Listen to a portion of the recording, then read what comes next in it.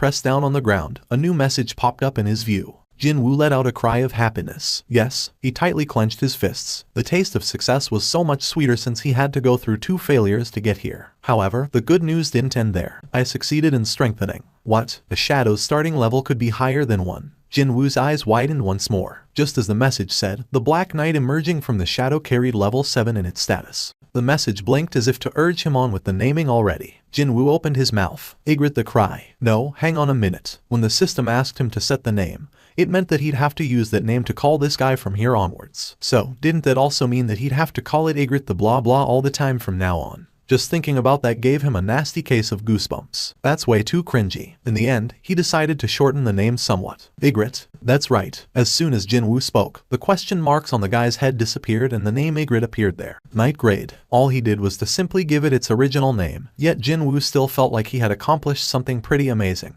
He was filled with contentment, knowing that this guy was his loyal soldier now. My own loyal soldier, eh? Jinwoo took a look behind him. 29 shadow soldiers were still there, waiting for his orders. For now, the number was too small. Only 30, huh? Either this was because the skill level of shadow extraction was too low, or because his intelligence stat hadn't been raised high enough yet. But he was sure of one thing, and that was the number of his soldiers would gradually swell up. When he took a step outside, the surroundings changed in an instant, and he was back in the empty lot of the local mountainside. It was none other than the very spot where he initiated his class change quest. The time indicated was 5 in the morning. It was already time for the sunrise. Oops. Jinwoo clicked his tongue while confirming the time. If I knew the quest would end up taking this long to complete, I should have left a message for Jin-Ah earlier. What a relief then, that he'd often come home late from raids taking longer than expected, back when he was working for the association. Jinwoo took one last look behind him, but the gate he exited from just now was already gone without a trace. Huh?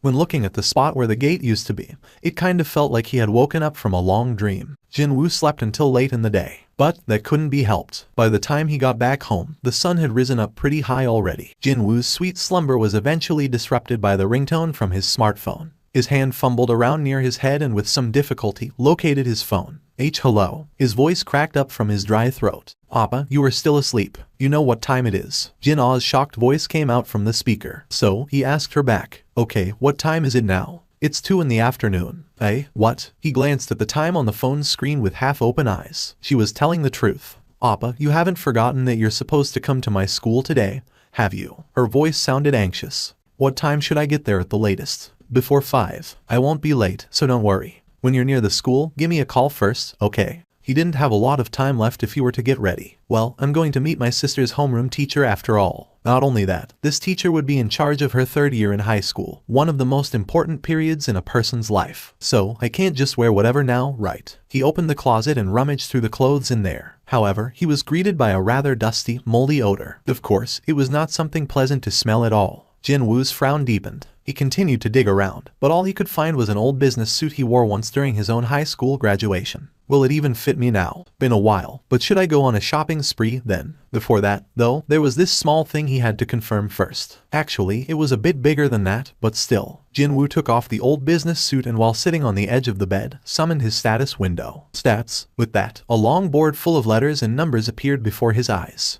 Jinwoo could only chuckle wryly as his status window seemed to go on forever and ever. It was only a short while ago that there was nothing on this section over here. Indeed, there had been a time like that once. But now, just from looking at his skills and equipped items, his head grew fuzzy. Jinwoo lowered his gaze slightly while feeling rather pleased with himself. Then he spotted something else in the status window. Jinwoo checked out the hidden title's description, a title only given to those who have splendidly overcome their adversity. Your stat values will rise as your HP decreases. After reading the description, he thought that this title's effect would match up quite nicely with his passive, tenacity. The title Slaughterer of Wolves was a wonderful title as well that would give him a 40% stats increase against any and all beast-type monsters. However, because there was a strict activation condition attached to it, he often had to do without receiving the stat buff. He got his number in the queue, waited for his turn, before eventually sitting down in front of a bank teller. Hello there. A female teller with a bob-cut hair reaching just below her ears and a refreshing smile asked him politely, "How may I be of service today? I'd like to see the amount currently in the bank account, please." "I understand." With a smile, the female teller took the bank book Jinwoo presented to her.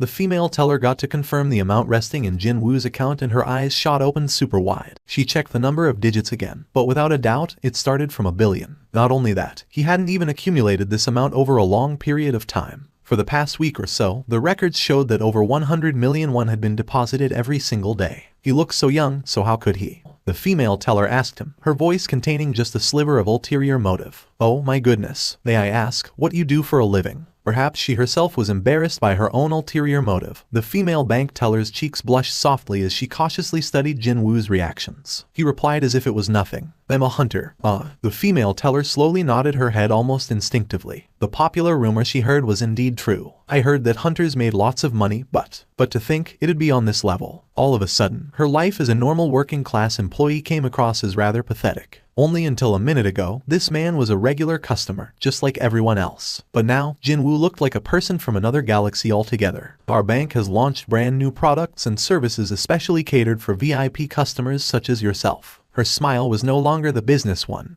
but a real one, too. The female bank teller's gaze was now firmly fixed on Jinwoo. This product has proven really popular with our customers lately, so how about taking a closer look at the benefits it offers, sir? Too bad for her, Jinwoo refused right away. No, thank you. I'm fine. Is that so? The female bank teller's voice was thickly laden with regrets over missed chances. Now that he was done confirming his financial status, Jinwoo splurged on a nice-looking business suit at a department store. He still found himself with more than enough free time, so he stopped by a hair salon nearby and got a much-needed haircut as well. He had transformed into someone completely different compared to when leaving the apartment. This is why having money is way better than not having any. And they said that good clothes would become one's wings, too. Discovering her older brother belatedly, she gasped out in pure shock. Papa? Jinaw's eyes became extra round like a rabbit's as she asked cautiously. Are you really Mr. Sung Jinwoo? Can't you recognize your own brother? Jinaw swept her gaze all over Jinwoo with a stunned expression still etched on her face, her voice naturally rising higher. It's because you've changed so much, you know. What? So you wanted me to show up in my tracksuit and slippers when meeting your new homeroom teacher? Wow. Jinna still couldn't close her slack jaw. Hey, your chin might fall off at this rate. 5 years ago, Jinwoo too was a student in this very school. He already knew its layout like the back of his hand. Hello there, Teacher Nim. Yes. Hello to you too. While on his way, Jinwoo greeted several teachers he ran into. All of them stopped in their tracks without exception, and took a look behind them at the departing back of Jinwoo. Who was that? Is he a graduate from this school? But there's no way I'd have forgotten about such an eye-catching student like that. Is he a new teacher? It wasn't only the teachers who were looking at him, though. Wow, he's good looking, isn't he? Who is he? Wait, isn't that Jin-ah next to him? He must be Jin-ah's appa. Wow, he's pretty cool. A well-built frame and a stylish business suit. Although his facial features were on the plain side, the synergy between those 2 points were powerful enough to attract the attention of the female students. Too bad, the guy in question wasn't interested at all, though.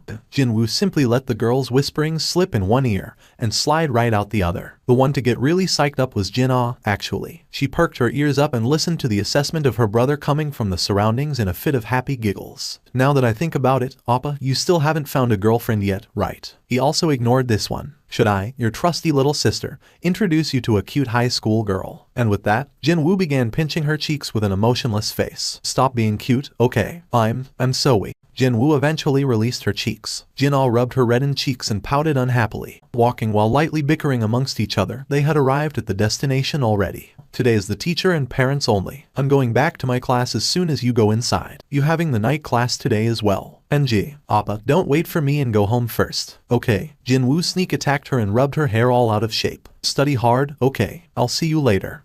Stop it. See you later at home. Jinwoo grinned and disappeared into the counseling office. Jin-ah's cheeks puffed up as she smoothed her hair. Still treating me like a little kid. Of course, she didn't display any hint of disliking that. You must be Jin-ah's appa. She was a middle-aged teacher with a wizened look about her. The overall impression she gave off was someone who could make other people feel better with a gentle and warm smile on her face. She perhaps knew his story, because she wasn't surprised in the slightest to see Jinwoo being here as Jin-ah's guardian. How do you do? I'm Jin-ah's homeroom teacher. I didn't quite expect Jin-ah to be hiding someone this cool as her brother, to be honest. Please, take a seat over here. She showed him to a chair. Jinwoo settled down on the opposite side to Jin-ah's homeroom teacher across a large desk. We can rest easy about Jin-ah now. They conversed for a while with typical topics that a homeroom teacher and parents would normally share, the atmosphere remaining cordial and rather cheery throughout the chat. Since Jin-ah was a model student, there was no reason for either Jinwoo or the teacher to raise their voices at each other. Are you aware that Jin-ah has set her sights on entering a medical school? Yes, I am. The lady teacher began reading the prepared information. Her scores in the mock test are excellent, and her regular grades are very good as well, so she should get in without too much problem. Still, please make sure that you don't pressure her too much at home.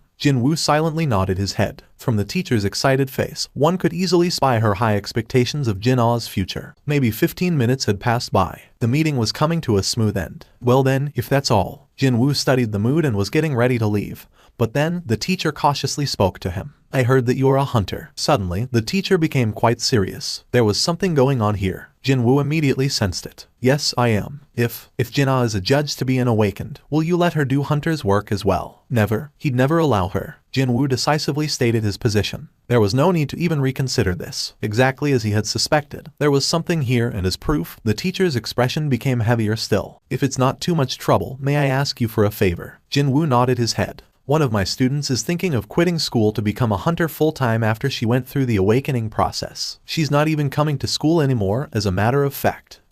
Such things were fairly common.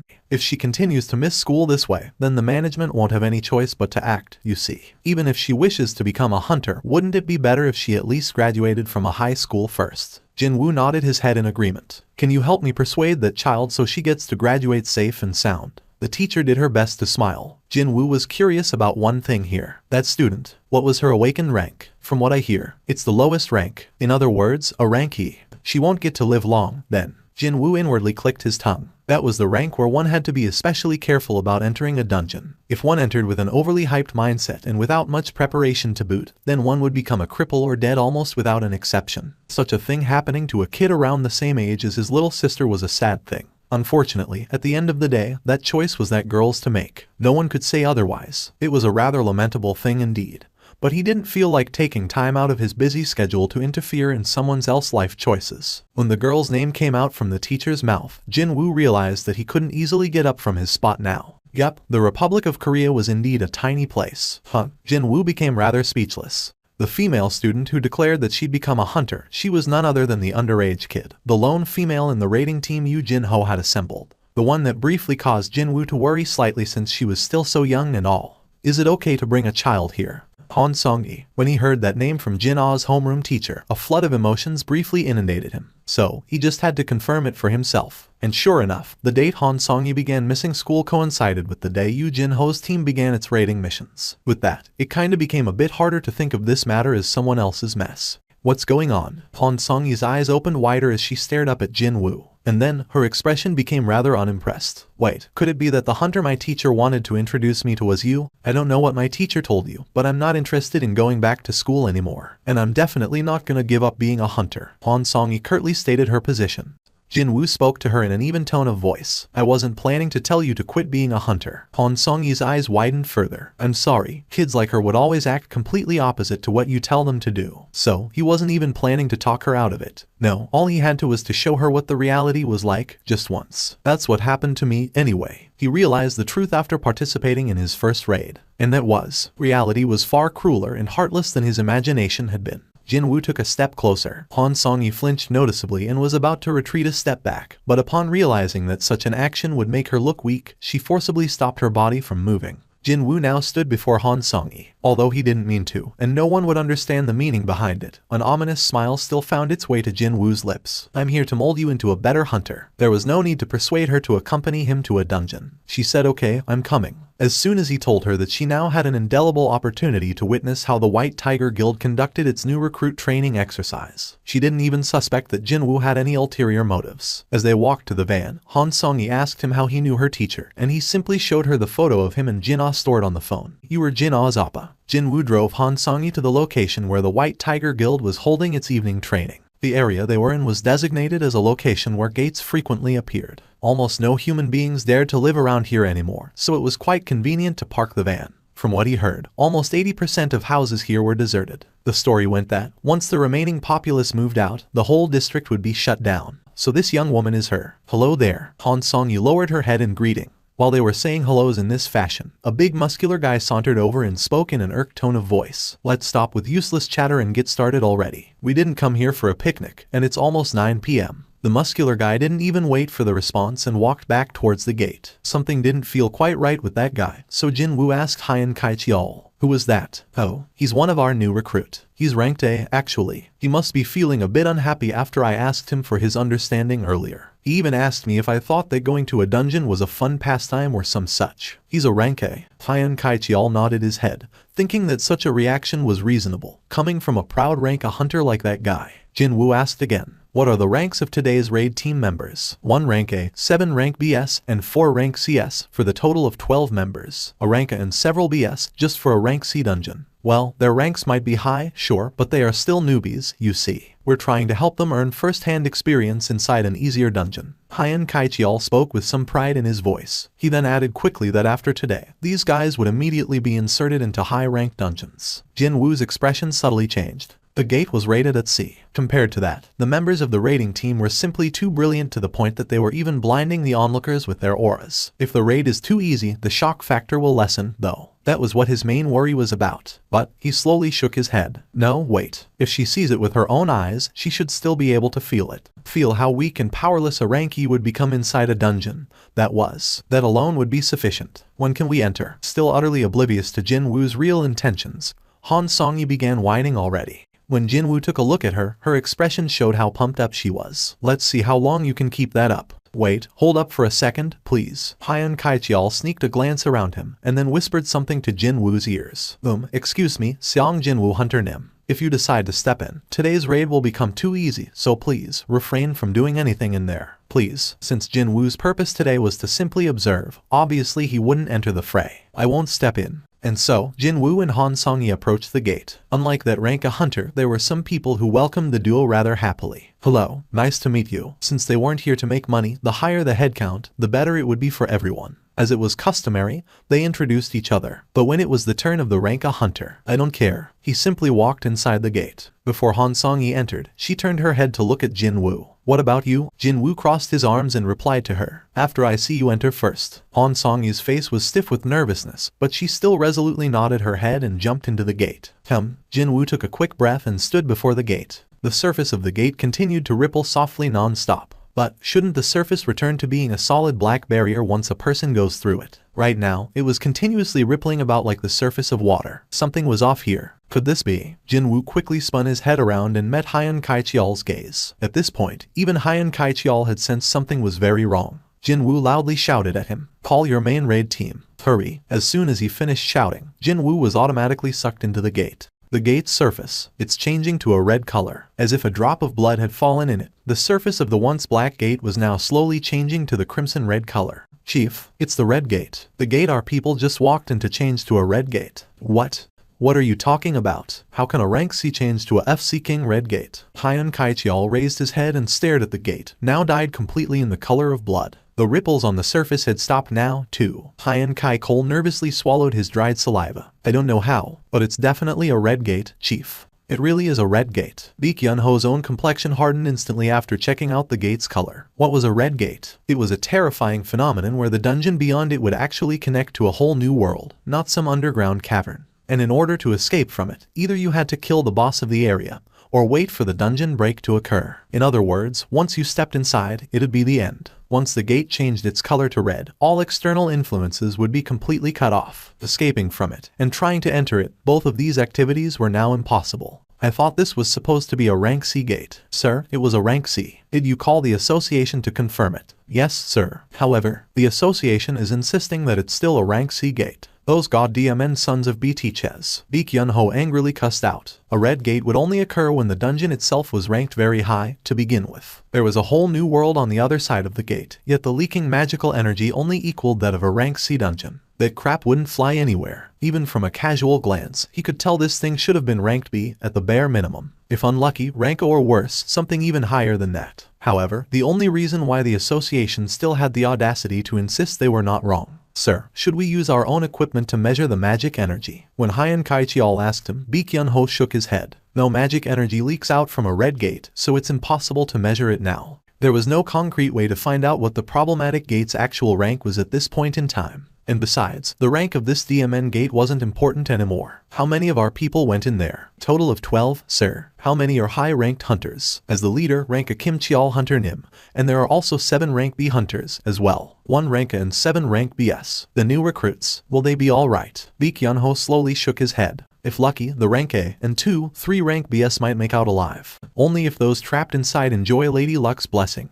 That was how lacking these numbers were. With the current composition of the raid team, they should only be enough to barely conquer the weakest of rank B dungeons. Anything tougher than that, and you'd be asking for way too much. Without some kind of a miracle, the odds of their new recruits returning alive was as good as none. Lee Kyun-ho's complexion darkened even further. Hyun Kaicheol studied the mood of his boss and cautiously opened his mouth. Sir, actually, there was someone else who also entered the gate along with our recruits. Lee Kyun-ho shifted his gaze to his subordinate, his expression changing slightly. Could it be that a high-ranking hunter was in the vicinity and entered along with the team after getting curious about the training process? What else could qualify as a miracle? He's the hunter I've been trying to scout for the last few days, sir. Are you saying that the hunter you've been keeping an eye on is in there, too? Is that it? Yes, sir. Chifon's instincts were almost always never wrong. What if a spark of hope was lit in Lee Kyun-ho's heart? What is his rank? Is it I? Or maybe a B? If this hunter was ranked S, then Lee Kyun-ho would have known the identity of this mystery hunter. There were less than 10 rank S hunters in the whole of South Korea, after all. However, On Song-min was shaking his head. Oh my god.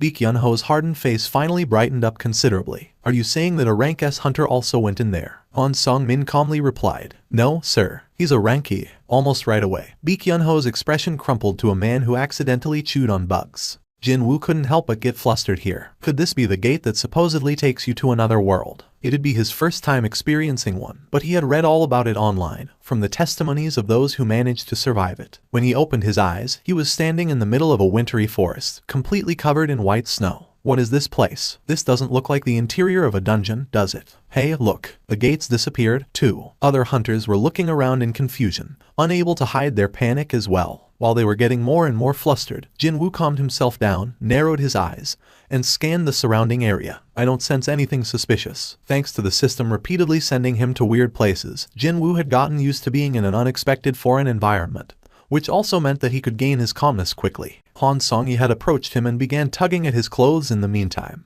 Excuse me. Something bad happened just now, right? She looked really scared. Her previous self-confidence was nowhere to be found. But then, Jinwoo's hand suddenly shot out towards Han Song-yi's face. Han Song-yi's eyes opened super wide. The arrow caught in Jinwoo's hand trembled continuously as if it lamented missing its target. And that would be the middle of Han Song-yi's forehead. Finally realizing what just happened, her face paled in an instant. However, the expected scream came from somewhere else. A male hunter fell to the snowy ground with blood bubbling out of his mouth, an arrow lodged deep in his temple. The snowy ground was soon dyed in his blood. Hunters began gasping out in shock. 2 arrows flew in at the same time, one aimed at Han Song-yi, while the other one hit its mark. Because of that, though, no one saw Jinwoo catching the other arrow. Over there, it's those beastards. One of the rank B hunters pointed towards the top of a tree located far away. But, even before he had begun pointing his finger, both the gazes of Jinwoo and Kim Cheol were fixed there. They could see 2 lifeforms standing over there on the snow-covered branches. 2 people. No, I should say 2 creatures. Long white hair, icy white skin, and silver eyes. And the race-specific trait of pointy ears. These monsters were famed for their particularly beautiful countenances, as well as for their rarity, as they could only be encountered in high-ranked dungeons. Ice elves, also known as white phantoms. Those who had never encountered one referred to them as ice elves, but the hunters who did encounter them and fought with them all took to calling them white phantoms instead, while also adding that a pretty name like elf shouldn't be mixed together with these abominable creatures. Jinwoo could immediately guess why the hunters before him all gnashed their teeth at the mere mention of the white phantoms. They are laughing at us, huh? The 2 archers had lowered their bows and disgusting smiles were clearly visible on their faces. It was as if they were staring at a table full of delicacies and couldn't decide which one to start eating. And you decided on this, huh? Jinwoo's eyes narrowed to a slit. 1 arrow to the far left, and another one to the far right. That was no coincidence. A hunter with an arrow stuck in his head was a 30-something who had gone through the awakening process only recently. With the exception of Han Song-yi, he'd be the weakest of the group.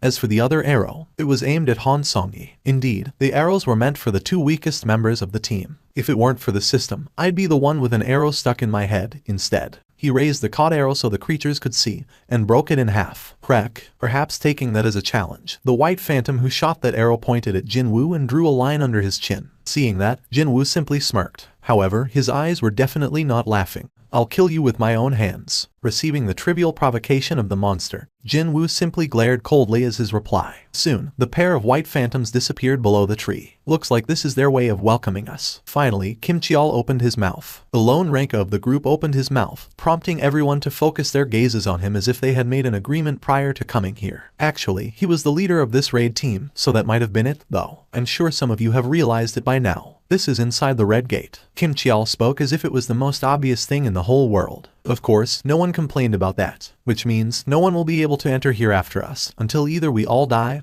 or there is a dungeon break. The group all gasped out softly. The fact that they could no longer hope for a rescue came across as a big mental shock. Meanwhile, Kim Cheol continued on. If we remain here, we'll all die from this freezing cold, or from those beastards ambushing us. However, I'm going to clear this place and get out of here by myself if necessary. Are there any of you who wish to join me? Kim Cheol's powerful, confident stare and his broad shoulders imparted a certain sense of trust. Hunters glanced at each other for a bit, before unanimously voicing their desire to travel together with him. Let us move together. I'd like to join you. Let's go back together alive. I want to help, too. However, Kim Cheol shoved away the chest of the male hunter who said he wanted to help. Even though he controlled his physical strength, at the end of the day, he was still a rank of the male hunter retreated several steps back, a deep frown etched on his face from the immense pain coming from his chest. Excluding you, excuse me, and also you, and you. Kim Cheol pointed to a few more others, not just that male hunter. Of course, both Jinwoo and Han Song-hee were included in that. It was here that Jinwoo's own forehead creased up ever so slightly. All in all, 5 people in total. They were all either rank C or lower. It's unfortunate, but I won't be taking you along. What did you say? Do you know anything about red gates? The male hunter shook his head at Kim Cheol's question. In here, 1 day equates to 1 hour outside. The worst case scenario, it'll take several months for the dungeon break to occur or I kill the boss. Under that kind of situation, I can't walk around with baggage like you. We're baggage to you. The hunters who were pointed out by Kim Cheol got all riled up.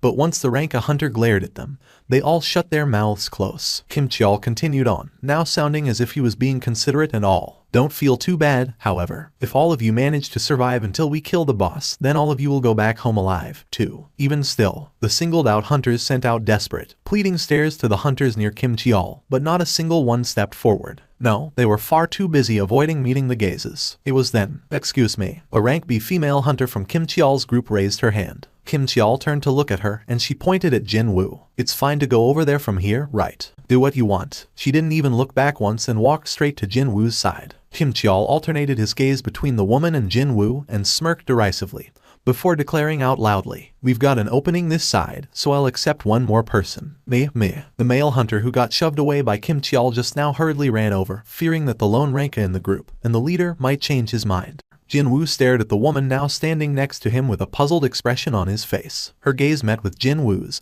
and she whispered in a low voice so no one else could hear. That man Kim Cheol, well, he couldn't see the arrow flying in, you see. Even if one was a high-ranked hunter, there was no way every stat of his would be developed equally. For instance, he might be a rank A, but his agility could be low. Jinwoo knew how stats worked, so he didn't think too much about that. So, what are you saying? Then, the woman smiled refreshingly. I'm guessing you're not a rank E, am I right? Baek Yun-ho's expression remained gloomy. On Song-min provided a short summary on who Sung Jinwoo was, but his anxiety level hadn't decreased by one bit. In the end, that's all speculation, isn't it? Yes, sir, you're right. On Song-min readily accepted that assessment. It was true that he didn't know anything about Sung Jinwoo, after all. But, if the boss checked Hunter Sung Jinwoo out with his own eyes, he'd have changed his mind right away. There was something different about Sung Jinwoo, and the fact that he couldn't adequately describe that with words frustrated On Song-min to no end. Baek Yun-ho's gaze shifted back to the red gate. In the end, the only person I can believe in is Kim Cheol. It was then, sir, there won't be any problems with Hunter Kim Cheol, I assure you.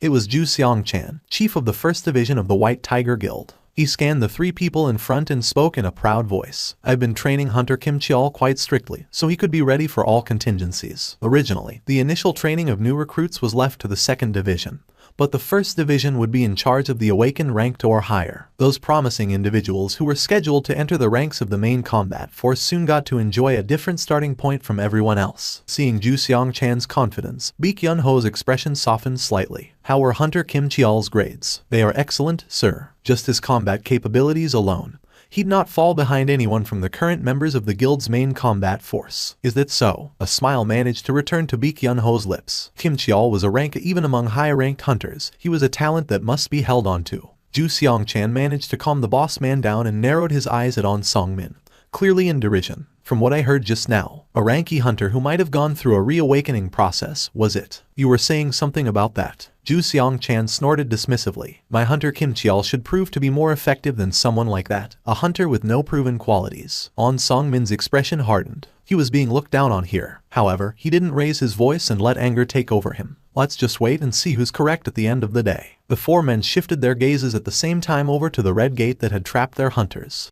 I'm guessing you're not a Ranky, am I right? The female hunter asked Jinwoo quite openly. Jinwoo opened his mouth in response. Well, then, let me ask you something as well. Of course. Jinwoo shifted his gaze over to Kim Cheol and the hunters gathering around him. They were busy planning their next move before they got going. You guys, you're supposed to be new recruits, yet how can you be this calm? The first thing we've been taught is that anything can happen inside a dungeon, you see. Anything could happen inside a dungeon, she said. Jinwoo knew this fact better than anyone here, actually. Every one of us has been trained properly, especially that Kim Cheol over there. He even received a special training regime, too. He's scheduled to join up with the White Tiger's main combat force. They didn't fear dungeons, because they had received prior training. Knowing something and experiencing it are two different things. More so, when your fragile belief of you knowing everything about dungeons develops just a tiny little crack, it'd all come crashing down like a dam with a hole getting swept away by the deluge of water. Building up one's confidence took a long time, but breaking it down only took a single moment. He could see the fate in store for Kim Cheol's team already. My question, you haven't answered it yet. The question about whether he was a Ranky or not. She seemed to be a rather tenacious customer, this woman. Why should I tell you that? He replied in a blunt and a bit curt manner, but the female hunter, Park Hye-jin, was now crying out in elation and clenched her fists. Inwardly, of course, Park Hye-jin had met many people in her life and she immediately knew what Jinwoo's response meant. And that would be his unbridled confidence. Jinwoo's eyes and Kim Cheol's met. We will. Kim Cheol's voice was harsh, low. Didn't matter what he was trying to convey here.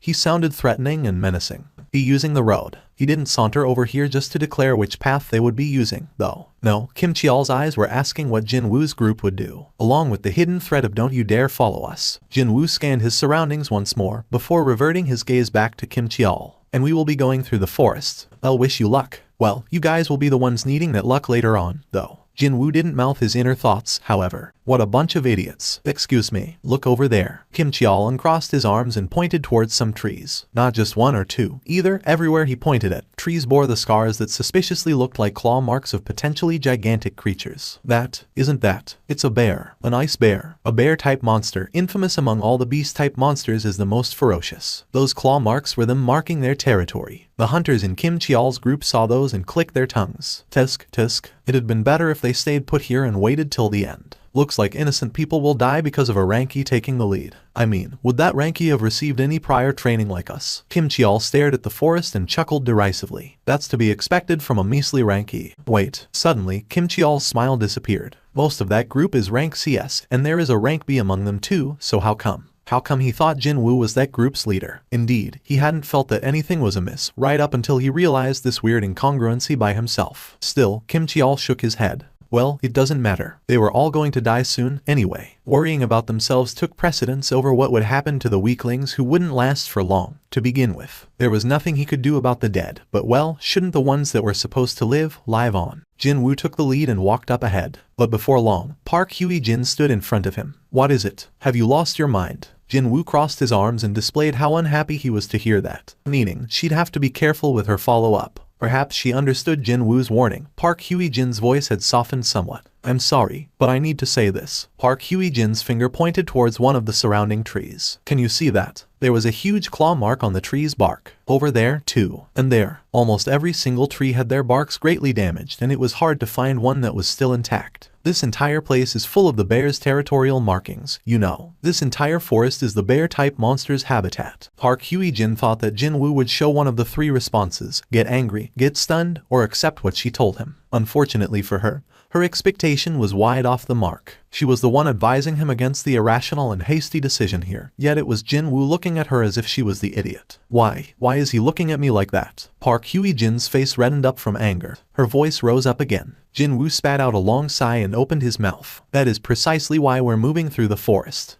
Park Hye-jin's eyes went round in confusion. She still doesn't get it even with that massive hint. Jinwoo had little choice but to tell it straight to her. When we're moving through the forest, we only have to worry about ice bears. Only then did Park Hye-jin understood Jinwoo's intention. The meaning behind lots of ice bears was simple, that there were no other monsters strong enough to hunt ice bears in this forest. To be more precise, the group didn't have to worry about fighting monsters stronger than ice bears here. Why haven't I thought about that? Park Hye-jin became ashamed about shouting at Jinwoo just now. Her head dropped low, even the skin of her neck reddening up from embarrassment. Jinwoo didn't know how strong these ice bears were, but he was sure of them being weaker than those two white phantom archers. They were wearing clothing that looked to be made out of bear felt. That was why he had chosen the forest route. He was thinking of traversing the forest and increasing his level, and at the same time, keep an eye out on Kim Cheol's group and the movements of the white phantoms while waiting for his chance to act. That was the safest way available. Park Hye-jin's face was far too red to be normal. She couldn't raise her head and managed to squeeze out a voice that was smaller than a buzzing mosquito. It's because, too cold. Jinwoo spat out a long groan and summoned his store. He quickly browsed through the items for sale and spotted thick fur coats and shoes designed for winter. Fur coat and the shoes cost 10 gold each. Unlike items with added effects, regular items didn't cost a lot to buy. No, compared to the amount of gold in his possession, they were oh so cheap. Still, I'd never have guessed that I have to buy Japtum with my gold.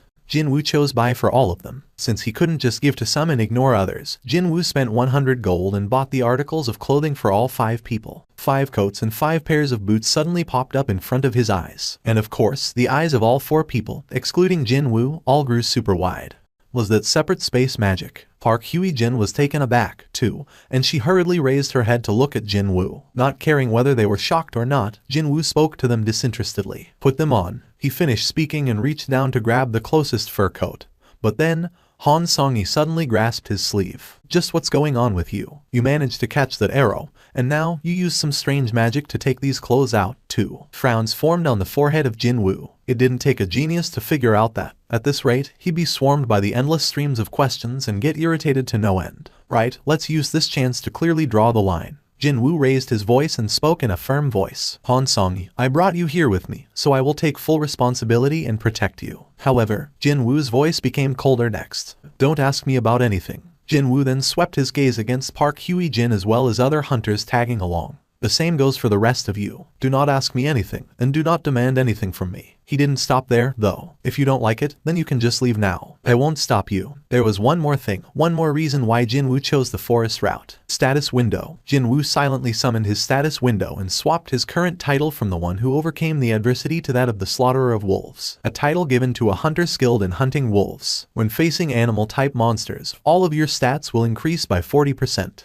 A chance to abuse this plainly cheating buff had fallen on his laps, so why should he go anywhere else now? It was then. The hunters all began screaming out loudly. It's the bear. It's the ice bear. An ice bear that had picked up on the sense of humans was slowly trudging towards the group. These humans were its enemies that had invaded its territory. Obviously, it did not look too kindly towards the intruders. The creature did resemble a polar bear, but it was almost twice the size, and the magic crystal, the symbol of all monsters, could be seen in the middle of its chest area as if it was some kind of a proud emblem. Roar. It roared out furiously, the ground seemingly quaking under its might. All the hunters, excluding Jinwoo, all froze stiff on the spot after hearing the ice bear's roar. Park Hye-jin's expression crumpled unsightly. Oh, so we only need to be mindful of ice bears, was it? How could anyone say that sort of nonsense after seeing that monster? She almost fell for Seong Jinwoo's pretty convincing argument. But, upon seeing an ice bear, she was certain of one thing. We definitely shouldn't have chosen the forest route. Sensing the approaching danger to the group, Park Hye-jin stepped out in front of the group and shouted out, I'll draw its attention towards me, so everyone must. The scruff of Park Hye-jin's neck was yanked back by a considerable force, and she had to backstep several times to make sure that she didn't end up on her butt. After somehow regaining her balance, she raised her head only to find Jinwoo standing before her. Hey, what was that all about? I'm telling you this right now. I'll be killing all the monsters from now on. Obviously, he couldn't let anyone steal his experience points, now could he? For Jinwoo, these bears were perfect health tonics to buff him up for his inevitable showdown with the true enemies of this place,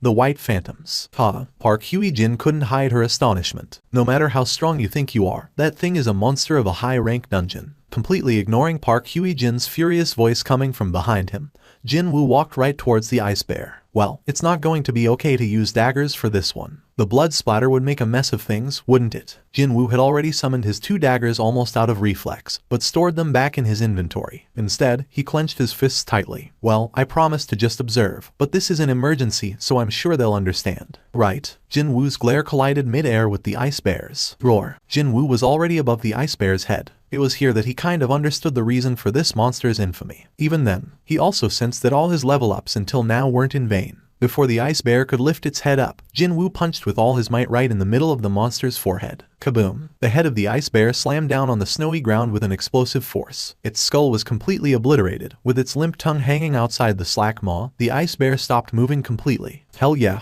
He was thinking that his level up was just around the corner, and now, he was glad to have stopped Park Hye-jin from taking any action. You, just what are you? Jinwoo heard that trembling voice and looked behind him, only to spot 4 speechless faces staring back at him. Jinwoo sheepishly scratched the side of his head. I warned them earlier because I didn't want to run into this sort of situation. It seemed that a person would become rather forgetful whenever he or she witnessed something utterly beyond their capacity to understand.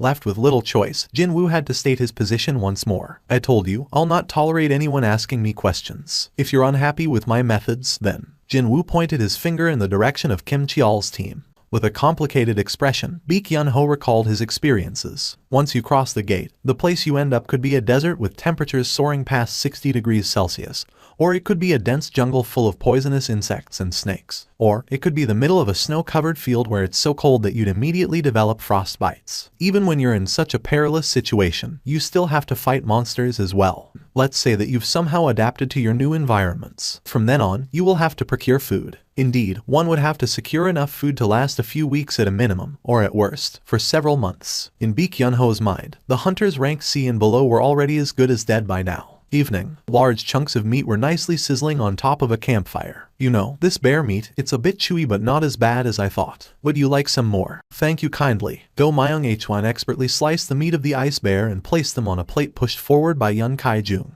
These 2 men were the rank C hunters following Jinwoo. Both Park Hye-jin and Han Sung-hee were also slowly chewing on the bear meat, although their portions weren't as large as the men's. Please pass me the pepper. What about salt? The seasoning's just about fine, so it's okay. They all look to, more or less, have adapted to the living conditions of the dungeon. Don't you think the attacks of the ice bears have lessened lately? Park Hye-jin replied to that question. Well, that's because the team leader has annihilated their numbers, that's why. That man, it's like he has some sort of unresolved vendetta against these bears from his previous life or something. His eyes go all crazy when he spots an ice bear. He's so scary whenever he does that. Really, really scary.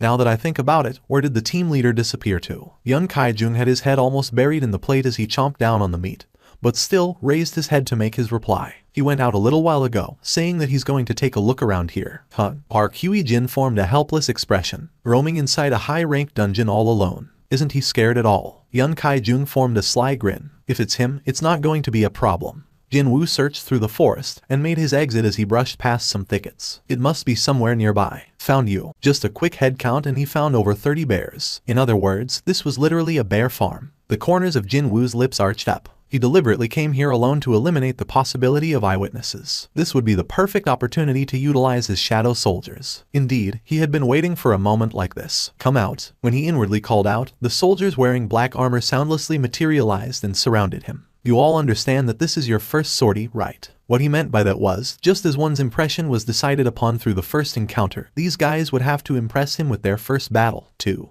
The shadow soldiers stood at attention in eerie silence, with nary a hint of disorder. Nice. Jinwoo smirked deeply, seeing them like that. Meanwhile, more and more ice bears began emerging from the caves after detecting Jinwoo's scent. Looks like the other side is done preparing, too. Jinwoo pointed at the ice bears. Go. As soon as his order was issued, the shadow soldiers rushed forward as if they were sliding on ice. The shadow soldiers rapidly closed in on their targets. Unfortunately, the angry swipes of the ice bear's front paws were faster than their movements. A single hit, and one shadow soldier was obliterated. If it wasn't a shadow underneath the armors but an actual human being, that attack would surely have ripped him apart into several pieces. Jinwoo frowned deeply. As I thought, did I ask for too much? Whether it was their physical strength or their body sizes, these ice bears were difficult enemies for the shadow soldiers to fight against. However, something quite surprising happened next. Jinwoo's eyes opened wider. The soldier with its chest torn open by the ice bear's attack suddenly transformed into a clump of black smoke just before it fell to the ground. The black smoke coagulated in a spot a couple of steps away, and it reverted back to its original appearance. And so, as the infantrymen bought time out in front, the magic soldiers standing at the back had completed their spells. Boom! The balls of flames leaving the ends of the magic soldiers' hands exploded here, there, and everywhere. The shadow soldiers swept up and the explosions regenerated right away. But on the other hand, the ice bears could only roll around screaming in sheer pain and agony as their bodies caught on fire. Meanwhile, the shadow soldiers didn't waste time and swiftly approached the defenseless bears before stabbing down on them with their blades. Jinwoo continued to spectate on the proceedings with an expression filled with great interest and happiness. The infantrymen and their quick regenerative abilities, the magic soldiers and their superb firepower. The overall combat prowess of the shadow soldiers had far exceeded his initial expectations. Soon, the ice bears were forced into retreat by the might of the shadow soldiers and were pushed back towards the entrance of the caves. Accompanied by the eardrum's shaking roar, a huge shadow slowly emerged from one of the caves. Isn't that? Even Jinwoo's eyes grew extra round and super large. The bear that came out was at least a head taller and double the body size compared to others around it. Just a single swipe from this huge bear, and multiple soldiers were blown away. The regeneration rate of the soldiers could not keep up with the huge ice bear's relentless attacks. Jinwoo could only leak out a groan after seeing that. So, it's the leader of the pack, is it? He kind of suspected that, since there was a pack, there should be a leader leading it, too. Once his MP had been drained, the obliterated shadow soldiers didn't regenerate and simply entered back into Jinwoo's shadow. In other words, in order to regenerate the lost soldiers, he needed lots more mana. With the appearance of the ice bear leader, the flow of the battle had reversed completely. However, Jinwoo still had plenty of leeway. Since their boss has shown up, this side should also step up. Jinwoo summoned the boss of the shadow soldiers. Ygritte. One more shadow escaped from Jinwoo's shadow, and from that shadow, a knight wearing a helm with decorative mane rose up soundlessly. Jinwoo pointed forward with his chin. Ygritte bowed to Jinwoo before rushing towards the ice bear leader. Ygritte unsheathed his longsword and deftly evaded the bear's enraged attacks, all the while shaving away at the giant monster's body with his blade. Tendons, claws, front paw, legs, torso, bits and chunks of meat from various areas of the monster sheared off and fell to the ground piece by piece. Jinwoo could only gasp out in admiration at Ygritte's crafty and elaborate movements. The last place Ygritte hit was the bear's head. Slice. The giant ice bear's head separated from its body and flew away. Before it landed on the ground, though, Ygritte easily snatched it. He trod proudly towards Jinwoo and knelt before him. And then, he placed the dead bear's head before Jinwoo's feet. It was as if the knight was presenting the spoils of victory to his sovereign. Jinwoo swallowed dry saliva and gazed at the kneeling Ygritte and his bowed head. If Ygritte decided to use his sword from the beginning, would I have been able to defeat him? The ice bears, without their leader present, lost all semblance of order and became utterly confused, before they were cleanly swept away by the remaining shadow soldiers. That brought about the end to the battles. The result was truly satisfying. The levels of the soldiers had risen up nicely. Also, as these shadow soldiers were seen as a part of his skill, even Jinwoo's level had risen up by 3. Most of all, there was another point he found much to his liking. Rise up. And that point would be the fact that he could recruit new friends now, from the shadows of several ice bears that Jinwoo had selected, which obviously included the boss bear. Black shapes began to slowly rise up. These creatures came with the name tag that said Shadow Beast Soldier. At a casual glance, they kind of resembled bears, but it was still difficult to tell whether these monsters were actually corporeal or not. They might not look that great, but they are definitely the shadows of the ice bears. That explosive strength, that destructive power. Without a doubt, they would prove to be useful. His comrades screamed in despair. Kim Cheol's bloodshot eyes shot open wide. No, this can't be. How can this Kim Cheol fail? He was supposed to become the elite of the White Tiger Guild. They even trained him with the special program so he'd enter the guild's main combat force right away. However, to fail like this, he could not acknowledge it. While enduring against the biting cold and starvation, they fought off against a group of snowmen. Then, they encountered snow giants. They lost 2 of their numbers, but in the end, emerged victorious against the giants. He thought that the conquest of this dungeon was going according to plan. However, as soon as the desperate struggle against the snow giants ended, the white phantoms sneak attacked from the rear as if they were waiting for this chance. These wicked, treacherous beastards had been in hiding, waiting for the raid team to exhaust all their stamina first. What happened next was a one-sided massacre. In the blink of an eye, the hunters were annihilated. See Captain. A fallen hunter reached out towards Kim Cheol with his bloodied hand. Kim Cheol could only retreat in faltering steps. Suddenly, a white phantom appeared on top of this fallen hunter. It pulled out a dagger and swiped it under the hunter's neck. The white phantom smiled as it sliced the neck off and raised its head to look at Kim Cheol. Kim Cheol could only scream in terror. and then, not even taking one look behind him, he ran straight into the forest. There were ice bears in the forest. Compared to snowmen, snow giants, and the white phantoms that appeared before him, those unseen ice bears came across as laughable existences right now. Kim Cheol summoned every ounce of his energy and then ran even harder. The white phantoms glared at the departing back of fleeing Kim Cheol and raised their bow. Just as they took aim and got ready to fire, a white phantom with white hair extending all the way down to its waist raised its arm and stopped the attack. The white phantoms lowered their bows. When the long-haired elf signaled the others to follow Kim Cheol, the white phantoms began disappearing from where they stood one by one. Kim Cheol ran out of the thick bushes. He couldn't catch his breaths at all. Still, when he recalled the derisive smirks on the white phantoms' faces as they massacred the hunters, he felt like peeing himself from fear. Once he walked past the trees and escaped out into an open area, he was greeted by an unbelievable spectacle. But how can this be? He found over 20 dead ice bears surrounding a cave entrance, and he thought it was odd to not see a single ice bear when every single tree was marked by them. What is going on here? Kim Cheol investigated the conditions of the carcasses. They all showed sword-inflicted wounds. Some of them even had signs of being burnt alive. Almost immediately, Kim Cheol thought about Sung Jinwoo and the hunters following him. Did they do this to these ice bears? No, it couldn't be. Kim Cheol shook his head. The wounds on ice bears were inflicted with long swords. As far as he knew, none of the hunters that went into the forest used a sword. Besides, the two ranky hunters didn't even wield any weapons. If you were to look at the situation objectively, then there was no chance that those people were still alive. In that case, there could be only one explanation. There are white phantoms nearby. His heart fell to the pit of his stomach. Kim Cheol walked as silently as possible and cautiously approached the source of the smell. And eventually, he hid inside the bush and discovered the hunters who had left along with Jinwoo. Kim Cheol's eyes grew wider from the revelation. What the hell? The smell of meat was coming from the campfire they had raised. How can they still be alive? Kim Cheol began glaring. He couldn't find one ranky hunter among their midst. He must have been killed first after taking the lead like a fool.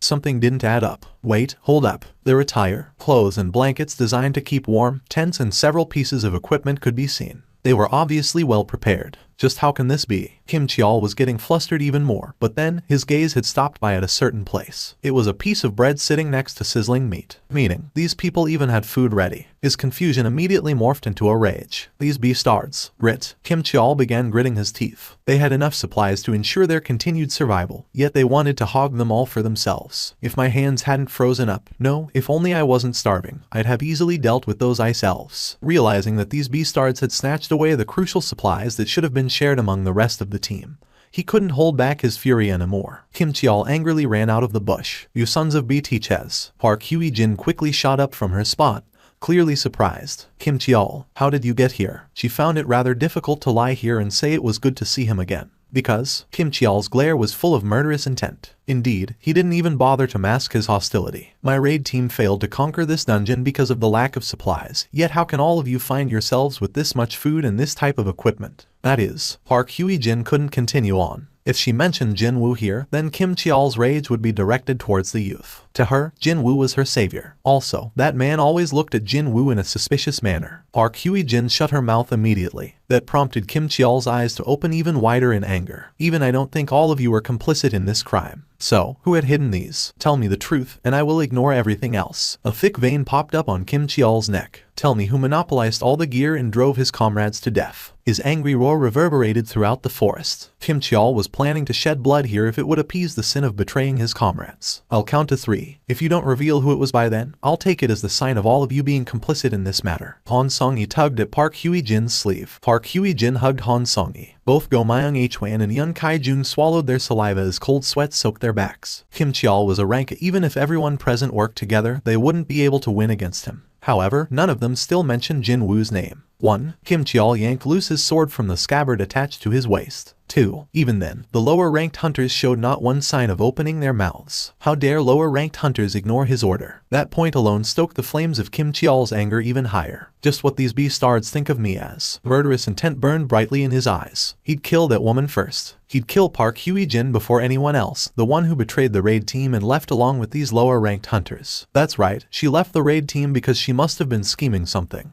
He could only think that way. Kim Cheol stood before Park Hye-jin and spat out the last countdown. 3. Park Hye-jin squeezed her eyes shut. It was then. 4. Cow. Kim Cheol was struck super hard by something in the back of his head and kissed the ground as his entire body slid across the snowy ground for several meters. The eyes of the hunters grew wider. Team leader Jinwoo had hit Kim Cheol so hard that steam was still rising up from his palm. Jinwoo spoke in a dumbfounded voice. How dare you speak rubbish when it was you who drove your friends to death? Jinwoo Appa. Han Song-yi displayed her happiness as tears formed in her eyes. Team leader. It wasn't as much as Han Song-yi, but still, the two male hunters' expressions also brightened up considerably. Jinwoo placed his finger on his lips and gestured them to keep quiet. The four people, seemingly getting ready to embrace Jinwoo at any moment now, all froze up like ice statues. Looks like Kim Cheol brought along unwanted visitors. He sensed countless presences hiding in the forest. After sensing Jinwoo's glare, the white phantoms undid their stealth and revealed themselves one by one. At a quick count, there were around 20 of them, and among them, Jinwoo's glare was fixed on a long-haired white phantom riding on horseback. That has to be the boss. An overwhelmingly mighty aura was coming from that creature, incomparably heavier than any ice bears and the white phantoms near it. If that guy wasn't the boss of this dungeon, then just who else could be? For the first time in a long while, Jinwoo's skin broke out in goosebumps. Just as Jinwoo was shivering ever so softly from its powerful aura, the boss also recognized Jinwoo's strength in one go. So, there really was one. A truly worthy being among all the human trash. What did you just say?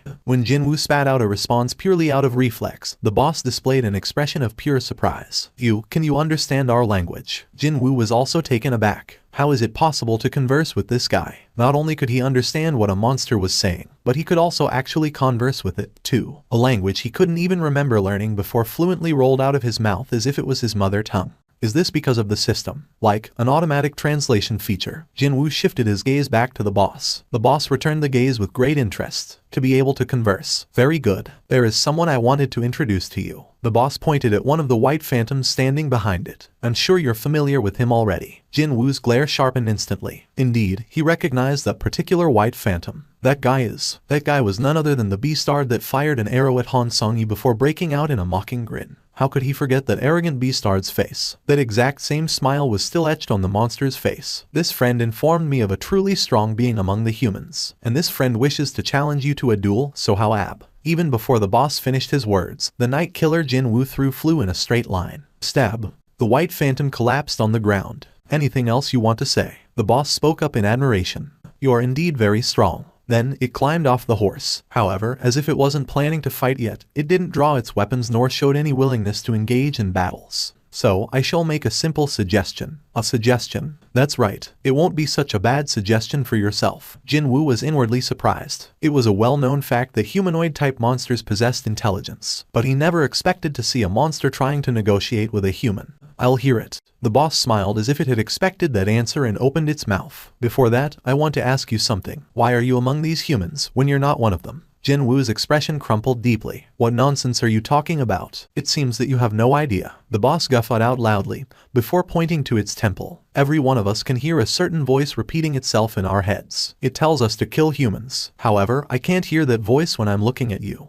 That's what this guy meant. In that case, Jinwoo could think of a reason for that. When the boss says humans, it's probably talking about hunters. The thing was, he had changed to this strange something called player through the system. During his ordeal in the underground temple. Technically speaking, he was slightly different from other hunters, meaning other awakened human beings. That's why that guy thinks I'm not a human. That made perfect sense.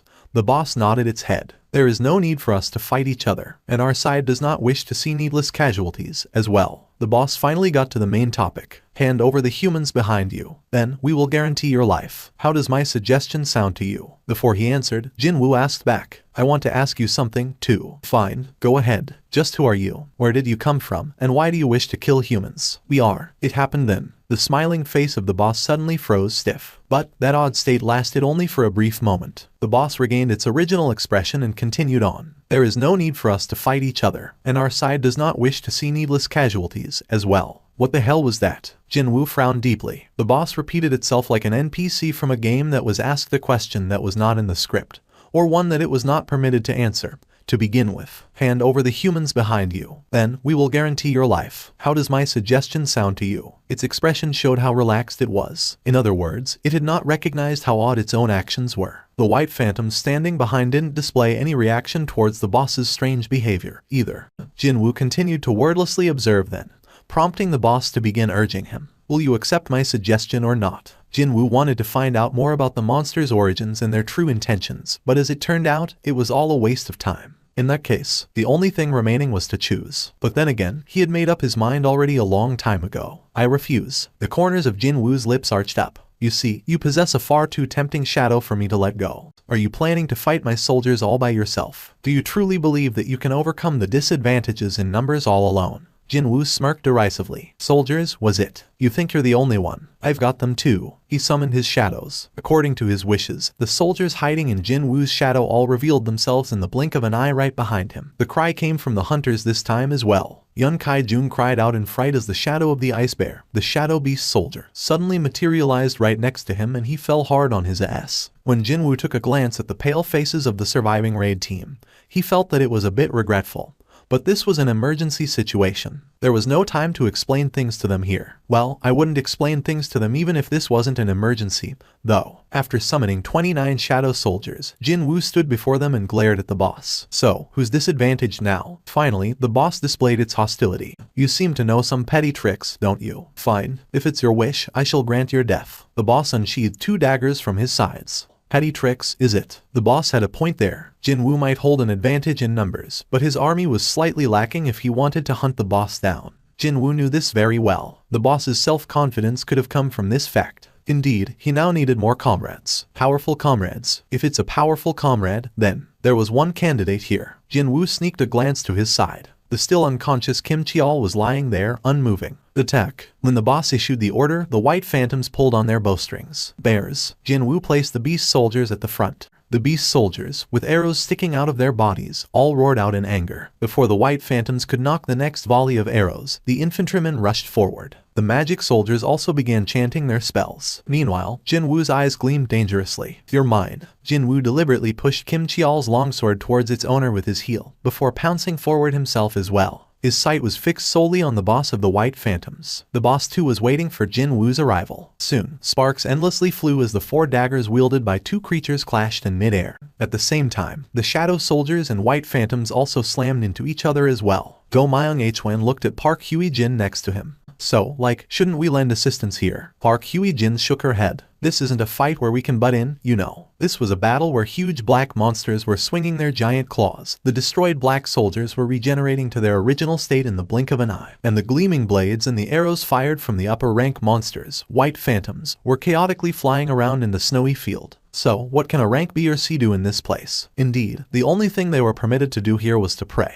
Jinwoo gasped out. As expected of a boss from the high-ranking dungeon, the fight looked to be even from the side, but Jinwoo was getting cut and sliced constantly all over his body. Would he be able to last 3 minutes at this rate? His MP was also rapidly depleting away as his soldiers constantly regenerated. Finally, the magic soldiers managed to finish their chants. A ball of flames larger than a volleyball flew in the midst of the white phantoms. Kaboom! That was the power of the leveled-up magic soldiers in full display. Awakened by the resounding eardrum-shaking explosion, Kim Cheol regained his consciousness and opened his eyes. Kim Cheol raised his head to look. Clang, clang. His blurry vision picked up on the sight of white phantoms fighting against the unknown black soldiers. What the hell is going on here? He couldn't figure out what happened while he blacked out, but at least he knew very well why he was lying on the ground like this. The hand that slapped him in the back of his head, and the voice that came from behind him. That voice definitely belonged to Sung Jinwoo. Now that he had regained his bearing, the sense of shame and rage bubbled over like crazy, and the ends of his fingertips trembled. How fortunate that he could feel the hilt of his sword. If he was surrounded by the white phantoms, then he'd not get out of here alive. In that case, he must. I'll kill that beastard Sung Jinwoo with my own hands. His maddened eyes finally spotted the back of Sung Jinwoo. There he was. He was too busy fighting a white phantom and wasn't paying any attention to his rear. This was his chance. Kim Cheol stood up right away.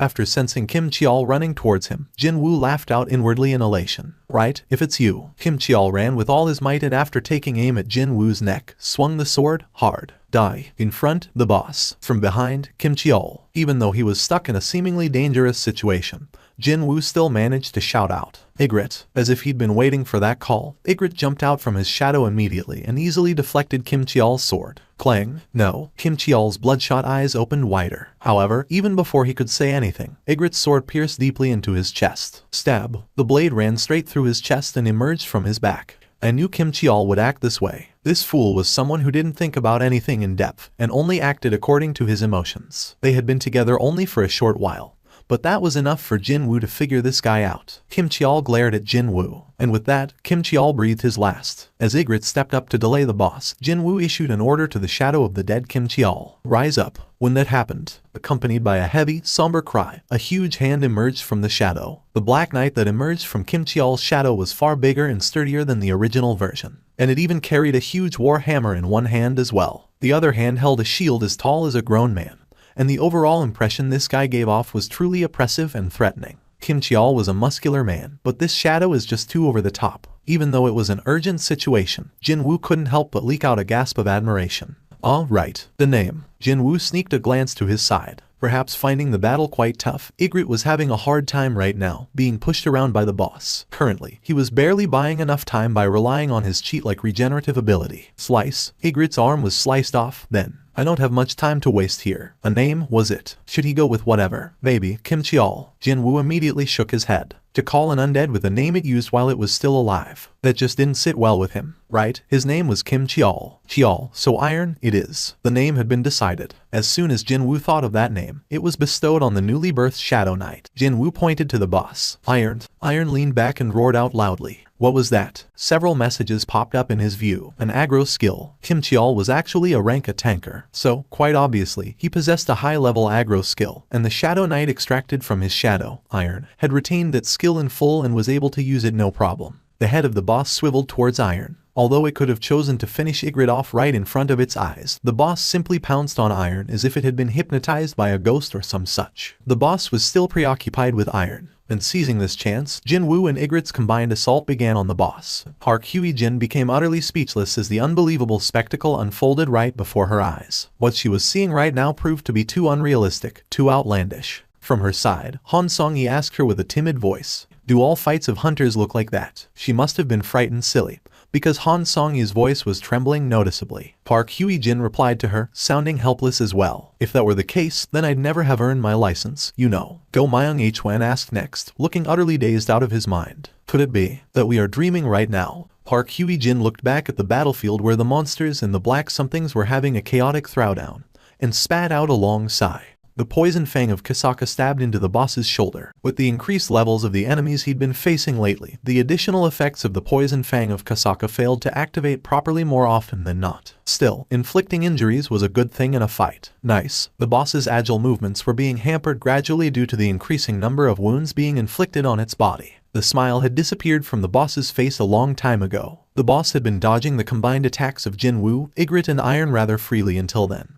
But now, it was quite obviously running out of breath. Just a little bit more. Iron suddenly bear-hugged the boss. Now, when Jinwoo gave the signal, Ygritte rapidly retreated. Jinwoo too quickly stepped back. The boss's eyes widened in confusion. "What are you trying?" Before he could finish, the magic soldiers completed the explosion spells and they rained down on Iron's position. For the first time ever, the boss spat out a sharp cry of pain. The beastard twisted its body around, and Iron's arms fell off. Grit. The boss's enraged, murderous eyes were now firmly fixed on Jinwoo. Seeing this, Jinwoo could only feel admiration towards the boss once more. Even with such a heavy wound, it can still exhibit that much strength, as expected of a high-level dungeon's boss. Unfortunately for it, the scale had tilted away from it some time ago. Jinwoo used stealth and dash skills to close the distance to the boss and stabbed the poison fang of Kasaka deeply into the beastard's waist. The boss's eyes widened considerably. However, the boss still managed to grab Jinwoo's wrist even in the midst of all this. It was not that hard to see the boss's desire to not go down without a fight from its crazed eyes. Just as the boss raised its dagger above its head to stab at Jinwoo, Jinwoo simply smirked. At the same time, a huge warhammer slammed into the head of the boss. Slam! The boss's face crashed into the snowy ground. Behind the boss, Iron was raising his hammer up high again,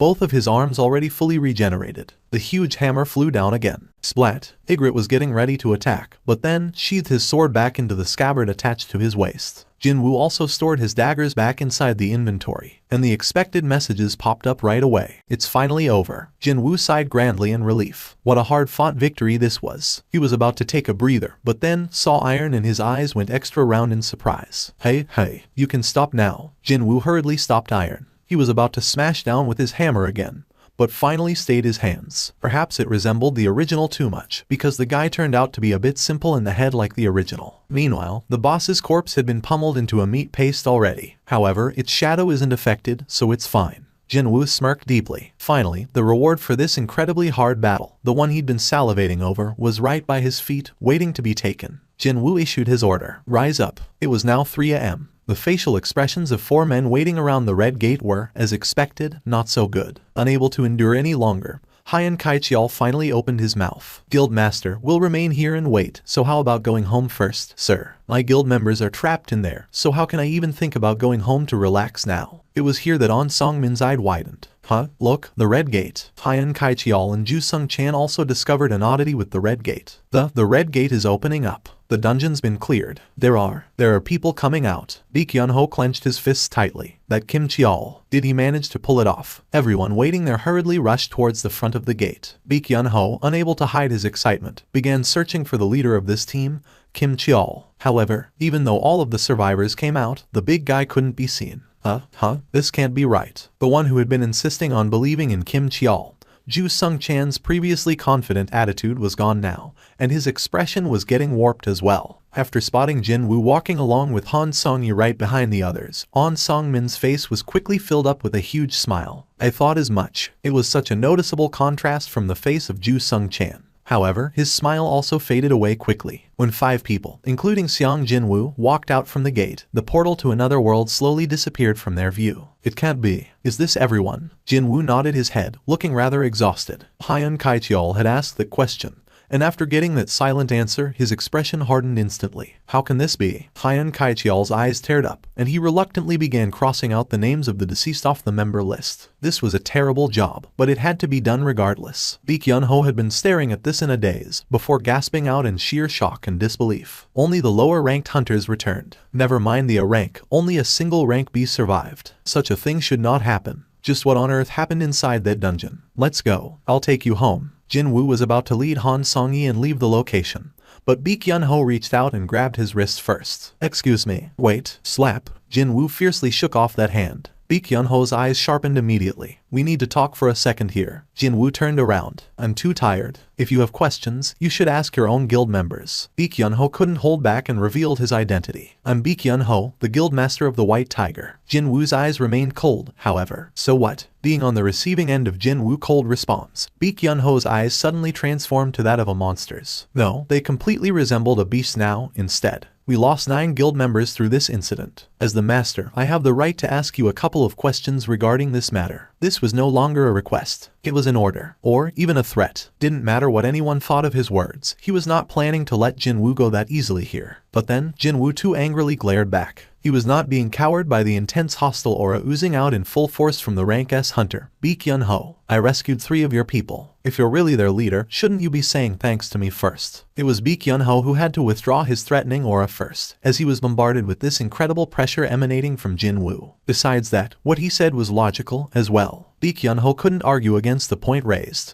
I apologize. Baek Yun-ho lowered his head. Seeing this, Jinwoo turned around once more to leave. Han Song-yi, let's get going. Okay. Han Song-yi carefully studied the mood of this place and followed after Jinwoo. The two of them got on the van and not too long after left the location. This doesn't make any sense. Baek Yun-ho's thoughts were now in complete disarray. He quickly ran towards the sole surviving upper-rank hunter, Park Hye-jin. Excuse me, Miss Park Hye-jin. She had been trying to warm herself up with the cup of hot tea Hyan Kaichiol had handed over. She raised her head to meet Baek Yun-ho's gaze. What is the matter with that guy? Why was he so downbeat like that? Indeed, that man had probably gone through an unimaginable hell and finally managed to escape from the Red Gate. Yet why was his attitude so murderous? Park Hye-jin shook her head, displaying her own confusion. I also don't know, sir. After killing the boss, he stood in front of the dead body and shouted something out 3 times, and after that, he's been like that. He was okay until then. Park Hye-jin looked at Go Myung-hwan and Yun Kaiju. The two men nodded their heads simultaneously. What a strange man, Lee Kyun-ho muttered to himself as he stared helplessly at the street Jinwoo had disappeared in.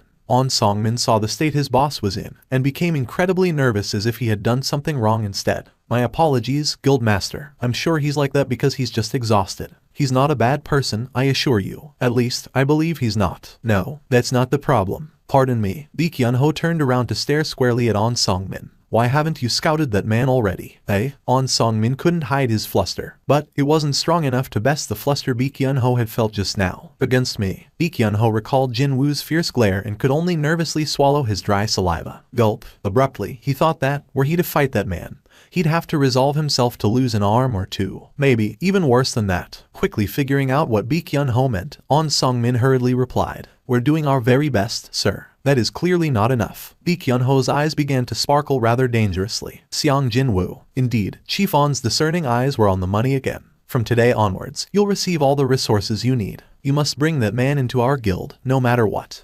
On the way home, Jinwoo was busy licking his lips in unhappiness as he drove the van. Tisk, was it because the gap between his stat values and the extraction targets were too great? What a disappointment it was, but his extraction attempts ended in failure. What a waste, but there's nothing I can do now. Jinwoo's hand left the steering wheel for a little while, as a dagger with an elegant, flowing, arched blade appeared in his grip. Rarity A. Type Dagger. A dagger used by the great warrior Baruka. Weight reduction magic has been applied to it, allowing the wielder's movements to become even more agile than before. Attack, plus 110. Agility, plus 10. Well, he didn't walk away completely empty-handed. This was the dagger the boss had been using. There were two, but one of them was broken, so he threw that away and took the remaining dagger. The Baruka's dagger, A. Not only did it feature high attacking power, but it also raised his agility, too. On that front alone, there was no need to compare it to Nightkiller, a dagger ranked B he paid handsomely for. Never mind the rank C Poison Fang of Kasaka. Its rarity alone was at a 2. This was probably one of the best weapons to replace the Poison Fang of Kasaka that had been losing its effectiveness lately. I like the way it feels in my hand, too. While he was mulling over the things that happened inside the Red Gate, they had arrived before Han Song-yi's home. Screech. She had been sitting in the passenger seat without saying a word, as if she wasn't even there in the first place. As soon as the van came to a stop, she climbed out of the seat and bowed her head. Drive safely. I will. Good night. Han Song-yi turned around to leave. Seeing her slumped shoulders and powerless gait, it seemed that the original goal of this trip had been met, one way or the other. Well, although things did get a lot complicated, I was trying to change her mind anyway. It was rather likely that she wouldn't try to become a hunter in the future. It'd be the same story for anybody if their first dungeon experience just so happened to be a Red Gate. He nodded his head in satisfaction and was about to start the van again.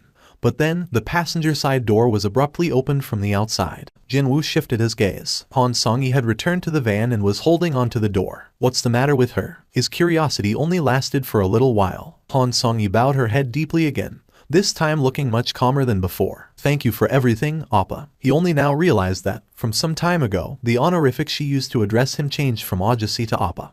Sure thing. Don't mention it. Excuse me. Tomorrow. No, see you later. Later. Before he could ask her for clarification, Han Song-yi hurriedly ran away. After her back disappeared from his view did he realize what she was talking about. From today onwards, he'd be teaming up with Yu Jin-ho again to mop up the rest of the raids. Han Song-yi was a raid team member, so of course, they'd see each other again later on. So she meant that, What a relief that was, though. His plan would have been affected pretty badly if Han Song-yi refused to come out of her house because of the trauma from this incident. This worked out for the best, and now he would use his shadow soldiers to clear out the rank C dungeons even faster than before. He felt utterly confident of clearing up the remaining raids in the shortest time possible. Also, he couldn't wait to see how Yu Jin-ho would react after witnessing his shadow soldiers in action, too. The next morning, Jinwoo yawned grandly as he stepped out of the apartment's foyer. He only closed his eyes for a bit, but hell, it was time to meet up with Yu Jin-ho already. Hi Nim, good morning. He heard the familiar energetic voice greeting him. You don't even have a car, so how did you get here? The raid team's favorite ride. Mr. Van had been commandeered by Jinwoo last night, and was currently parked neatly in the apartment's parking lot nearby. I caught a taxi, Hyung Nim. A taxi, and here he was, thinking of going to fetch the kid instead. Oh no, it's fine, Hyung Nim. I'm the one asking for your help, so it's only right that I'm the one driving you around, at least. Yu Jin-ho grinned happily and replied, Hyung Nim, let's get going.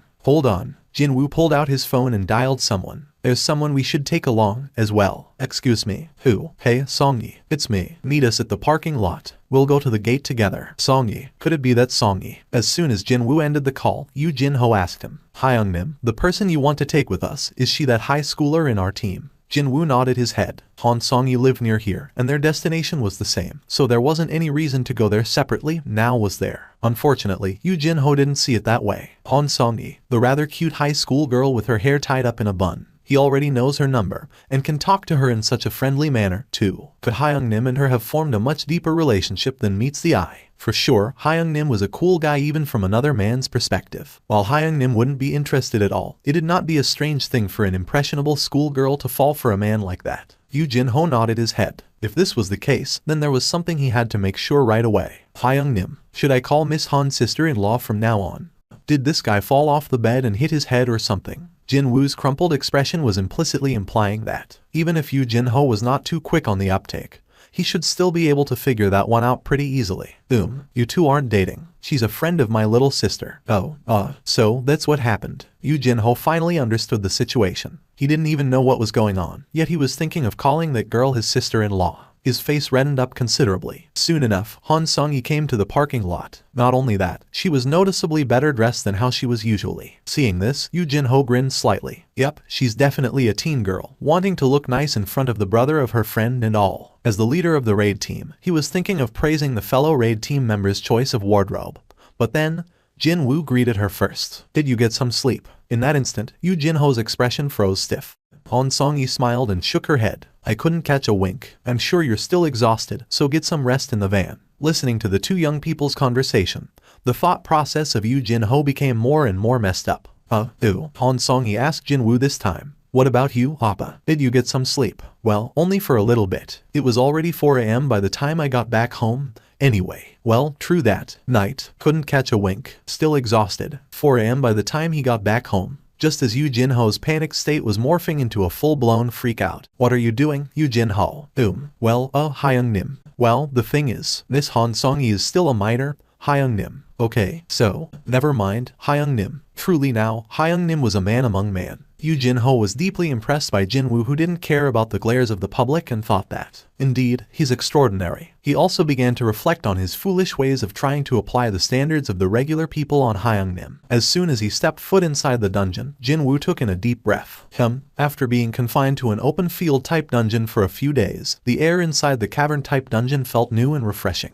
The floor of the cave began rising up here, there, and everywhere. Humanoid monsters with skins made out of rocks appeared. Yoo Jin-ho quickly recalled their name. Hyungnim, it's the Stoneman. In the blink of an eye, the head of the Stoneman in front of the pack rolled to the ground. Jinwoo looked at the Baruka's dagger and smiled in satisfaction. Time to summon his shadow soldiers. Oopsie, Jinwoo facepalmed and turned around. I forgot he was here with me. He got way too excited and completely forgot about Yoo Jin-ho for a moment there. While plopped on his ass, Yoo Jin-ho pointed his trembling finger at the shadow soldiers standing right in front of him. It's a bit complicated to explain. Well, it's my skill. You can summon these things as your skill. Jinwoo nodded his head. Yoo Jin-ho's jaw remained slack and didn't want to close.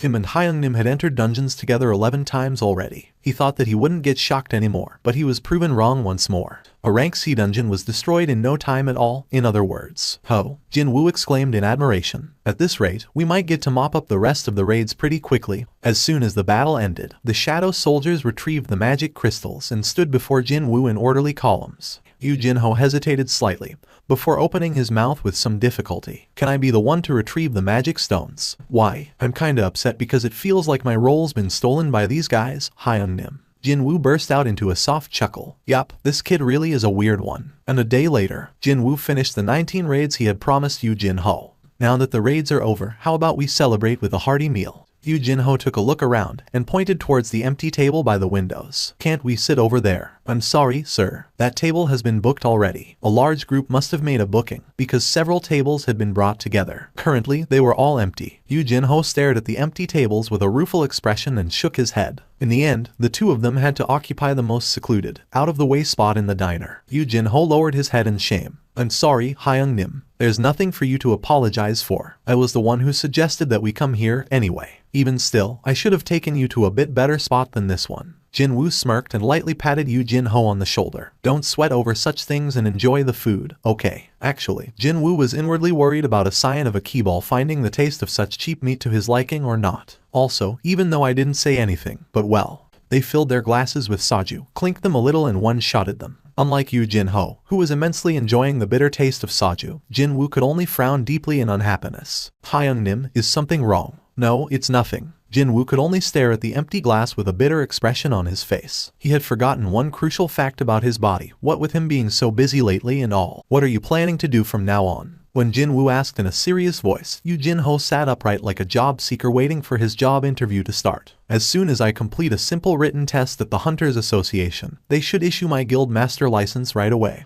Hyung-nim, I'm planning to negotiate with my father with that license in hand. Determination flooded in Yu Jinho's eyes. He had invested a lot of his own moolah for this purpose, and there was no room to retreat now. Besides, I also made a promise with Hyung-nim, too. The guild building he promised to Jinwoo. That part of the bargain could be upheld only after Yu Jinho successfully persuades his father, Yu Myung-hwan, to install him as the new guild master. On the other hand, Jinwoo was feeling rather liberated. Sure, it'd be nice to get my hands on that 30 billion won building. But well, that would only be an added bonus to him. His real purpose had always been leveling up. While entering all those rank C gates, he had reached a far higher level than he initially bargained for. In other words, he had achieved his goal. And the results of his frantic leveling up spree. One punch from him, and the rank a hunter with a guaranteed annual salary of billions of won, Kim Cheol lost his consciousness. Just like that. At the bare minimum, I can make more money than that guy now. If one possessed excellent abilities, wealth was sure to follow. There was no need to feel nervous at all, and his relaxed mindset could clearly be seen on his demeanor. Jinwoo began reminiscing about the last few days and smiled to himself. It was at this moment that Yu Jinho asked him a question. What are your own plans now, Hyung-nim? Oh, me. Did I ask something that I shouldn't? Yu Jinho thought like this and flinched slightly, but he breathed a sigh of relief after spotting Jinwoo's relaxed expression. I'll be out of reach for a while, actually. There's this place I have to go to, you see. That one sentence caused Yu Jinho's face to harden visibly. After forming an expression of an abandoned puppy,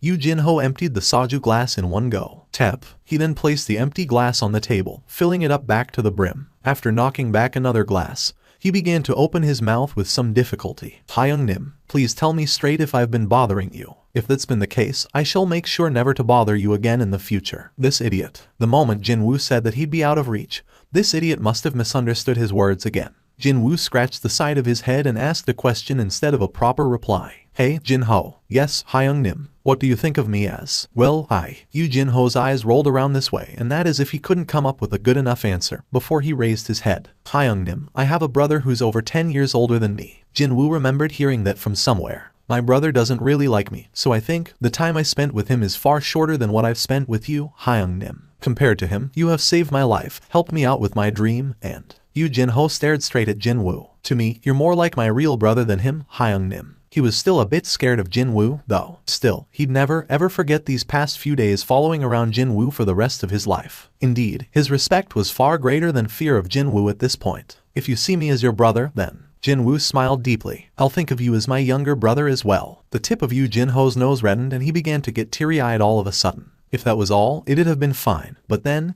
he tried to get closer to Jinwoo out of nowhere. Hyung-nim, I want to give you a big hug. It's fine, right? Hey, you're drunk, dude. Stop it. No, that's not true. Hyung-nim, I've never been this clear-minded in my life before. Hyung-nim, say that with your eyes open, will ya?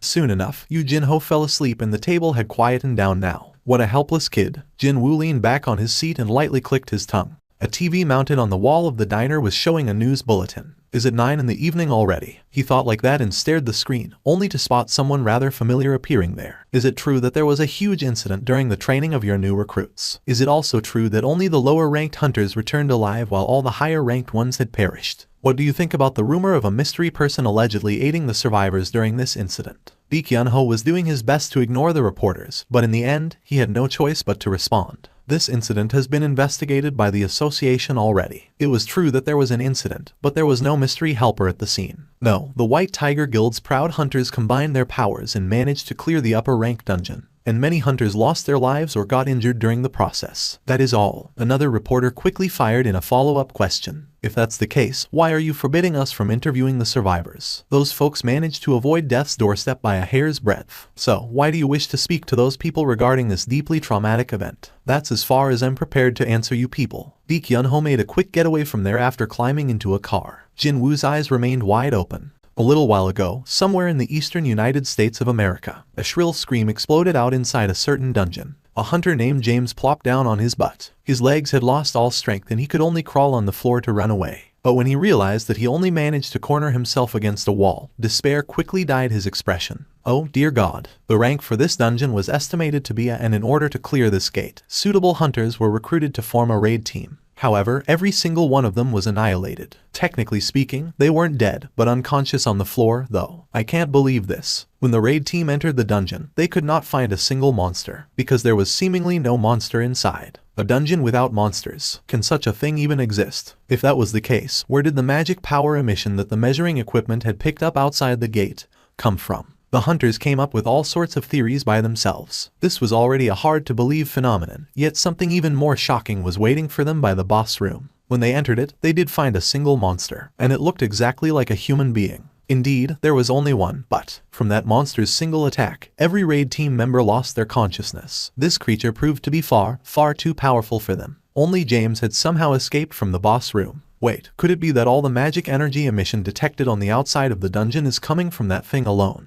The measurement took place far away, from outside the gate itself, yet its magic power was already exceeding the level of a rank A. James shook his head again. That's just F-seeking impossible. But then, this, really now? That lone monster walked out from the darkness and stepped into the light. James began screaming once more after he saw the approaching creature. That hurts my ears, you know. The monster, no, an oriental man with long, unkempt hair and a bushy beard roughly scratched the top of his head. James no longer screamed but began leaking out scared gasps instead. The mystery oriental man stood before James and placed his hands on his waist. What the hell? So, who told you to attack first without warning? I told you that I'm not a monster, but a human being. I'm a human. Unfortunately, James could not understand a single word of this strange language. Naturally, his complexion progressively worsened. The Oriental man stared at the terrified American hunter with a troubled expression on his face. Eventually, he spat out a long, long sigh. Dang it, what a pain, trying to talk to these big-nosed foreigners. In any case, he tried to initiate another conversation one more time. He squatted down low enough to match the American's eye level and did his best to sound as friendly and non-threatening as possible. Hey, man. He could recall a few English words. With such a poor grasp in that language, he couldn't really tell if he was making any sense at all, grammar-wise.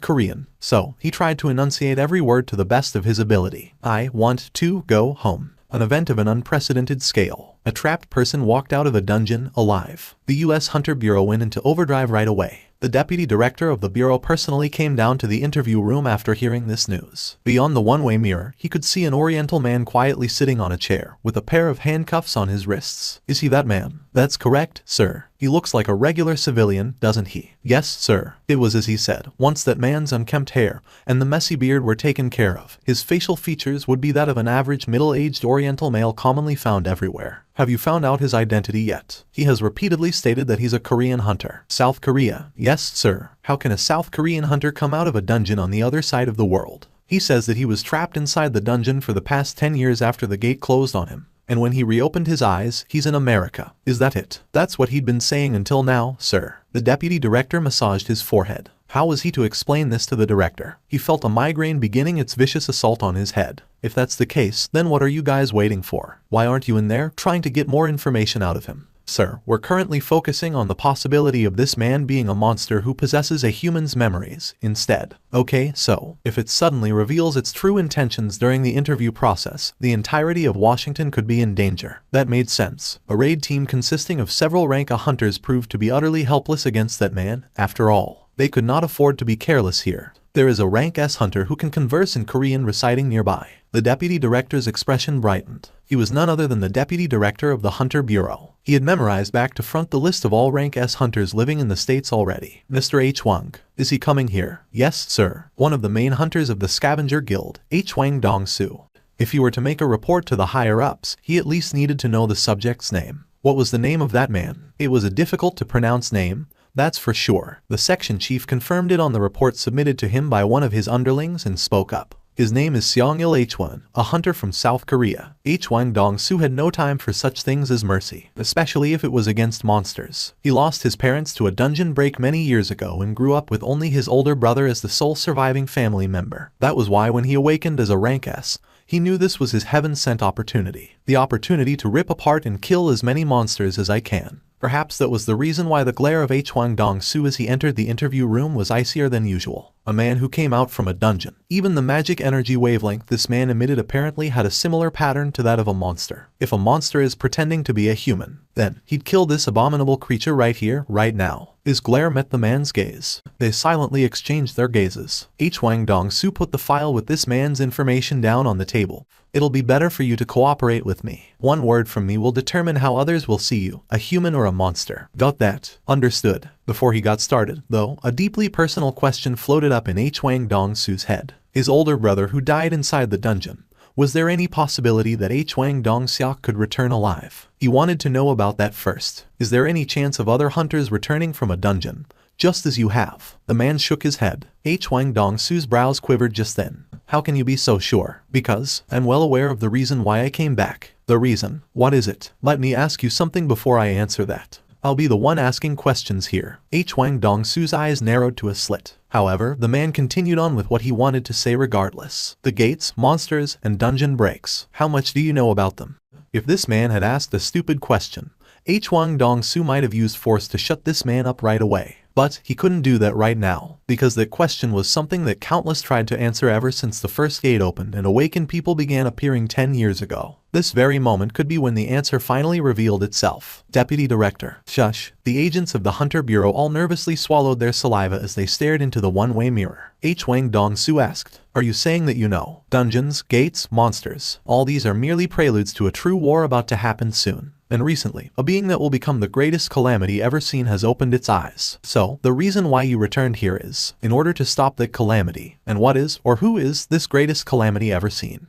That, I can't tell you. H1 Dong-soo smirked derisively. A man who came here to stop a calamity can't talk about what it is. I don't know what that thing could be. But surely, rather than trying to stop it all by yourself, wouldn't it be better to work together with others? The man shook his head. The number of people means nothing when facing this being. Doesn't matter whether lots of amateurs decide to work together or not. They will only become its prey, and become its pawns instead. So, you are saying that only you can stop it. The man nodded his head. H1 Dong-soo inwardly clicked his tongue. This guy's gone off the deep end. It wasn't that hard to understand, though, if this man had been truly trapped inside a dungeon for 10 years. Or, alternatively, there had been some kind of an error, a mistake, during the process of the monster trying to copy a human's memories and consequently, its brain had melted somewhat. He opened the man's case file. Your name is Seong-il H1. The photo supplied certainly matched the man's face. Rather than 10 years, though, it's like only a couple of weeks, maybe months, have passed by instead. However, H1 Dong-soo decided not to mind it. He heard that high-ranked hunters could even skirt past the aging process. Your records as a hunter look pretty good. You could have earned quite a lot of money these days. Seong-il H1 didn't respond to that. Back then, there was no proper system of hunters in place. Hell, there wasn't a ranking system for hunters, even. H1 Dong-soo began reading the file. Your spouse, Park Jae-hai. 2 children. The son's name is. As he read down the names of the children with no emotion on his face, H1 Dong-soo's eyes opened up slightly wider for a moment. Sung Jinwoo. But it only lasted for a truly brief second. H1 Dong-soo did his best to remain calm and continued on. Sung Jinwoo. And the name of your daughter is Sung Jinwoo. Okay, next. It happened, then. Wait. Before H1 Dong-soo could flip to the next page, Seong-il H1 stopped him. H1 Dong-soo raised his head, and he found Seong-il H1's glare had become as cold as his own. Why did you emit a murderous intent when mentioning the name of my son?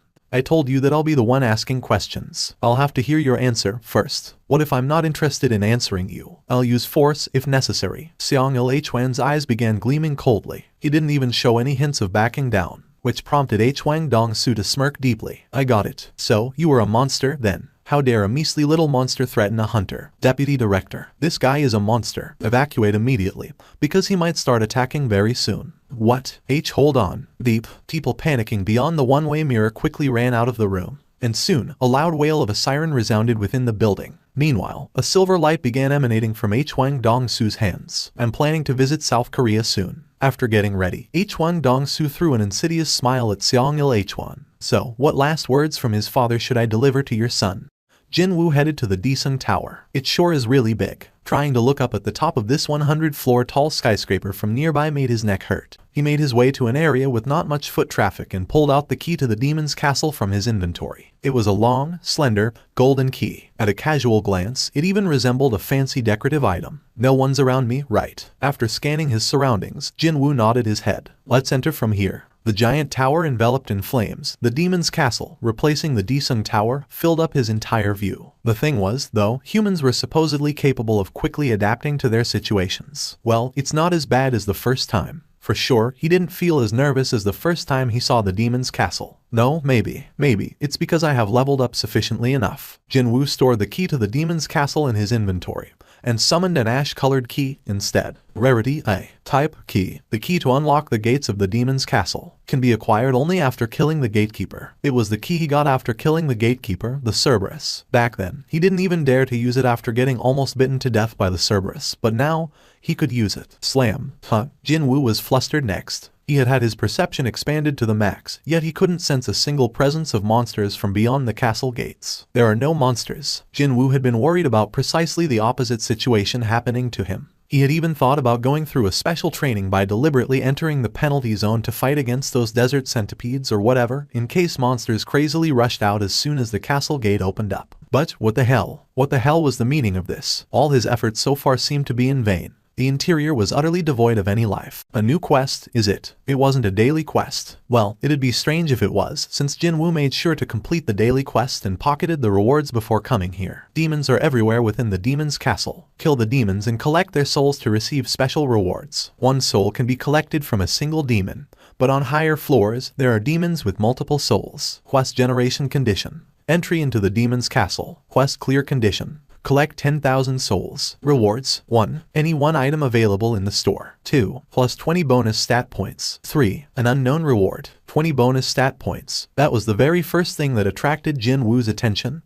The stat points. I can raise my intelligence by 20 points. A smile instinctively formed on his face. He'd been feeling his lack of MP for quite some time now. I need lots of mana if the shadow soldiers need to regenerate. Gulp. He was salivating already. Not only that, can I really choose anything? Jinwoo recalled those ultra-expensive items he saw in the store's menu. I definitely saw. There were some S-rarity items that cost billions, hell, even tens of billions there. Well, those billions weren't the real-world currency but gold that only existed within the system, though. Still, just how amazing was this? The Night Killer he'd been using so nicely until now cost only 3 million gold. A 3 million B rarity item already possesses this high quality and attack power, so just what will those costing billions be like? His curiosity had been stoked for sure. Never mind the mystery third reward. Just from looking at those 2 rewards alone, he knew right away that he couldn't let this quest slip through his fingers. Inside of the castle was a ruined city. Quite unexpectedly, it was a field-type dungeon. What is this place? Is this Seoul? If everyone in Seoul died and 100 years had passed by, would the city look like this?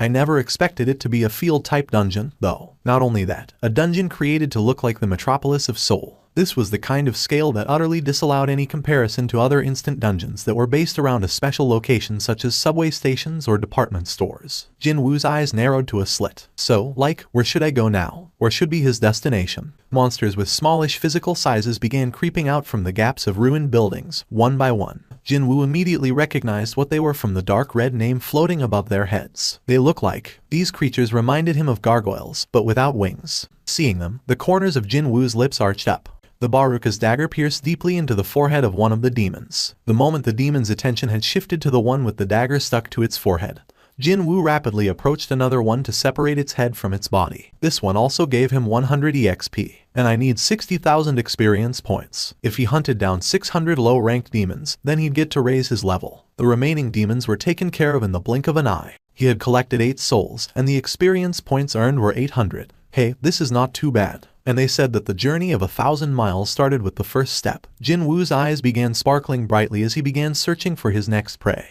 Inside the office of the White Tiger Guild's guild master, Baek Yun-ho was browsing through several documents he had been neglecting in the past few days because of his busy schedule. Beep. He picked the phone up after hearing that beep. Master, Min Byung-gu Hunter Nim wishes to speak to you. What should I do, sir? Let him through. Yes, sir. A short while later, a familiar voice came from the phone's speaker. Baek Hyung, why did you switch your mobile off? Baek Yun-ho spat out a long sigh. Because of the DMN reporters. I was thinking of being out of the public's eye until this whole thing dies down.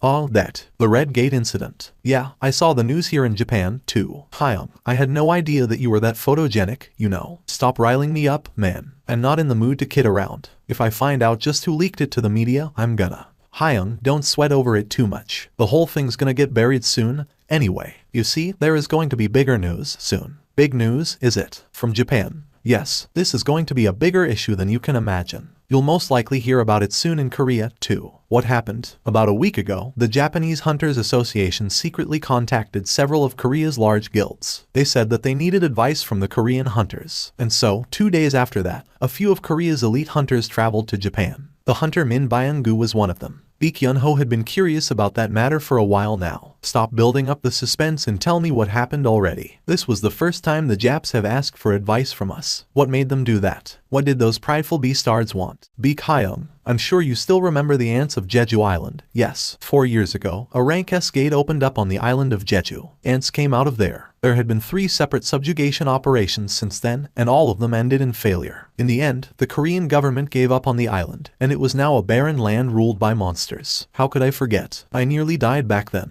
Well, looks like there's been some kind of a mutation. A mutation, is it? But what does it matter to us? Aren't they just going to fight among themselves while being confined to that island? Well, the thing is, the voice coming from the phone sounded rather troubled. The Japs found a corpse of a winged ant on the coast of Japan, actually. For the next 2 hours, he madly hunted down every low-ranked demon he could find. Afterwards, Jinwoo confirmed the number of souls he managed to collect. He had now completed about 3% of the quest. If he could continue hunting at this speed, then according to his calculations, he could level up in another 2 hours. His current level was 61. In the past, he needed experience points from 9 rank C dungeons in order to level up from 60 to 61. And the time spent was around 2 days, too. But here, he could already think about leveling up only after 4 hours. This is crazy. A bright smile formed on Jinwoo's face as he collected the loot. Their horns come out almost all the time, don't they? Rarity, none. Type, miscellaneous. 2 horns attached to the head of a low-ranked demon. Demons' horns are used as base ingredients for high-grade magic spells and therefore can be sold at a high price. What's this? Rarity. Type, a permit allowing you to enter the 2nd floor of the demon's castle. Can only be used on the 1st floor transfer magic circle. It was a document scroll, tightly rolled up. An entry permit. When he unfurled it and took a look, he found all sorts of undecipherable drawings and letters adorning its surface. In the end, the only thing that helped him understand its purpose was the item explanation. Jinwoo's wandering gaze stopped at the pillar of light piercing the sky. Well, that has to be it. Getting there was his initial goal. But his attention got robbed by the hunting of the low-ranked demons, and before he knew it, he had moved further away from his destination than before. Should I head there now? He thought that this might be a good time to think about heading there. Also, he had hunted down all of the low-ranked demons nearby, too. Jinwoo grinned brightly. Summon. The shadow soldiers stored inside his shadows via the shadow storage skill didn't require any chanting or whatever to summon them, unlike when he was trying to extract shadows. In front of Jinwoo, the giant beast soldier extracted from the leader of the ice bear pack appeared silently. Growl. And it was a giant monster-ish bear standing on its hind legs. It was as large as a house. But to Jinwoo, it was not much different from a mild-mannered lovable puppy. Get down. Growl. When the shadow beast soldier laid down on the ground, Jinwoo lightly jumped on top of its back. Giddy up. As soon as Jinwoo lightly tapped the side of the beast with his leg, the shadow creature rushed towards the pillar of light with a frightening turn of speed. Thud, thud, thud, thud. The massive creature also possessed incredible agility as well, and before long, the distance between him and the destination rapidly closed up. Of course, they still encountered obstructions every now and then. Roar. One thunderous swipe from the beast soldier, and the situation normalized right away. Ho-oh. Jinwoo formed a deeply impressed expression. I only decided to ride it for fun. But isn't this actually pretty cool? Thinking that he should utilize this means of transportation often from now on, he even named his new ride right there. And then, from now on, your name shall be Tank. How many floors are there? Of course, there was no reply. Fine, let's go up, then. Jinwoo spoke up. 2nd floor. Jinwoo summoned the scroll as per the instruction. As soon as it appeared, it dissolved into the light. So that's how it works. As it turned out, this whole thing was just an elevator. The moment he realized what this pillar of light actually was, Jinwoo was immediately transferred to the 2nd floor. along with the blinding explosion of light. Second floor, third, fourth, and eventually the 27th floor. That was the result of grinding for 2 days straight. He told Jin-ah, his little sister, that he'd be on a week-long trip. I have 5 more days. Considering his gradually increasing clearing speed, he began to think that it might be doable to get to what he assumed to be the last floor, the 100th floor, within the next 5 days. Maybe even sooner than that. Jinwoo took a look at his surroundings. It was still a ruined city. I can't tell which city this floor is based on anymore. Every floor was modeled off on a different city. However, the higher he climbed, the state of destruction the city was in got worse and worse. And on this 27th floor, he found it hard to tell whether this place used to be a city or not. Over 2,100, is it? Meaning, he had hunted down over 1,000 demons in a day. He had killed quite a lot during the last 2 days, that's for sure. It was still a long way off from the goal of 10,000 souls, but he was betting on the demons of the upper floors that allegedly possessed multiple souls. Right, getting to higher floors should remain as my priority. Yoo Jin-ho entered a luxurious traditional Korean restaurant with a determined face. He chose this place after taking into account his father's taste. Has the chairman arrived yet? Yes, he's waiting for you. He was guided to the private room where his father, Yoo Myung-han, was waiting for him. The traditional sliding paper door was opened and immediately, Yoo Jin-ho's nervousness increased by several folds after seeing his father's face. You wish to run the Yoojin Guild, is that right? That's correct. It was at this point that a hint of a dilemma, alongside the emotion of shock, appeared on Yoo Myung-han's face. To think that father is pondering between me and my older brother. Yoo Jin-ho was genuinely moved inside. The fact that his father was thinking about this matter was a big win for Yoo Jin-ho. If it was in the past, he'd be satisfied with this much. However, he had no desire whatsoever to back off now. As you know already, father, giving the position of the guild master to an outsider carries too much risk. Enough. Yoo Myung-han raised his hand. At the same time, Yoo Jin-ho's mouth stopped moving. Father's enough was one of the most absolute commands that no one in the Yoo household could go against. There is someone I want you to meet. Pardon me. Yoo Jin-ho's eyes went round at that. He was the one who called and asked for this meeting, yet his father wanted to introduce him to someone. Who could it be? Just as Yoo Jin-ho's curiosity piqued, the door opposite to the one he used to enter the room slid open.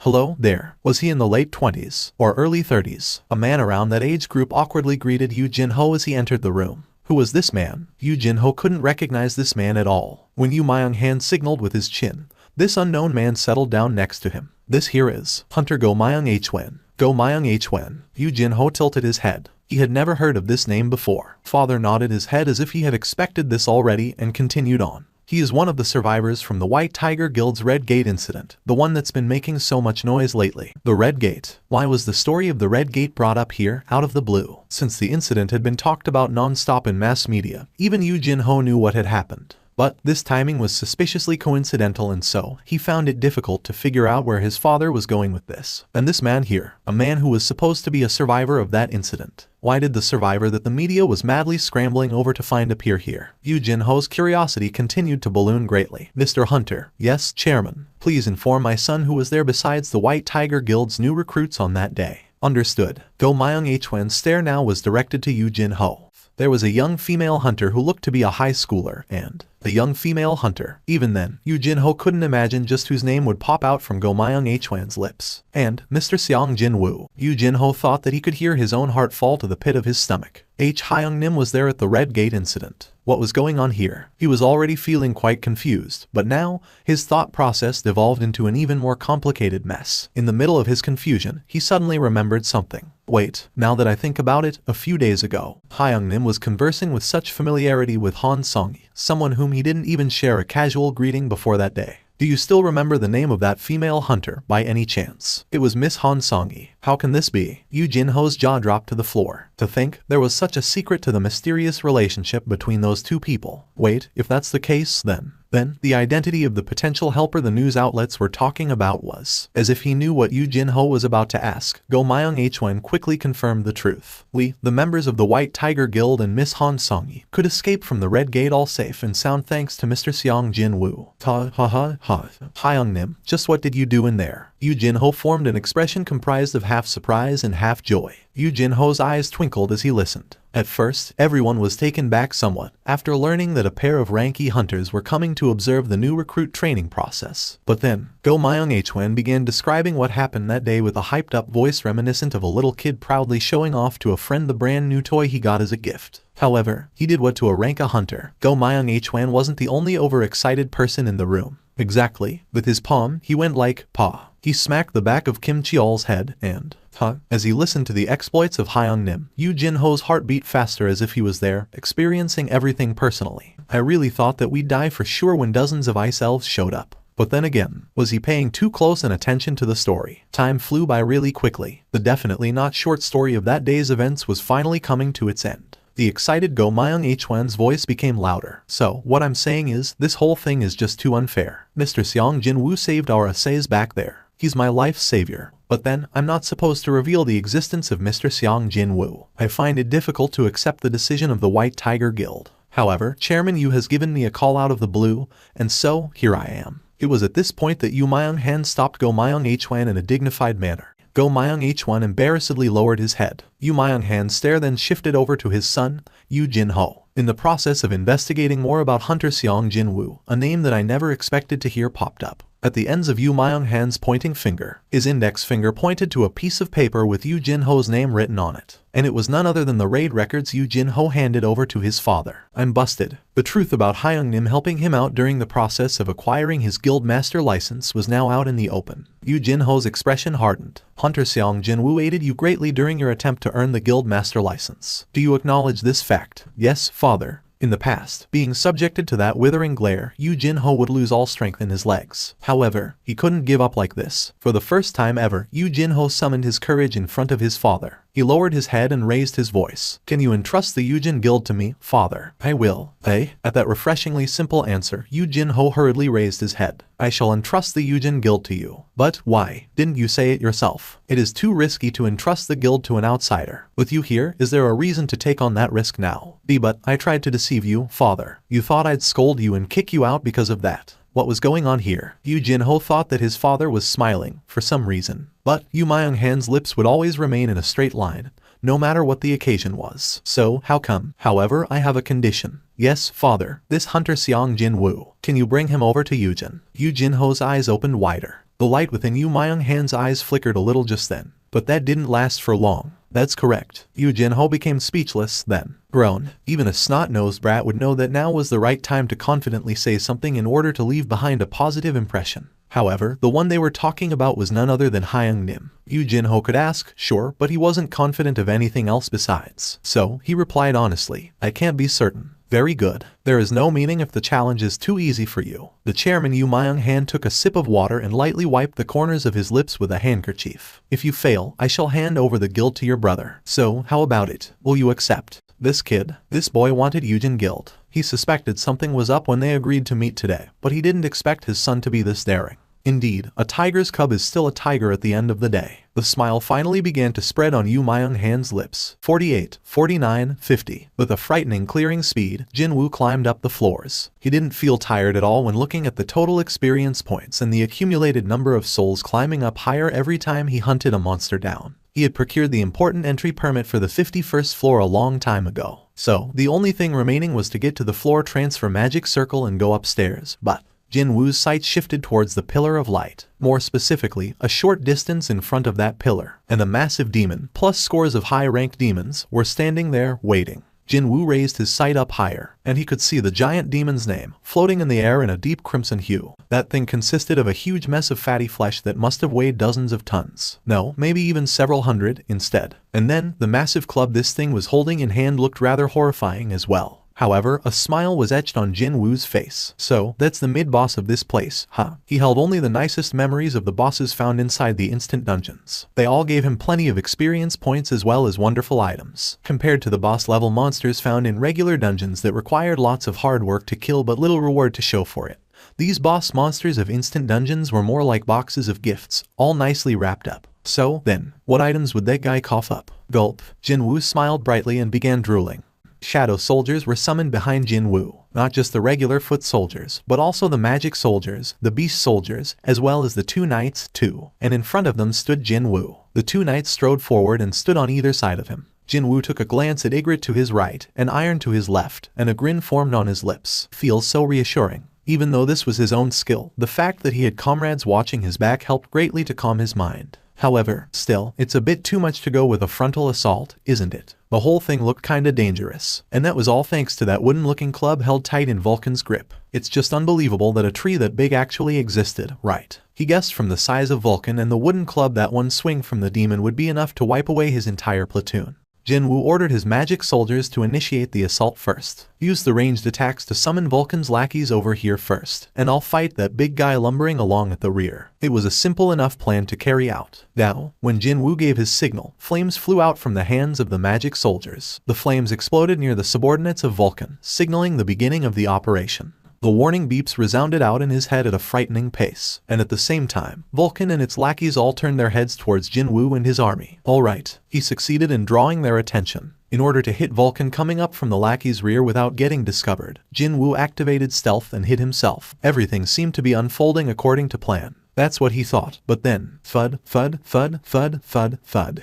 Vulcan broke his expectation and bolted forward like a streak of lightning. What the hell? What is up with that movement? It's like I'm looking at video footage sped up several times. Quite literally, in the blink of an eye, Vulcan had ran past its lackeys and arrived before the shadow soldiers. Oh crap. Jinwoo's eyes widened considerably. This demon with a huge, mountain-sized body mass managed to exceed his imaginations. Vulcan lifted the club up high. Just before the club pointing to the sky fell down on the defenseless magic soldiers, Iron jumped out of nowhere and raised his black shield. Whoosh. The attack was defended against somehow, but both arms of Iron were shattered into pieces. The sturdiest, toughest among the shadow soldiers couldn't withstand a single attack and was rendered unable to fight any further. Scatter. The shattered pieces of Iron's arms fell to the ground and scattered away, perhaps finding its previous attack not to its liking. Vulcan tilted its head this way and that, while staring deeply at its club. But that was only for a brief period. The Beastart slammed down with the club once more. Iron, who had lost all means to defend himself, as well as the magic soldiers behind him, were crushed to oblivion next. Crack. Witnessing that event unfold, something inside Jinwoo loudly snapped into two. This son of a BTCH dares to. Jinwoo bit his lower lip. What he did next wasn't because his head told him to do it. When he regained his senses, he was already in midair, leaping towards Vulcan. His target was already set, and that would be that surprisingly beady little head attached atop the mountainous body. Jinwoo twisted his body in midair. The muscles of his shoulder and the arm cocked rearward ballooned up. When he focused all his might on his clenched right fist, stealth came undone automatically. Belatedly, Vulcan discovered Jinwoo. Too bad. Jinwoo's fist was not slow enough for the giant monster to dodge when it was already near its nose. His fist punched out like a bullet and slammed into the side of Vulcan's face. Vulcan was flung away. The giant demon rolled away on the ground for a long time, before crashing into the skeletal remains of a building and came to a stop. Jinwoo lightly landed back on the ground, his eyes quite wide open. Why did it fly away that easily? Unable to comprehend what just happened, he stared at his own fist in disbelief. He couldn't even spot a single nick or a scratch on his fist that managed to blow away such a huge creature. Then, he suddenly recalled something. Now that I think about it. Jinwoo raised his head. He summoned the stat window, and it quickly floated up there. Strength 150, Endurance 109, Agility 139, Intelligence 109, Perception 111. He may have learned several assassin-related skills, and his class was set as a magic type, so he had been forgetting about a crucial part until now. He had been using up all the spare bonus stat points on intelligence, yet strength was still ahead by 1.5 times. Well, I really did invest in strength blindly, didn't I? Jinwoo raised his head. The fallen Vulcan used the club to prop itself and stood up from the rubble. Did the warning chime go off because the monster is getting up? Was his system that friendly to begin with? As Jinwoo tilted his head, the culprit for that beep popped up in front of his eyes. Isn't that skill from? Even before Jinwoo managed to recall the memories of Cerberus, Vulcan,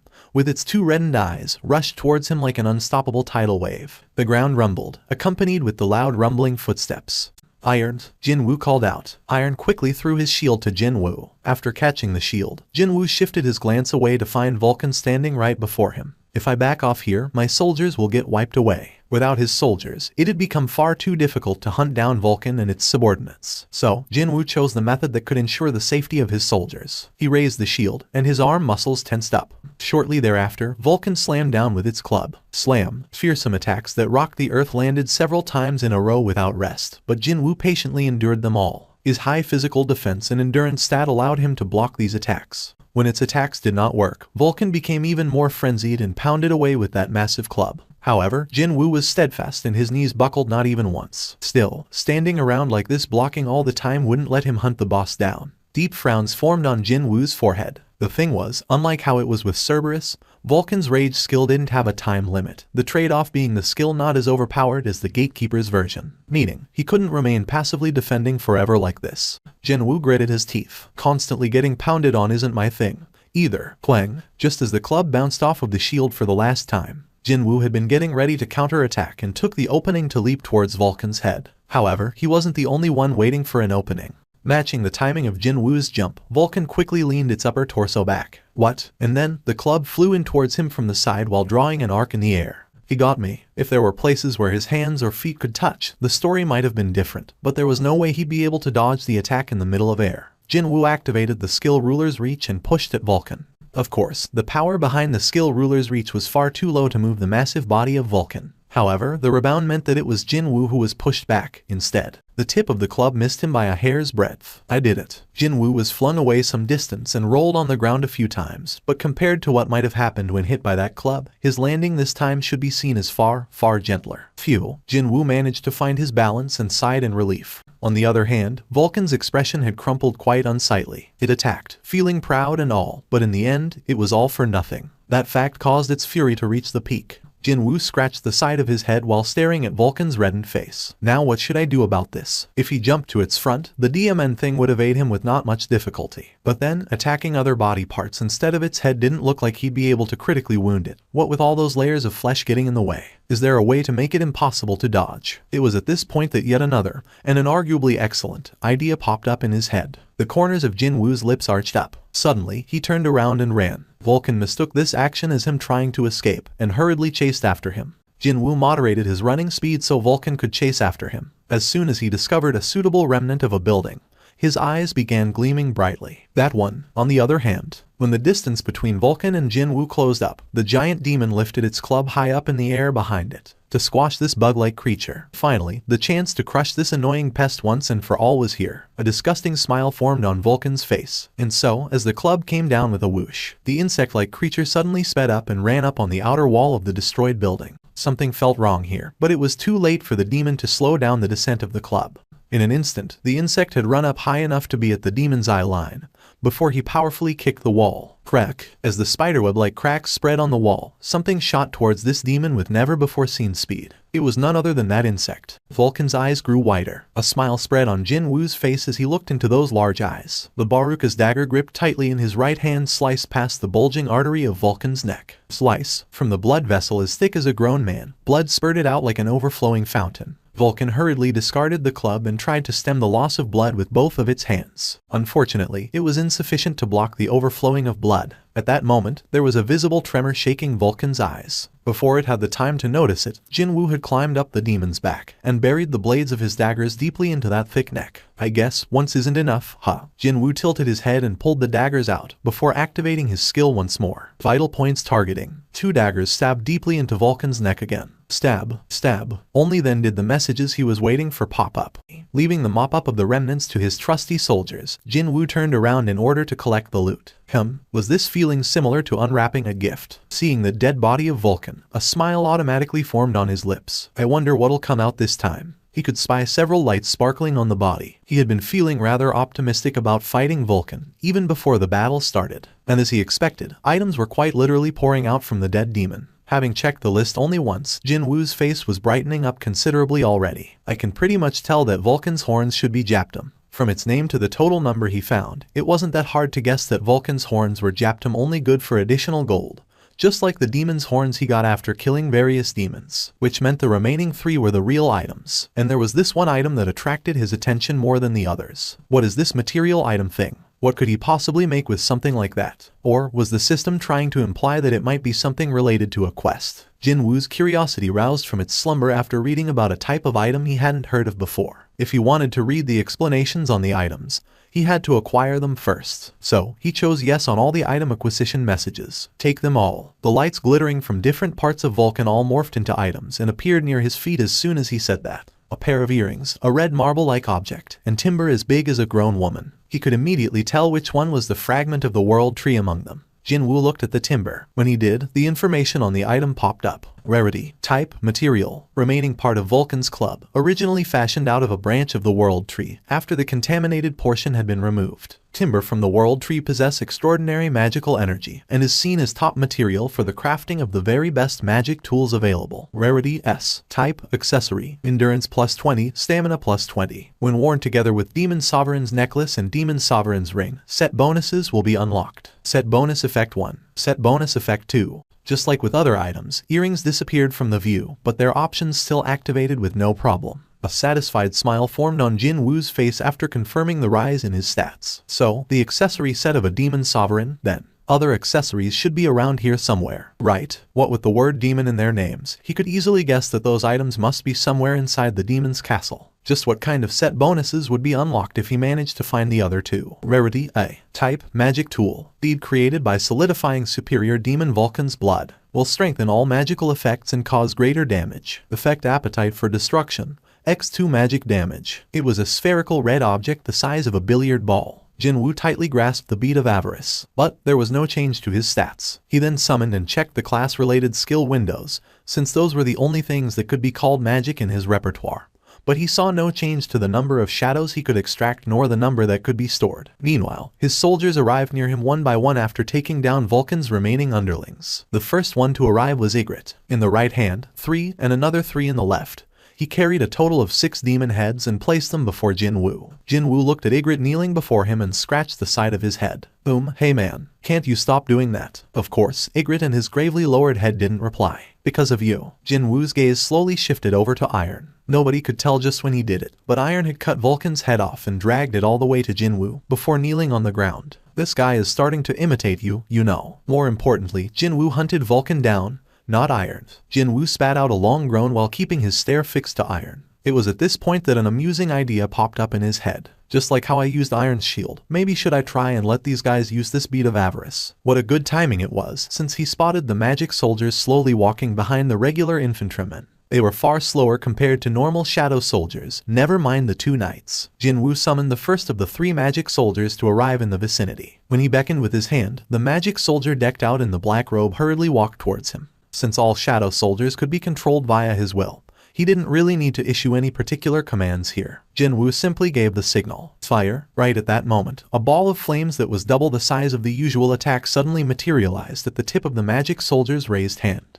Jinwoo's eyes opened super wide. Without giving him enough time to get shocked, the ball of flames quickly flew out from the magic soldier's hand. Jinwoo's jaw dropped to the floor. The building was swept up in the grand explosion and collapsed like a house of cards. And the ferocity of the burning flames didn't show any signs of weakening at all afterwards. Jinwoo stared in pure shock at the roaring flames, before he hurriedly took the bead of avarice back from the magic soldier. He then quickly checked the item information once more. It's not there. It's definitely not there. He went through the explanation several times to make sure, but without a doubt, there was nothing about him being prevented from lending this bead of avarice to someone else. Didn't this mean he could potentially sell this item? Gulp. Jinwoo swallowed his dry saliva before his gaze shifted back to the burning building. In the middle of a sunny afternoon, the young man from the apartment 902, you say. An auntie tilted her head and replied a short while later. I'm not sure. I haven't seen him lately. Ah, is that so? Thank you for your help. Hyun Kaicheol lowered his head and said thanks. It had been 4 days since he began waiting for Hunter Sung Jinwoo near the youth's old apartment building.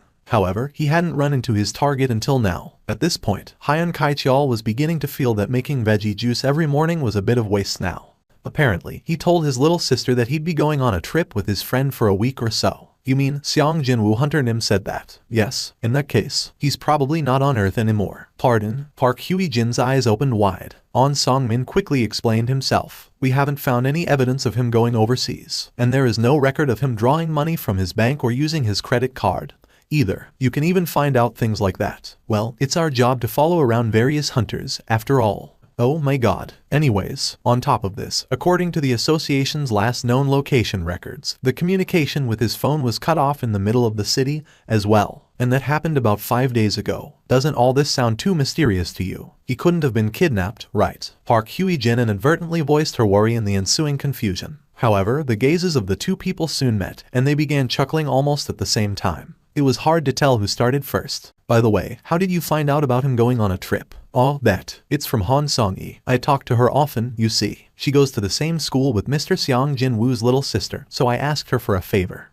With On Song-min's reply, their conversation came to an abrupt end. And then, they began thinking the exact same thing. Just where did that guy disappear to? 75th floor. An army of undead suddenly rose up from the ground, and they numbered several thousand. A normal person would have been left breathless by the sight of this horrifying army, but when he found himself surrounded by so many enemies, Jinwoo didn't even panic for a second. As I thought, just as he expected, there were endless streams of black smoke rising up all around the boss monster. Seeing that, it wasn't all that difficult to guess what kind of monster this Metis happened to be. The Guide of the Departed Souls is it, and the monster's title only helped to further confirm his suspicion. Sure enough, Metis summoned a powerful undead army. Too bad, Jinwoo just so happened to possess the best type of class within this field. Create a path for me. Soldiers emerged from Jinwoo's shadow. These guys were the real deal. While the hundreds of soldiers created from the skill shadow extraction bought them time, Jinwoo's direct subordinates, the ones he paid careful attention to leveling up ever since his entrance into the demon's castle,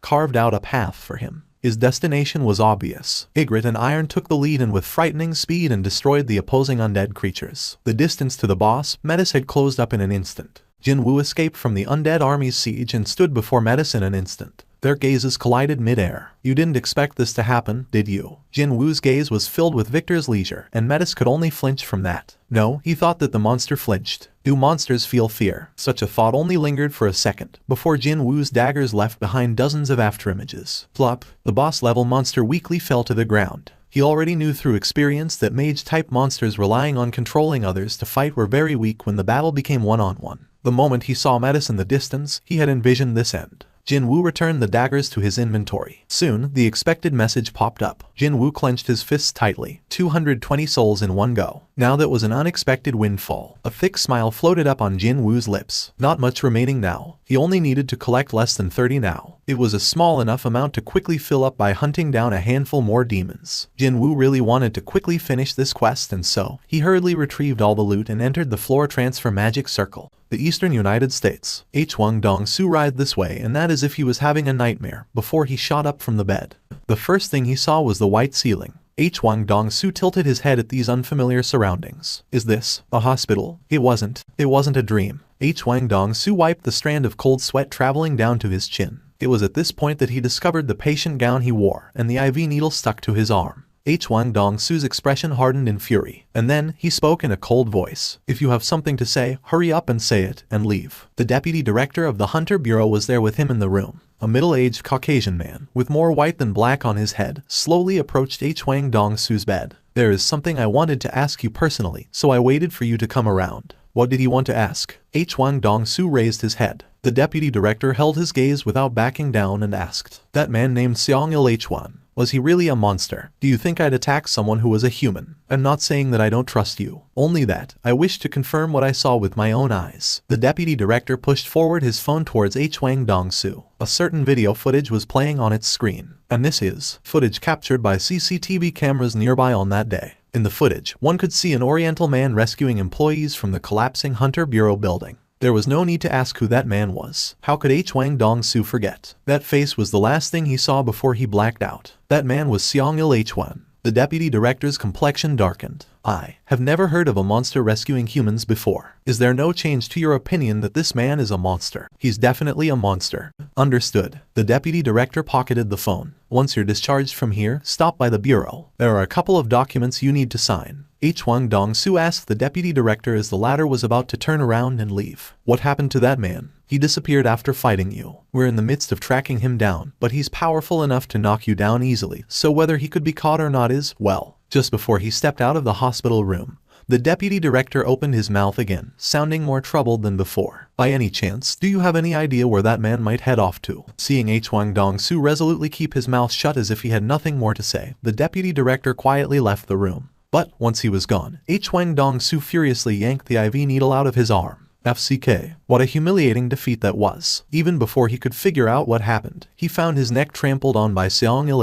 Hwan. Not only that, shamefully cowering on the floor, too. Just as he began gasping for air, Seong-il Hwan spoke to him. Don't come to Korea. This isn't for my son, but for your sake. You won't be able to close your eyes, even in death. And that's where his memory ended. Once he regained his consciousness, he found himself here. Can't close my eyes even in death. What did he mean by that? Was that a threat to kill Hwang Dong-soo in such a brutal way that he'd be unable to close his eyes? How dare he threaten me? I need better equipment if I want to kill him. Thankfully, it wouldn't be hard getting his hands on that equipment. I should call my guild. The guild Hwang Dong-su was a part of, Scavenger, was one of the very best in the world. Hell, there was even a joke doing the rounds that, if one were to tally up the value of all the artifacts in possession of the Scavenger Guild, it'd easily exceed the annual budget of a small nation. If I get my hands on some artifacts, there shouldn't be a problem. Madness burned bright within Hwang Dong-su's eyes. To South Korea, that was Hwang Dong-su's next destination. I did it. Jinwoo couldn't hide his elation. His luck was good, and he acquired 4 souls from the very last demon he killed. With that, he was able to meet the quest's clear goal. Obviously, once he made his reply, the list of rewards popped up in his view. 1. Any one item available in the system. 2. Plus 20 bonus stat points. 3. An unknown reward. Other rewards did catch his eye. But right now, the first one on the list demanded the most of his attention. It wouldn't be much of an exaggeration to say that he completed this quest solely for the first reward, too. Except the first reward. An item he wanted was it. Of course, there was one. From the moment he saw the details of this quest, Jinwoo was thinking of a certain item. What kind of a result would be facing him now if he chose differently back then? He was curious about this ever since that fateful day. However, he didn't know whether that thing was treated as an item or not. Still, it didn't hurt to try, at least. The system asked him again, as if to urge him on. After a short deliberation, Jinwoo made his reply. The cursed random box.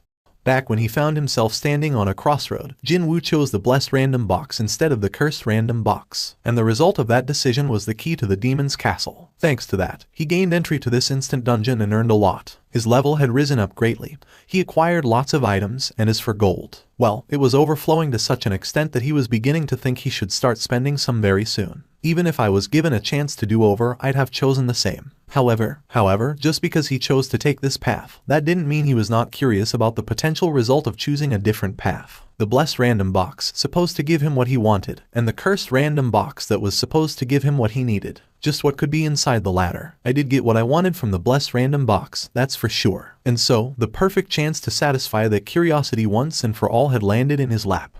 A small box slowly materialized in front of his feet. Yes, his heart beating much quicker now, Jinwoo hurriedly picked the box up. However, he was suddenly overcome with this feeling that the weight of this box was rather familiar to him. Could it be? He quickly ripped the lid open and confirmed what was inside, only for his eyes to grow very large. Isn't this? The additional stat points he earned as the quest completion reward were still waiting for him. And of course, he put them all in intelligence. Strength 178, endurance 137, agility 147, intelligence 149, perception 119. Finally, intelligence had exceeded other stats. It was still some ways off strength, but when considering the fact that he didn't even pay attention to the intelligence stat until recently, this growth could only be called lightning fast. Along with that message, a scroll similar in size to the entry permit appeared in his hands. What's this? Jinwoo's eyes opened wider at this unexpected type of reward, and he unfurled the scroll right away. You can learn the crafting methods of divine water of life. Jinwoo's eyes widened even further. I can craft an item with this, and here he was, thinking that only those who had awakened as mage types could craft weapons containing magical energy. Now that he thought about it, though, he was also a mage type, wasn't he? Rarity S. Type, consumable. A mysterious liquid medicine that cures any and all illnesses through the powerful magic contained within.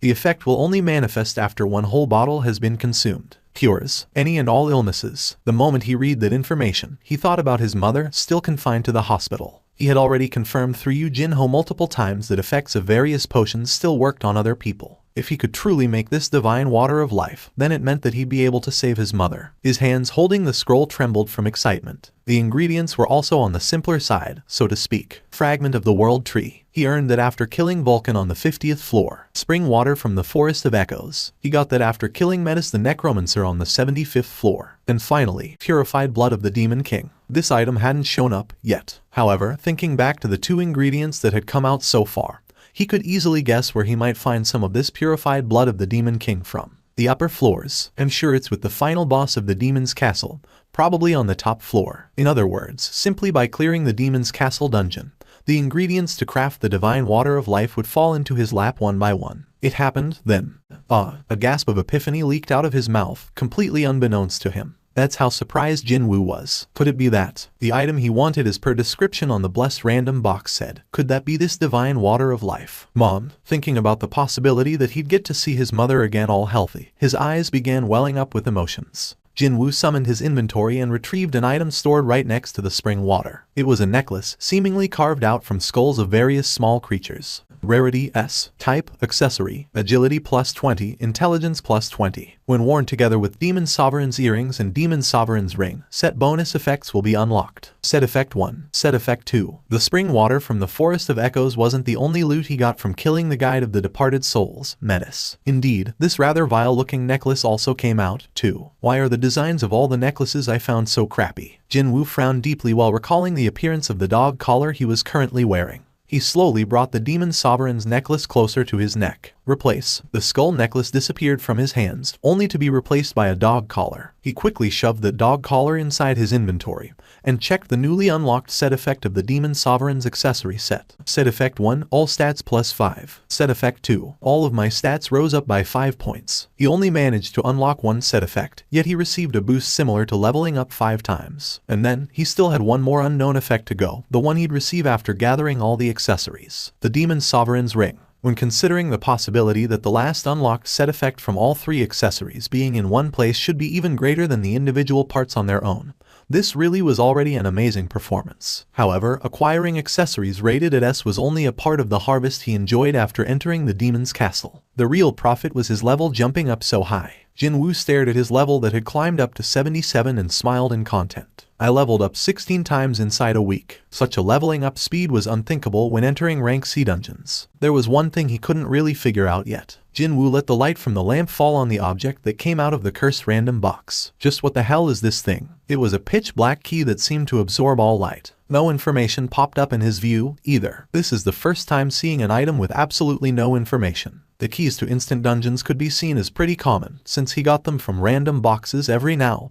and then. But this guy here, he had never seen anything quite like it. Where am I supposed to use this? Perhaps because it came out of a box named Cursed Random this and that. He couldn't help but think that there was this ominous aura circling around the key. He acquired this key through so much hard work, so he couldn't even throw it away. Well, I'm sure I'll get to use it sooner or later. The Cursed Random box was supposed to give him something that he needed, after all. Has it been 4 years already? Or maybe it was close to 5 now. Jinwoo's expression was full of reminiscence as he stood in front of the employee manning the reception kiosk. The employee's head tilted this way, and that after taking one look at Jinwoo's choice of identification. Isn't this a hunter license? It is. Employee formed a confused expression. If you are unhappy with your assigned rank, you should head over to another depart. No, it's not that. I wish to take the reassignment test. There are guys like that every now and then. Hunters who are not satisfied by the reality of their situation and swim inside daydreams before coming back here hoping against hope. So, is that guy also? The manager nodded his head. Reawakened, my foot. Others are busy raking in the dough as hunters, getting famous and all that. But well, he drew the short straw and he ended up as a nobody. So, he's just trying to escape from reality.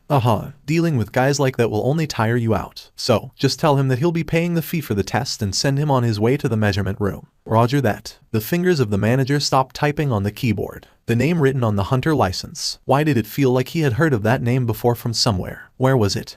That man asked for a favor, didn't he? That man asked the manager to give him a call if a hunter named Sung Jinwoo ever showed up here. Hello, it's Baek Yun-ho speaking. Hello there, Chairman Baek. I'm calling you because of the hunter you spoke about the last time.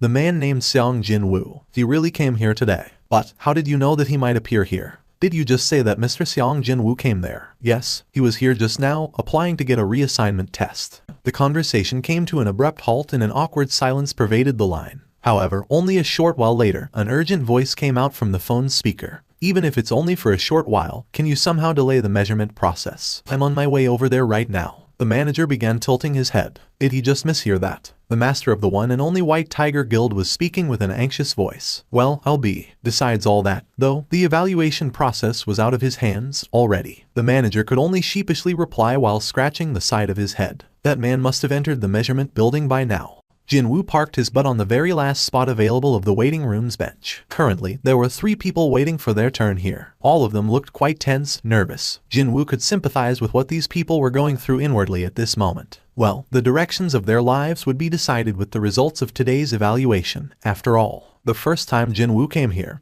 he was thinking about the exact same things as these people. What if I was a rank A, no, even a rank B, or could it be I'm a rank S, swimming in a happy daydream, only to be shocked to the core after receiving the evaluation of rank E. Thinking back to that day 4 years ago, Jinwoo couldn't help but smirk slightly. They are all from various guilds, apparently. Various guilds, is it? Yes, well, hunters don't usually seek out smaller guilds, so they resorted to sending people over here and set up camp just so they can sweet talk awakened like us after we're done with the evaluation. Indeed, there was a certain chilly, unfriendly and competitive air circulating among those folks. And the way they are looking in this direction is pretty predatory, too. Well, there was a reason for that, of course. I'm telling you this because it might help you. But you see, it's better not to sign up with guilds like theirs. Why not? From what I hear, smaller guilds take on lots of dangerous raids, and their hunter fatality rate is far higher than average, too. Jinwoo nodded his head in agreement. At the end of the day, the circumstances of smaller guilds would always remain a bit ambiguous. Unlike privately organized freelancer-led raid parties, clearing low-ranked dungeons wouldn't satisfy them financially.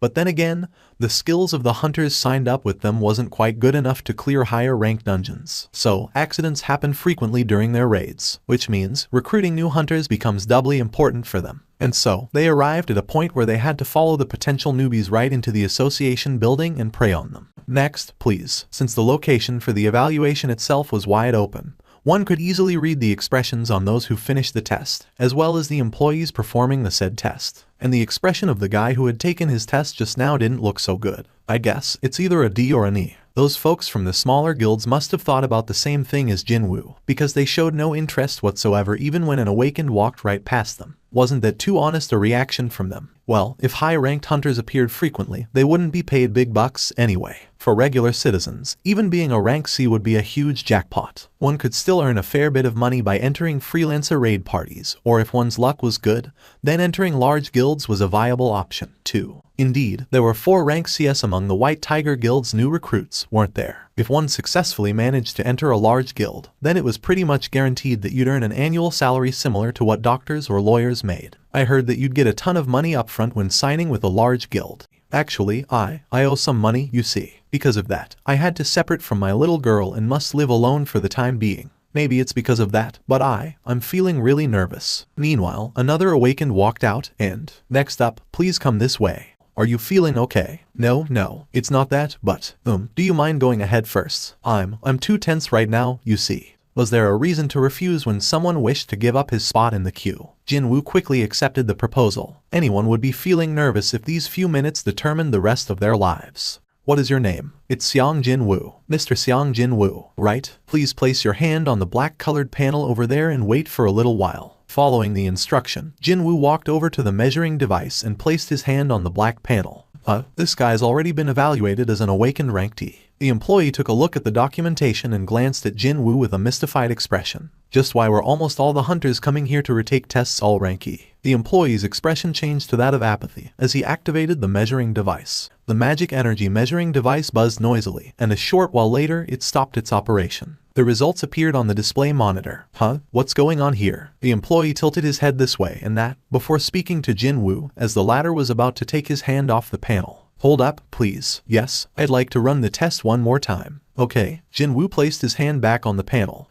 But something like this never happened before. The expression of the employee gradually hardened. Why was the measuring device malfunctioning all of a sudden? The employee asked for Jinwoo's cooperation once more. I'm truly sorry, but one more time, please. Even before he was asked to take the test again, Jinwoo had already decided to wait and thus didn't bother to lift his hand away from the panel. Why is the device behaving like this? Cold sweat drops formed on the employee's forehead. Where is Chang-sik? Why are you alone here? The employee quickly looked behind him, and he found Manager Jeong Kai-soo from the Rank Evaluation Application Department standing there. Manager Jeong. Relief formed on the employee's face after an unexpected reinforcement made his entrance. The senior officer went to the bathroom just now. That fool, how dare he vacate his position in the middle of office who? Jeong Kai-soo couldn't bring himself to finish that sentence. The measuring device is acting a little weird. The device is what now? Please, take a look. This error message keeps popping up. Once the employee took a step back, Jeong Kai-soo stood in his stead in front of the monitor that displayed the result of Jinwoo's measurement. And right away, Jeong Kai-soo's expression froze up. How long have you been working here? It's been around 6 months, sir. Did I press the wrong button? Nope. Just call Chang Sik and tell him to get over here right now. Excuse me, I'm saying. His toilet break or whatever isn't important anymore, so tell him to get his ass over here right away.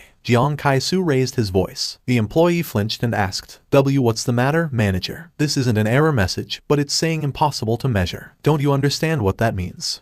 But that wasn't an error message. Why was every single newbie employee such a dumbass? Jiang Kai-su's gaze left the employee and landed on the person taking the evaluation test. This message means that this device can't measure that person's magic power. Did this newbie say it had been around 6 months since he started working here? Forget about 6 months, something like this had not happened in the past 2 years, so of course, it wasn't surprising at all to see a newbie employee being completely oblivious. Jiang Kai-su's voice trembled as he replied, Right, he's a rank S. Rank S special. This rank had been in wide use so people mistook it for an actual official rank.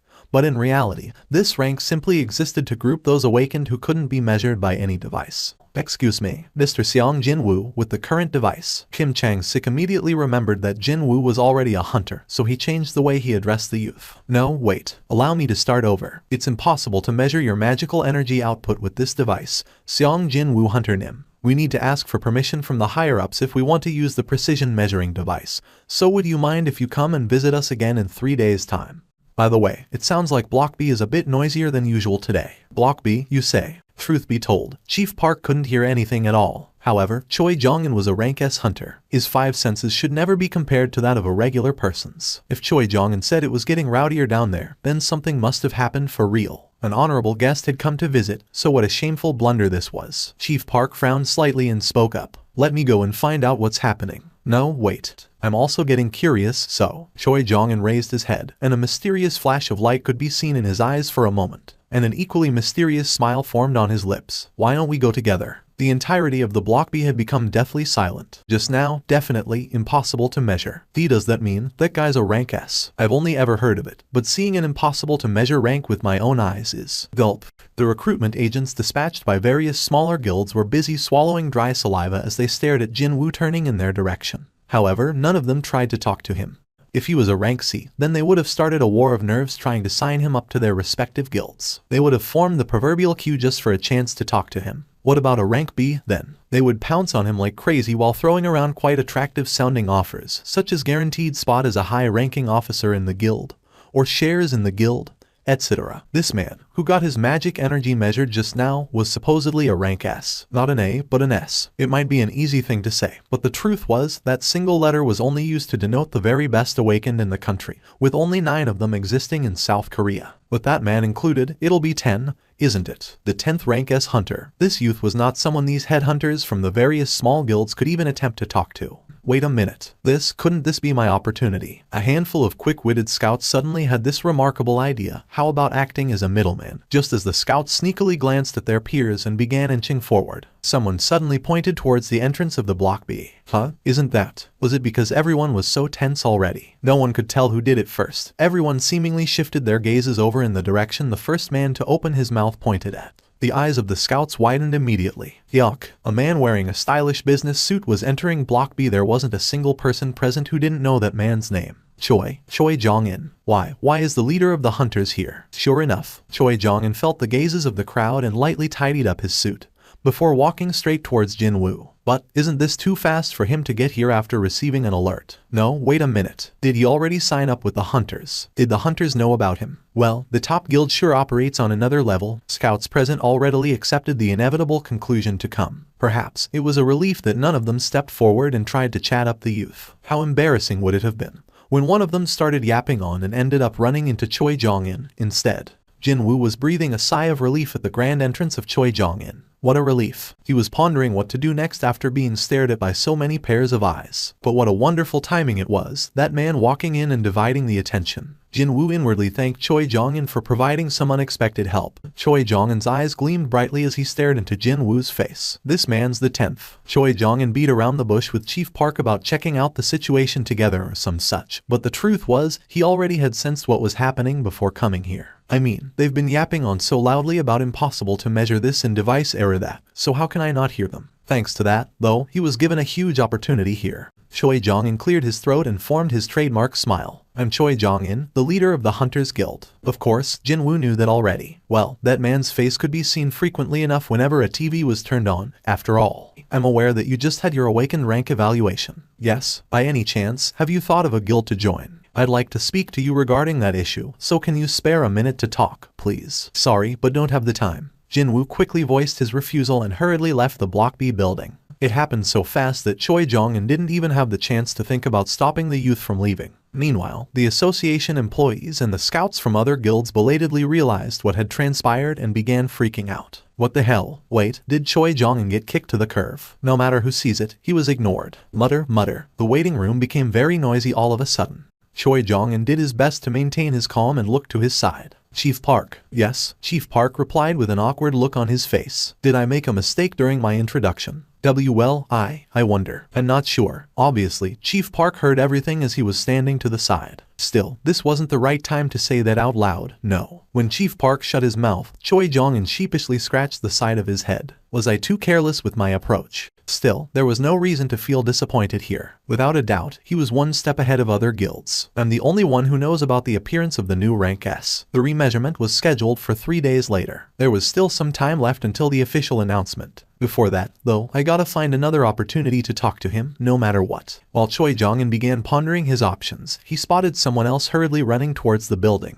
Wait, isn't he? Now that was definitely a familiar face. When that man pushed open the glass door and entered, Choi Jong-in spoke up with a surprised expression on his face. Chairman Beek, what are you? Beek Yun-ho's eyes also widened after recognizing Choi Jong-in. Master Choi. Choi Jong-in quickly deciphered Beek Yun-ho's expression. It's like he knows he's been busted. It was not very likely that he came running after an informant rang him up just now. No, the time of his arrival didn't make sense if that was the case. I mean, the distance between the White Tiger Guild offices and the Hunter Association is great, so. That's right, Beek Yun-ho knew from the get-go. He had prior knowledge regarding what would happen here, meaning he knows about the existence of that man already. But that couldn't be. If so, he'd never let that man go through the reassignment test in this fashion. If it were me, I'd make him sign the contract first and then let him take the test. It was here that the scattered puzzle pieces in Choi Jong-in's head began falling into their respective places. No way could it be. The White Tiger Guild, the incident during their training, the Red Gate, the mystery helper, and then the newly appeared rank S awakened. The White Tiger must have received help from someone they don't want others to know about. Found him. So, it was that man, huh? Choi Jong-in didn't say anything else and relaxedly walked past Beek Yun-ho. Meanwhile, Beek Yun-ho took a look around. He couldn't spot Jinwoo anywhere. Am I too late? Beek Yun-ho could only look on at the distancing back of Choi Jong-in and softly sigh. Who knew that the master of Hunters Guild would be at the Hunters Association? Beek Yun-ho scratched the back of his head and muttered to himself. Things just got complicated. The visiting hours of the Seoul's Ilshin Hospital ended at 8 in the evening. Are you the guardian of the patient Park Kyoung-hai? That's correct. You can go and see her. Are you aware of the visiting hours cut-off time? Yes, I'm aware. Finishing his chat by the nursing station, Jinwoo quickly walked to the patient ward his mother was in. Thanks to his hurried steps, he arrived there not too long afterwards. Jinwoo opened the door and entered the ward, and quietly sat down on the chair next to the bed his mother was lying in. She seemed to be in a deep slumber. With her like this, it's like she'd wake up at any moment now. A slumber that no one could wake up from. It was a new type of illness that appeared with the advent of the gates. I heard from someone that this hospital alone has over 10 patients suffering the same illness. I'll save you. Mom did her best to stabilize the family when his father went missing,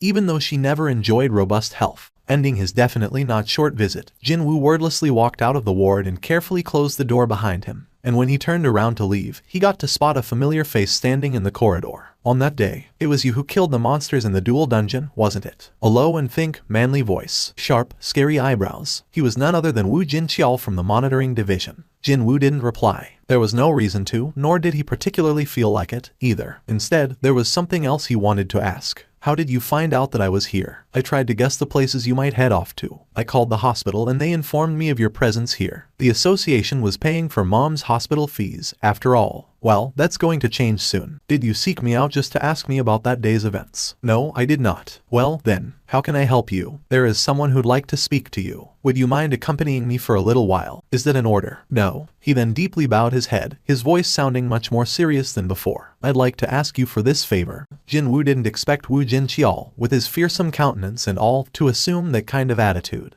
Jinwoo pondered a little before deciding to find out who wanted to meet him first. Who wants to talk to me? It's the president of the Hunters Association, Go Gun Huey. Woo Jincheol then pointed towards the corner behind him and spoke. The association president is currently here. The heaven above heaven. The S-rank hunter Go Gun Huey, also known as the sky above the sky. After discovering Jinwoo, Go Gun Huey stood up from the seat. You must be Sung Jinwoo Hunter Nim. He might be over 80 years old, but his physique was still quite amazing. Indeed, his size reminded one of either a retired pro wrestler or a traditional grappler. However, he didn't emit any of the overbearing aura one might expect from someone like that. That's surprising. Judged from his appearance or his station, Jinwoo expected him to be a bit of douche, a stuck-up of sorts, yet the entourage accompanying that man carried scarier expressions instead. Jinwoo inadvertently caught the glimpse of a golden badge pinned to Go Gun Huey's jacket. This man currently served as a member of the National Assembly, and at the same time, as the president of the association as well. And a rank S awakened on top of that, too. I'd like to congratulate you on becoming the newest rank S hunter. Jinwoo tilted his head. But the result of the reassignment test hasn't come out yet. Go Gun Huey shook his head immediately. Actually, the test itself does not have much of a meaning. Excuse me. While Jinwoo formed a confused expression, Go Gun Huey was forming a gentle smile. The truth is, the so-called precision measuring device is used to draw a finer line on the level of one's powers. It's not designed to sense something that already has exceeded the scope of other devices' measuring capability. Then, how come? Do you wish to ask me why we created another process called reevaluation? Indeed, he did want to ask that. If the end results were going to be the same,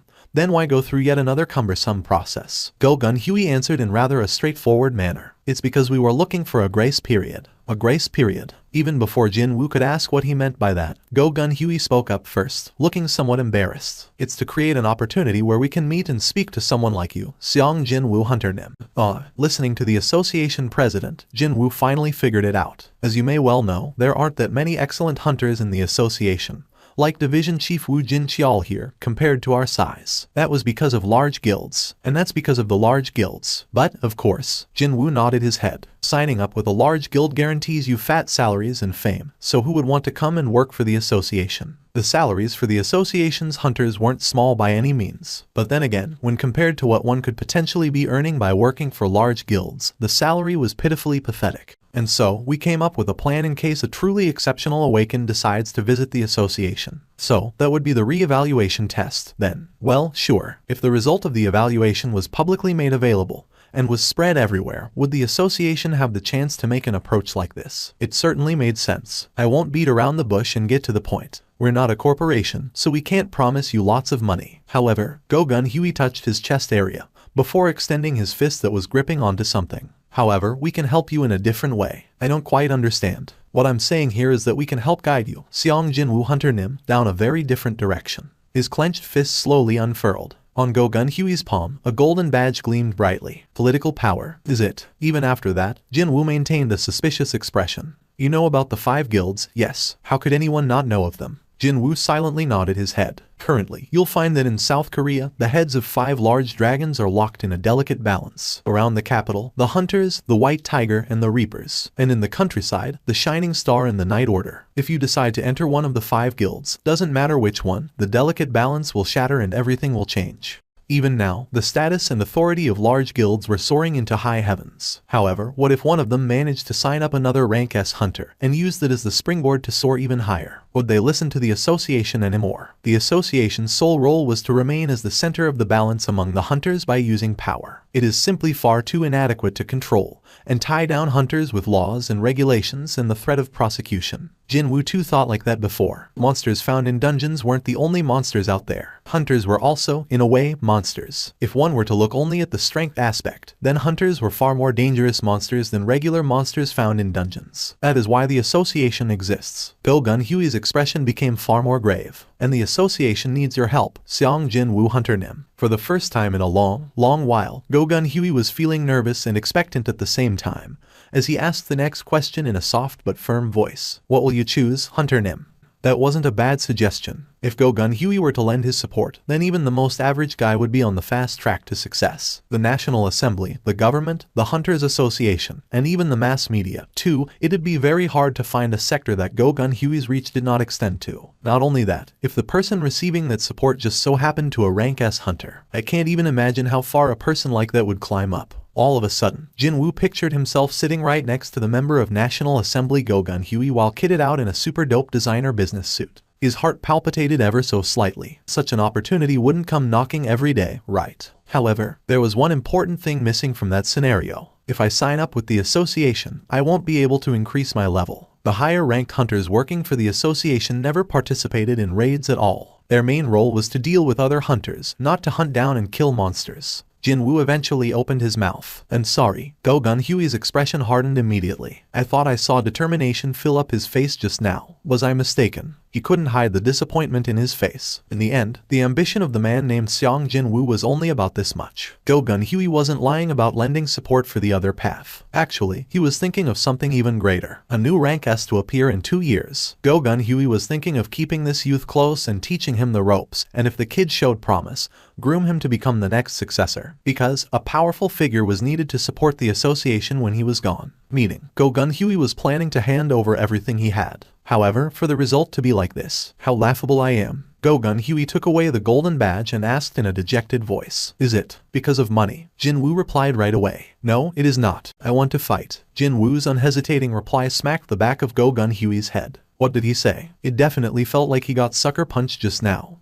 Did you mean that you want to fight against the monsters? That's correct. Jinwoo didn't bother with unnecessary explanations and spoke frankly. I want to enter gates and hunt down monsters. I believe the place I belong is inside dungeons. How can this be? Go Gun-hye's eyes widened. A man like him standing on top of many others knew whether someone was telling the truth or lying through their teeth simply from the light emitting from their eyes. The position he occupied could only be reached by possessing such a skill, after all. That was why Go Gun-hye knew it. Those eyes. He's being dead serious. Go Gun-hye's own eyes staring at Jinwoo did a 180. How long has it been since I felt this? By the time Go Gun-hye had awakened, his body was already too old. That was why, instead of fighting against monsters, he looked for other things he could do instead. By using the money he got from selling his company, he established the Korean Hunters Association, gathered hunters, and with his fame serving as the foundation, he marched straight into the National Assembly, and even had a hand in creating laws that governed hunters. However, there was this lingering regret in his heart that would never go away, even though he worked tirelessly all this time. If only I was younger by 10 years, I'd been. Go Gun-hye pressed his hand on his chest. His heart that threatened to quit at any time was pounding quickly, rather noticeably, now. My heart can still make a noise like this. The rhythmic beating of the heart felt good. On the other hand, Jinwoo was tilting his head. Isn't this strange? He refused the suggestion of Go Gun-hye, fully preparing himself to be at odds with the association in the process, yet the president seemed to be happy about something, instead. My younger sister is watching the house alone, so I should get going now. Thank you for your time. Go Gun-hye got up along with Jinwoo and pulled something out from his inner pocket. And, please take this. It was a business card. If you require my assistance, don't hesitate and give me a call. Go Gun-hye was smiling brightly. Phew. While letting out a sigh, Go Gun-hye plopped down on the chair. Are you all right, sir? What an enjoyable meeting this had been, a first in such a long while. Go Gun-hye sat there smiling for a long time, before turning to his paw and handed out an order. Clear the schedule for the rest of the day. But, sir, the meeting with the ministers. Cancel them all. Go Gun-hye chuckled to himself. I do not wish to waste this good feeling on those small-minded idiots. He wished to retain this lingering feel-good attitude for today, at least. How about having a drink with me today? At this quite unexpected suggestion, Woo Jin-cheol could only form an awkward smile. I'm not very good with holding my liquor, sir. Will that be fine with you? I didn't take you for a person like that. Go Gun-hye playfully clicked his tongue. Haven't you heard of the old saying about the cup size of a man's drink determining the extent of the world he can make his own? My apologies, sir. Woo Jin-cheol's face reddened in embarrassment and scratched the back of his head. Go Gun-hye's gaze shifted towards the end of the corridor that Jinwoo had disappeared to. Hunter Sung Jinwoo. How well would he be able to hold his liquor? Thinking that he'd like to find out someday, a thin smile formed on Go Gun-hye's lips. I came running because you said you'd buy me a meal, but it's just some measly pork belly. Are you looking down on the mighty pork belly now? This place is where my great memory of me and my Hyung Nim was created, you know. Yu Jin-ho and his deeply reddened face put the empty shot glass of alcohol down on the table and snorted out in drunkenness. Okay, so why did you bring me to this place of such a wonderful memory? Yu Soo-hyun formed a flabbergasted expression. She was getting ready to sleep, but then Yu Jin-ho called her out of the blue. Nuna, please console me. Please. Why Nuna all of a sudden? She found his tearful whimpering rather desperate and pitiful, so she hurriedly came out to meet him. But to think, the place he brought her to was a diner. It was only obvious for Yu Soo-hyun to be less than impressed by her current situation. when considering the fact that she grew up as a refined lady of a Keeball's family, and also from the fact that she was working as a top model nowadays. What's going on? Will you just speak up? Yoo Soo-hyun asked while pouring more soju in Yoo Jin-ho's empty shot glass. Look at this. This is the phone number of my dear Hyung-nim. Right? Still sounding tearful, Yoo Jin-ho pushed forward his smartphone. On the screen, one could see the lengthy list of calls, 1 successful call, and 4 failed attempts. Even then, the first one that got through was apparently cut short in the middle, too. Wait, did you call me out here because you couldn't reach someone you know on the phone? Nod.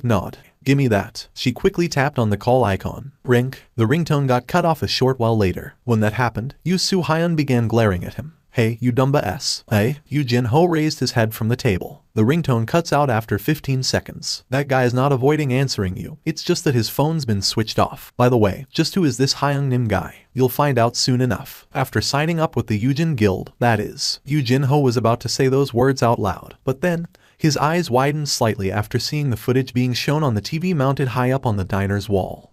Isn't that guy? Yoo Soo-hyun also turned her gaze towards the TV. Well, my filming schedule hasn't been cleared yet. We'll only know after my evaluation result comes out. The ticker tape on the bottom of the screen said that Ri Min-seong was planning to stop by the Hunters Association soon and take his rank assignment test. Wowzers. As expected of the star of the Korean wave, Ri Min-seong. Look at the number of reporters there. Aren't those guys from the Chinese media? How can that guy lie so boldly in front of so many people?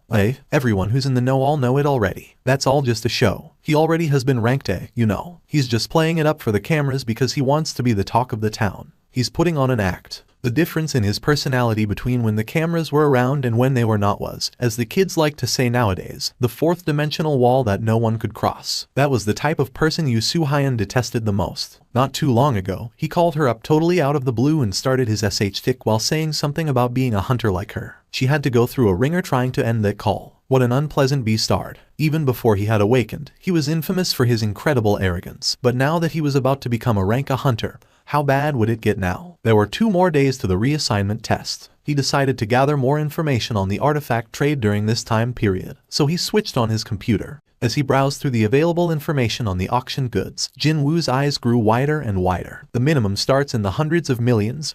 Was that all? Items that looked okay to his eyes commanded an average of several dozen billion. Then again, to hunters, good equipment was like their lifeline. There was no need to even mention the obvious fact that using better, more expensive equipment made you safer. Most hunters made quite a bit of coin, and when given the chance to buy tools that would allow them to hunt faster and safer, was there a reason for them to hold back with their money? Jinwoo could understand it. Indeed, he could, but that didn't change the fact that he was taken greatly by surprise. Seeing the pricing of various artifacts, he was getting more nervous by the minute.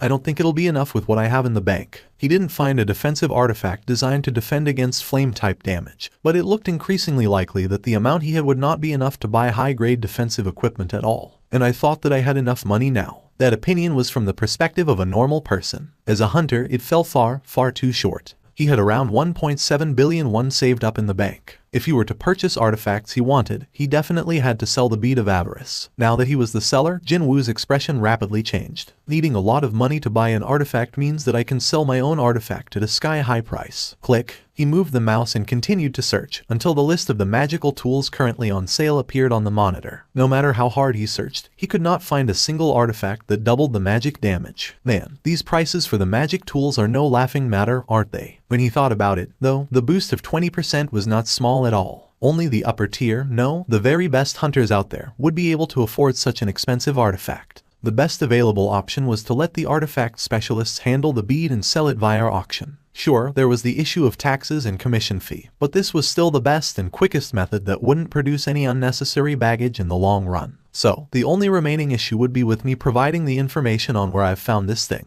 A ranky hunter showing up with a crazy artifact that shouldn't even exist in the first place. Would anyone quietly accept that? That is why I need my new license. The new hunter license with rank S nicely printed on it. He took the reassignment test solely for that license, and the result was a resounding success. If he went by what the association president Go Gun-Huey had said, he'd be able to get his hands on that license in 2 days' time without an issue. Jinwoo leaned against the back of the chair. 2 days. It was a bit too short to do anything substantial, and maybe a bit too long to do nothing but lounge around at home. Should I just take a look anyway? Feeling half interested, Jinwoo moved the mouse cursor to the recruitment notice board in the hunter forums. You're a Ranky. Yes, you've never done anything like this before. No, never. Well, your speciality is, I'm a close-quarter combat type. Well, at least that's a relief. The foreman wearing a hard hat swept his gaze up and down over Jinwoo. For a Ranky, he's got a pretty impressive physique, doesn't he? His eyes look okay, too. Jinwoo patiently waited for the answer from the foreman. The foreman returned Jinwoo's hunter license and smiled jovially. Hahaha, there are quite a few people similar to you here, Mr. Jinwoo. Don't be too nervous and let's get along well.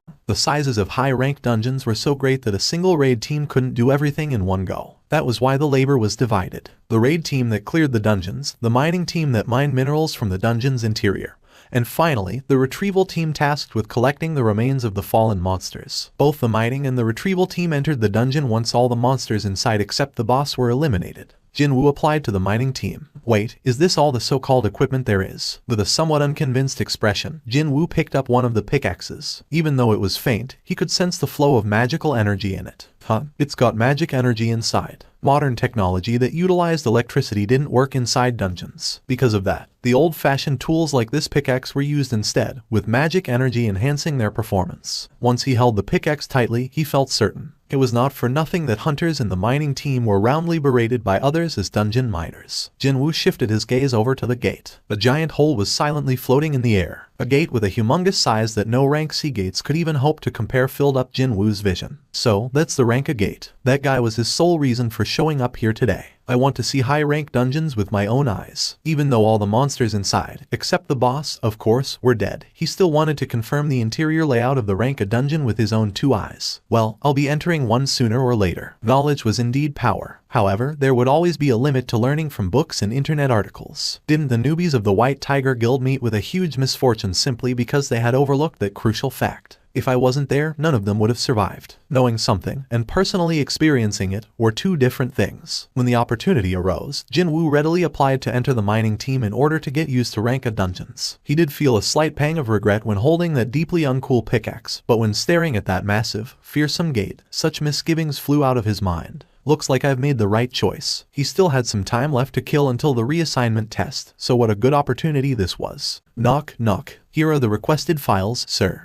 As soon as opening the file Wu Jinqiao handed over, a familiar youth's face could be seen. It was none other than Sung Jinwoo. The Jinwoo in the identity photo looked immature and the atmosphere exuded seemed quite different compared to now.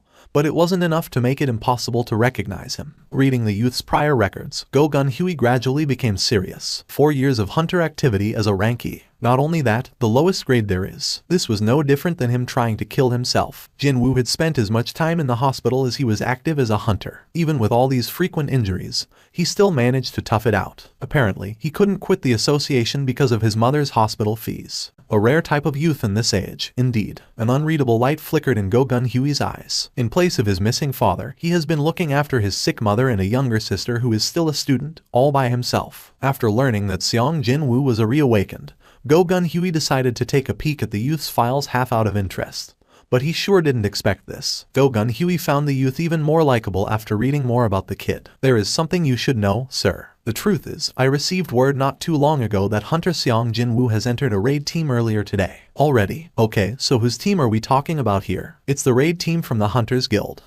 Hunters, is it? Sung Jinwoo had chosen the Hunters. Not only that, in one day, too. Go Gun Huey's expression hardened. Could he have been just all talk, and he got tempted by the massive contract signing fee of the Hunters? If so, what a disappointing turn of events this was. Well, he was feeling genuinely moved for the first time in a long while after meeting a hunter worthy of that job title. However, when thinking back to the attitude the youth carried from yesterday's meeting, as well as the information Go Gun Huey had read just now, Sung Jinwoo definitely did not look like someone who'd change his mind with a flip of his hand. There must be some other reason, such as, for sure, if he wished to combat truly powerful monsters, then the Hunters Guild should suit him the best. Go Gun Huey was ready to accept this explanation. Too bad, because Wu Jinqiao quickly tackled him off that thought process. It doesn't sound like that's the case, sir. Have you heard of something? It has been confirmed that Hunter Sung Jinwoo didn't join with the main raid team, but actually with the mining team instead. Sir, Go Gun Huey shot up from his chair. What did you say? A rank S hunter applied to become a miner. His voice accurately conveyed his disbelief. In all honesty, Wu Jinqiao reacted the same back then. That was why he confirmed it several times to make sure, but the result didn't change no matter what. That's why I hesitated about telling him about this matter. Just what was Sung Jinwoo thinking? Cold sweat trickled down Wu Jinqiao's face as he spoke. Yes, sir. He has indeed done so. Go Gun Huey plopped down on the chair and began chuckling in helplessness. What a hard-to-understand young man he is. Suddenly, the front of the gate became rather noisy. The raid team has come out. Looks like they are finally finished. The tired expressions of the hunters in the mining team,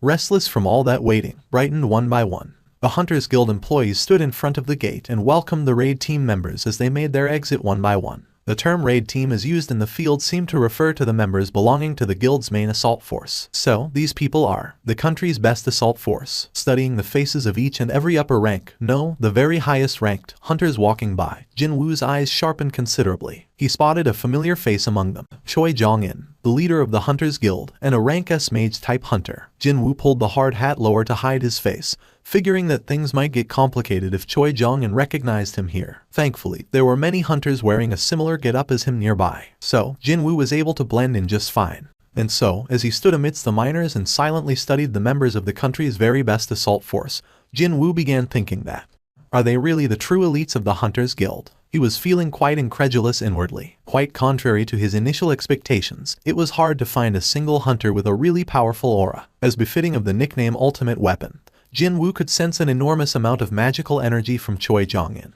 But besides that guy, not one was worthy of mention. But, then, no one told him to do so, and there was no sound attracting him, yet Jinwoo's head instinctively swiveled back towards the gate. And then, he gasped out in surprise. How can this be? There was a woman with a short hairstyle relaxedly walking out from the gate. The very first things that caught his attention on her makeup-less face were a pair of large and clear eyes. Next up, her clean and pale skin, as well as her smoothly flowing neckline, also managed to attract his gaze. If there were 100 men, 99 of them would unhesitatingly praise her looks and call it beautiful. However, besides all that, what attracted Jinwoo's attention the most was not her looks but what was inside her. The power that was hidden inside her. From that expressionless woman, an incredible amount of magic energy was leaking out non-stop. At a bare minimum, she's on the same level as Choi Jong-in. Or maybe, even more than that. She possessed an aura that easily overwhelmed her surroundings. By the time his shock wore off and cold reasoning succeeded in driving his emotions out of his head, Jinwoo recalled this woman's name. She must be the only female rank S, Cha Hyun, the top-ranked hunter who formed, along with Choi Jong-in, one of the core pillars of the Hunters Guild. I can't think of anyone else. Just how many women possessing such an aura existed in South Korea. Compared to her rarity though, Cha Hyun's face wasn't all that well known. It was because she didn't enjoy being exposed to the cameras. And that was also why Jinwoo saw Cha Hyun's face for the first time today as well. Wait, her face doesn't even look weird like in some rumors, so how come she hates being in front of a camera? Indeed, pretty much all ladies in their early 20s love taking photos. Sure, all those happen to be selfies, but still, perhaps his stare was too direct. Cha Hyun's own gaze began shifting in Jinwoo's direction.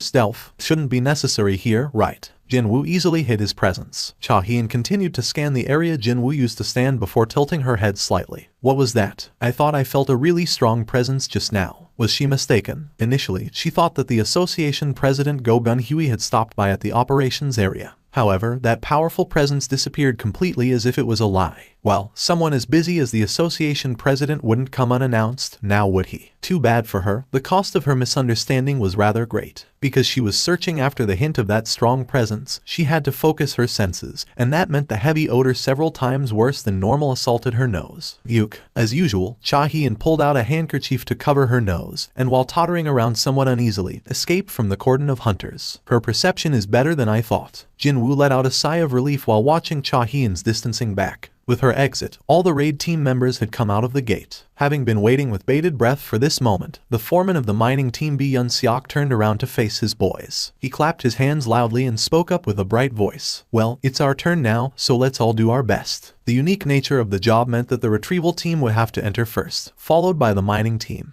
Jinwoo stood in front of the gate. There's a breeze inside this dungeon. Jinwoo raised his head. As soon as stepping inside, he sensed an ominous wind blowing in from the deepest part of the cave-like dungeon. Suddenly, he felt a chill run down his back. And at the same time, Jinwoo realized the identity of this mysterious wind. It's no normal wind, is it? No, this was a ripple caused by the magic energy. The powerful magic energy emitted by the boss of this rank A dungeon was physically touching Jinwoo's body. Considering that the rank S dungeons were incredibly hard to find, even in the entire world, the owner of this magic energy could very well be the highest leveled monster Jinwoo could realistically meet. It was then, a guy coming inside the dungeon bumped into Jinwoo's shoulder. Aye, come on, man. walk faster. A man named Lee Seong-gu frowned deeply, the words flying out of his mouth sounding sullen. The interior of the Ranka dungeon was huge. There was plenty of space to go around the person in front. However, Lee Seong-gu found this newbie who stood there unmoving not to his liking at all. So, he figured he'd embarrass the kid or something by bumping into his back. But, what the FCK is up with this guy? He's like a DMN concrete pillar. When he ran into the newbie's back, it was him who got bounced away instead. Lee Seong-gu flinched and took a step back. It was as if a dangerous light was emanating from Jinwoo's eyes just then. While being pressurized by an aura that robbed away his breaths, Lee Seong-gu began panicking greatly. Lee Seong-gu stuttered before managing to squeeze his voice out. Well, mistakes happen. His voice sounding unexpectedly meek now, Lee Seong-gu lowered his reddened face and hurriedly walked past Jinwoo. Only after distancing himself far away from the newbie did Lee Seong-gu find some leeway to pat his pounding chest. What the hell was up with those eyes, man? And why was he smiling so creepily like that? The retrieval team that had entered one step earlier than the mining team was already in the middle of their operation. And that would be to drag a corpse of a huge monster outside using the ropes tightly tied around it. 1, 2, 1, 2. The physical strength of the close-quarter combat type hunters was excellent to begin with, so they didn't require help from specialized tools to smoothly carry out their work. Jinwoo imprinted every step of a high-rank dungeon's conquest into his brain. First of all, the raid team enters before everyone else and eliminates all the monsters found inside, with the exception of the boss. Afterwards, the retrieval team entered to drag out the monster remains, and finally, the mining team entered to extract various minerals embedded in the dungeon's walls. In order to maximize profit, none of these steps could be omitted. Both the mana stones and magic crystals were a given, but the high-ranked monster's body could be utilized in various ways as well, and thus was worth a lot of money. Bones, hides, flesh, etc. Not one part of a high-ranked monster is useless, and that was one of the differences between monsters found in low-ranked dungeons and those from the high-ranked ones. After sweeping away every single thing worth money from a dungeon, they killed the boss and closed the gate. Only after going through all 4 stages of this process could one declare that the high-ranked dungeon was perfectly conquered. I heard that all the regular monsters have been killed off, but the boss is still alive, isn't it? That's right. Well, if the boss dies, the gate will close down, after all. His answer implied that, until the retrieval and mining operations were completed, the boss could not be hunted down. What if the boss comes out of the boss room? Well, such a case is almost non-existent, but, in that case, everyone remaining inside would be dead meat. Now that would be an obvious result. The raid team exiting from the dungeon would take an extended break until the boss raid. And quite obviously, the hunters in the mining team or the extraction team didn't possess enough power to fight against the boss of a ranked dungeon. However, the commonly accepted belief was that, before the dungeon break occurs, the boss would almost always remain inside the boss room. Perhaps that was why there was no trace of fear on the foreman's expression. But, such a horrifying monster is not too far from us. You aren't even remotely scared. Not at all. The foreman B sounded confident. In the last 3 years I worked for the Hunters Guild. Not once was there an incident similar to that. So, you can rest easy, Mr. Seong. Jinwoo stared at the grinning foreman B lightly tapping him on the shoulder, and couldn't help but find it rather envious. Ignorance is a blessing, isn't it? The ripples of magic energy coming from the boss were powerful enough to shake his body even when standing still. It looked like only Jinwoo could pick up on the boss's aura in this place. Oh, so it starts from here. The foreman B discovered mana stones on the cave walls and smiled brightly. The experienced miners began occupying their natural spots in front of the stones even though no one directed them to do so. They put down their gear and hefted the pickaxes up. Jinwoo too stood towards the end of the cavern wall filled with mana stones. So, am I supposed to just strike down? He grew worried that, were he to use his real strength and strike down, both the mana stones and the pickaxe might shatter into tiny little pieces. He was able to take in the sight of Mok Jin-soo, the supposed veteran of the mining team as referred to by the foreman B. Wow, now that was some skill worthy of the veteran label. Jinwoo observed and learned Mok Jin-soo's postures and breathing patterns, as well as the movements of muscles. And soon, Mok Jin-soo's economical but effective movements were being replayed countless times in Jinwoo's head. I think I get it now. Indeed, he thought he understood it, more or less. Jinwoo lifted his pickaxe up. It was as if he was the mirror image of Mok Jin-soo. Swish, crack, swish, crack. Even if their movements were similar, Jinwoo's strength was on a completely another level from Mok Jin-soo's. Whenever Jinwoo struck the cave walls, larger, more intact mana stones tumbled down in droves.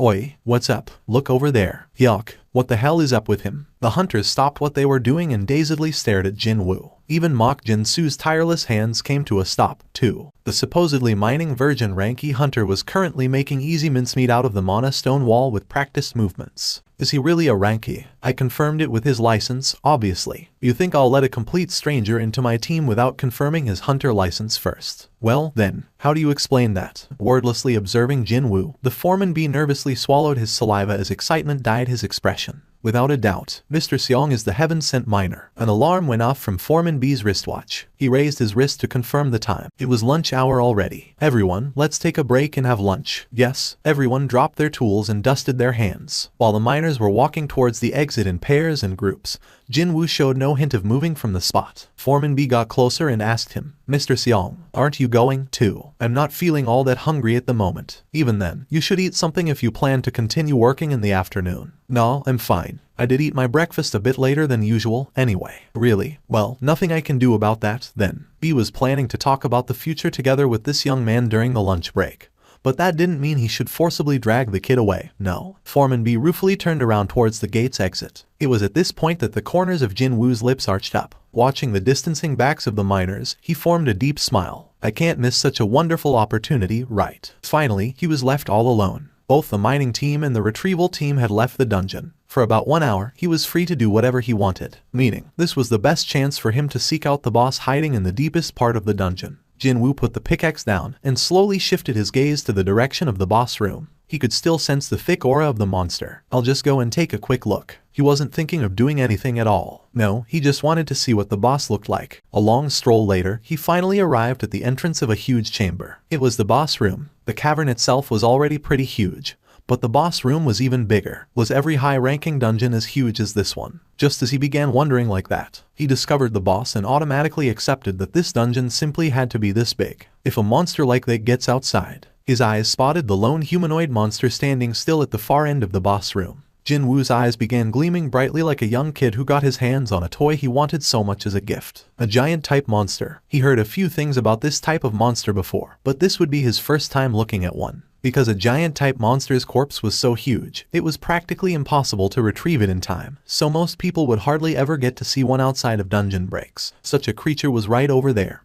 and that was causing his heart to palpitate faster and faster. That thing's really strong. The hair on his body was standing up. But, for some reason, he didn't think for once that hunting that thing down was impossible for him. The current me can. He'd be more than enough. The moment he thought like this, he reflexively swallowed his saliva. Gulp. Just how much experience points would he earn by hunting that guy down? Even though he was telling himself he shouldn't, both the Baruka's dagger and the Night Killer were summoned into his hands already. More importantly, his expression wasn't of someone stuck in a dilemma, wondering whether he should do something or not. Should I just go ahead and do this thing? A soft but excited grin formed on his lips. However, while Jinwoo stood there deliberating with a smile on his face, a certain woman's incredibly sharp voice flew at him from his behind. What do you think you're doing? Right then, Jinwoo felt his heart crash down to the pit of his stomach. When did she? He was paying too much attention to the boss and failed to notice that someone had come closer. I'm busted. Jinwoo could only smack his lips in regret. However, with an eyewitness around, it was no longer possible to stare avariciously at the boss. The Hunters Guild had purchased the raid permit for his particular dungeon, so naturally, the boss of this place was also a part of their investment.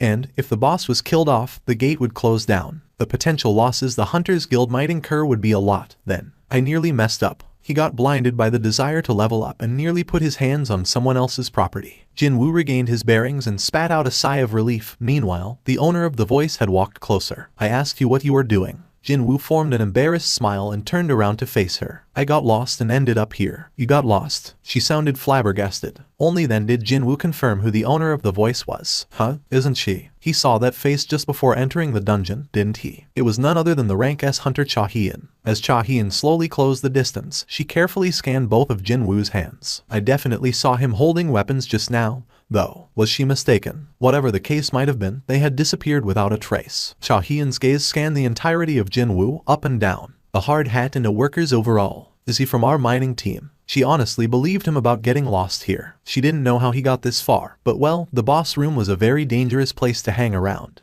Discovering the reason was secondary. For now, Cha Hyun figured that the priority should be on helping this man to leave this place. That chamber is where the boss is. Cha Hyun covered her nose with her handkerchief as usual and stood before Jinwoo. Please exit from the dungeon as soon as possible. If you manage to attract its aggro, people inside this dungeon could all die. I'm sorry. It seemed that his acting worked. Jinwoo formed a satisfied expression and walked past Cha Hyun. It was then. Cha Hyun's head snapped towards Jinwoo. Something impossible just happened. Cha Hyun's eyes opened wide, and even before she realized it, she was calling out to him. Excuse me. Wait. Yes? Can you take a look at me for a sec? What's gotten into her? And they said that thieves knew what they did wrong. Jinwoo was not looking forward to Cha Hyun coming in close to him. Too bad. She was already standing right in front of his nose. What's the matter? He asked with a troubled look on his face, but she didn't answer and simply proceeded to lightly breathe in the air near him. She had already put away the handkerchief covering her nose. What's going on here? Jinwoo failed to understand why she was doing this. Wait, why is she suddenly smelling me?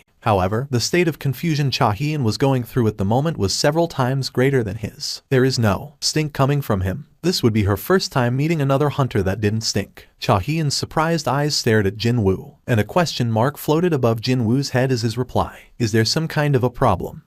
Are you a hunter for real? Was there a need for words here? Jinwoo pushed forward the hunter license hanging on his neck. Cha Hyun took the license and her gaze quickly alternated between Jinwoo's face and the ID photo. Rank E. Sung Jinwoo. Was this because his rank was too low? She could not pick up any type of smell coming from this man named Jinwoo. No, wait. Actually, a pleasant odor was gently wafting out of him instead. Jinwoo sneakily extracted his license out of Cha Hyun's hand. Can I go now? Well, Cha Hyun did call out to Jinwoo, but then realized that she had nothing else to say nor had a reason to keep him here. It's nothing. Please be careful on your way out. This dungeon is rather large, you see. Of course. Jinwoo lightly nodded his head and turned towards the location of the mining operation. His back soon disappeared around the corner of the cavern. However, Cha Hyun's lingering gaze didn't shift away from the path Jinwoo had walked down on. He smelled really nice. Hunters of the mining team were returning to the mining operations area one by one after finishing their lunch. Foreman B was walking with a toothpick stuck in between his teeth. Once he saw Jinwoo appearing from the deeper parts of the dungeon, though, he flinched greatly in shock. Mr. Seong, why are you coming from there? I got lost while searching for the bathroom, actually. How did you find your way back to here? I ran into Cha Hyun Hunter Nim on my way back, so. Cha Hunter Nim was it. She's probably gone to stand guard by the boss room just in case the boss decides to take a stroll. That lady also worries a lot, maybe as much as you, Mr. Seong. Foreman B guffawed vigorously. It seemed that Jinwoo being worried about the boss not too long ago had left a deep impression in his mind. Jinwoo could only smile wryly. The foreman can laugh like this only because he has no idea how terrifying the boss actually is. This was the difference between the hunters doing these sorts of jobs and the hunters working in the assault team. Cha Hyun understood very well how dangerous and scary an existence the monsters could be, so she was just being meticulous in those areas that no one else was paying much attention to. I didn't know there was such a side to her, what with that expressionless face of hers and all. If the boss decided to come out of the boss room, the assault team wouldn't be the ones in danger. No, it would be the workers doing their job, as the raid team would be taking a break outside the dungeon. And she was sacrificing the allure of sweet rest to stand guard in front of the boss room, just for the sake of total strangers. She's an amazing woman. That was Jinwoo's honest impression of Cha Hyun. It was at this point that he suddenly recalled her odd habit. Why was she covering her nose with a handkerchief? Thinking back, she never let go of the handkerchief, not even once, except for their meeting a few moments ago. Hunter Cha can supposedly smell a kind of body odor coming from other hunters, and I hear she finds them pretty horrible. She can smell other hunters. I heard something or other about her special constitutions and stuff. Her special constitutions, he said. Jinwoo also possessed something similar to that, his excellent sense of hearing. Even from his early years, his hearing could be considered better than average, but once he awakened, it developed even further. I heard that she finds it really hard to breathe near other hunters because of the stink. Was that why? Asking me if I was a hunter. Was it because, unlike other hunters, he didn't smell at all? Back in the Red Gate, the leader of the White Phantom said something similar. Every one of us can hear a certain voice repeating itself in our heads. It tells us to kill humans. However, I can't hear that voice when I'm looking at you. Wasn't this a bit similar in context with what that creature told him? He didn't have the hunter-specific stink, and they couldn't hear the voice telling them to kill him. Because I'm a player, a unique existence who had received the advantages of the system. Just what was this player? The question of his own identity rose up in Jinwoo's head, but he shook his head eventually. This isn't a problem I can figure out now, anyway. Nice work, Mr. Seong. You are really good, you know. After seeing all those mana stones tumbling down, I thought we somehow got ourselves on an excavator or something. Hunters surrounding Jinwoo began praising him one by one. The cold, indifferent eyes before entering the gate were nowhere to be seen now. Jinwoo was also feeling rather pleased with himself. This experience of being a dungeon miner proved to be surprisingly educational, and he also got to achieve the purpose of coming to this rank a dungeon as well. Well, this is a story best told after knocking back a few cold ones, but he hurriedly changed his tactic. I've met quite a few people while doing this job for many years now. Okay, but it's my first time meeting someone like you. You have a natural-born talent to become a miner. I'd normally not say something like this, but don't you want to come and work for me full-time? I will definitely not treat you poorly, you see. This young man named Sung Jinwoo, even though today was his first day as a miner, he managed to outperform the veterans by 3-4 times the amount. If he couldn't hold on to such outstanding talent, wouldn't he be a failure of a foreman? He was even thinking of discussing the matter with the person in charge and have Jinwoo's wages paid separately from others. That was how badly he wanted to reel in this young man. Too bad, Jinwoo remained resolute. Thank you for your kind words, but actually, I'm getting ready for something else at the moment. What about tomorrow, then? Can you come to work tomorrow as well? Tomorrow? Actually, he didn't have anything else planned for tomorrow. The re-evaluation was scheduled for the day after, too. Still, was there a reason for him to take another mining job now? He already got to learn the process of the dungeon conquest, and he even got to witness the rank of boss, too. However, wait a minute. Just as he was opening his mouth to voice his refusal, a new question quickly entered Jinwoo's mind. Does that mean Hunter's Guild will go on another raid tomorrow? That's right, and that one's also a rank A. But is that even possible? They finished the raid today. Normally, a raid team would take about a week off after finishing up a raid, and this raid only started from yesterday afternoon, which meant the elites of the Hunters Guild were raiding this dungeon for 2 days in a row, yesterday and today. And by the time they kill the boss after the retrieval operations finally end, it'd be the early dawn. Naturally, Jinwoo couldn't understand how there would be another raid tomorrow. When Jinwoo displayed a hint of interest, Foreman B also got more enthusiastic. You see, Assault Team B will be stepping forward tomorrow, not Team A. Assault Team B. Could it be that they were thinking of clearing a rank a dungeon with a backup team? And this is precisely the power of the Hunters Guild, you see. I mean, we are probably the only guild in entire South Korea who can conquer rank a dungeons with 2 different teams. Foreman B sounded quite proud, then. From Jinwoo's declaration that he'd come tomorrow, Foreman B felt like he had gained a powerful, trustworthy ally, and he was filled up with lots of confidence. Mr. Seong, you made the right choice. Foreman B's mustache quivered as he formed a blindingly brilliant smile. And then, to make sure that Jinwoo's mind wouldn't change overnight, he even came up with an unprecedented offer, too. I'll have a good chat with the person in charge, and make sure that you get double the normal daily wages tomorrow. Will that be okay? Of course. You think I won't be able to do that much for you, Mr. Seong? Foreman B confidently pounded on his chest. Late at night, Cha Hyun was tossing and turning in her bed. Why is he different from others? Occupied by various thoughts regarding the man she met back in the boss room, she couldn't fall asleep at all. After awakening her abilities roughly 2 years ago, she ran into many hunters, but there had never been an exception. Whenever she approached hunters, or to be more specific, the awakened, a deeply unpleasant stink assaulted her nose. At first, she thought she was sick, so she went to see various doctors. However, she made no progress in that regard. One of the doctors she went to see cautiously told her of his hypothesis. Could it be possible that you, Cha Hunter Nim, can sense others' magic energy through your olfactory senses? That guess certainly held some merit. The stink would get worse the higher the rank of a hunter was. And sure enough, the lower the rank, the more tolerable the stink was, too. Of course, regular people didn't emit any stink whatsoever. However, this is the first time meeting someone with a pleasant smell. Recalling the events of earlier, her heart began beating a bit faster. She became quite curious who that man could be. She then ended up calling the phone number of Jo Myung-kai, the manager of the recruitment department. She didn't even mean to do that, though. What's going on? Cha Hunter Nim, did something happen at this late hour? It was already well past 1 a.m. by the time she called him. He wouldn't have answered the phone if it wasn't from South Korea's sole female rank S hunter, who also happened to be the vice chairman of the Hunters Guild. She couldn't help but think that she made a mistake after hearing the still sleepy voice of Jo Myung-kai.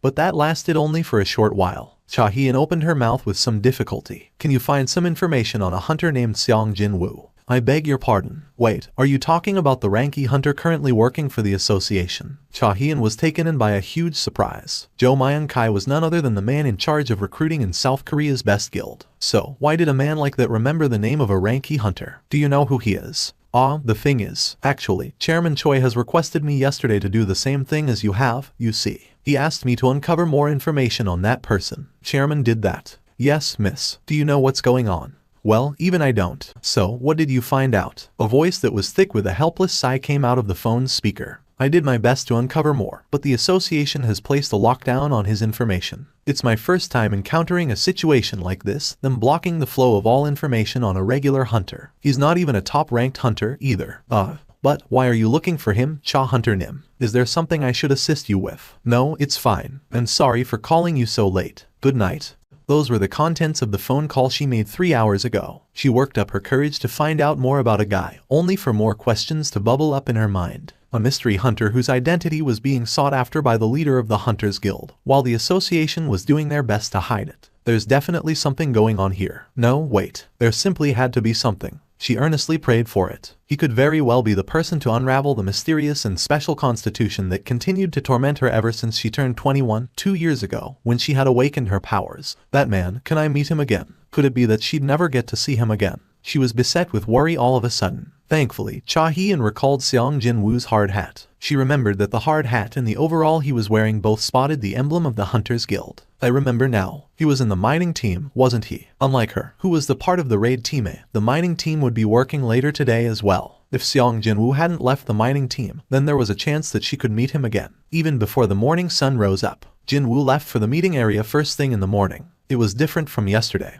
when he had some leeway, as he only joined the crew during the middle of the raid. Maybe I shouldn't have worried. He was worried about whether he was too early or not, but... Hey, Mr. Seong. Foreman B. Yun Seok greeted him first. Hey, it's Mr. Seong. Hey, man. This is a bit awkward. Jinwoo had been subjected to poor treatment ever since becoming a ranky hunter, so when he received such a warm welcome, he couldn't help be dazed somewhat. Still, he didn't feel bad about their honest reactions. Excuse me, Foreman B. Foreman B flinched and shuddered grandly from the voice suddenly coming from his side. Moving around without revealing one's presence was clear evidence of one's excellent skills. And as expected, the one Foreman B's resentful gaze was directed towards the leader of today's raid team, Son Kai-hoon. The thing is, our team's porter decided to not show up today. Looks like I'll have to borrow someone from the mining team. Eh? Foreman B's eyes went round in surprise. But why from my team? When you got the retrieval team with lots of strong people who can carry luggage better than us. As if he was waiting for that reply, the foreman of the retrieval team flew off his handle. My boys had to work overtime for 3 more hours just to finish our operation. They even missed dinner, too. But now, you want to use them as a porter, too. The reason why the retrieval team had to put in overtime while missing supper, because the mining team had finished their operation far too early. Well, it's true that we finished our operation, which should have normally ended around 7 in the evening,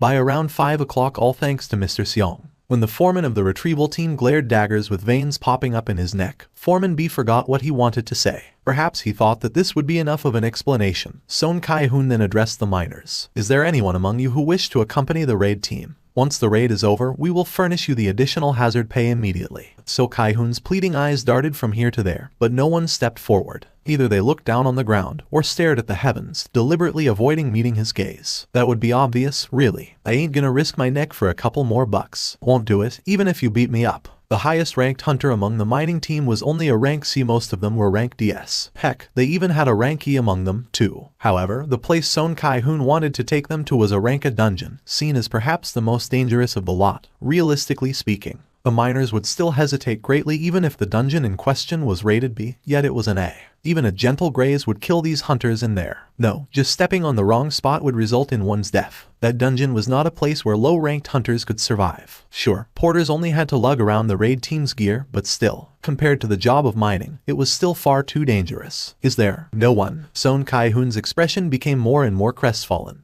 Who knew how much more time and effort he needed to waste in order to find another porter? Probably the whole morning, or even till the afternoon. Or, if he was really unlucky, then the entire day might go down the drain. This is going to be big trouble. It was at this point when his eyes met with a certain young hunter's. Unlike other hunters, this guy was staring right back at him. It was, of course, Jinwoo.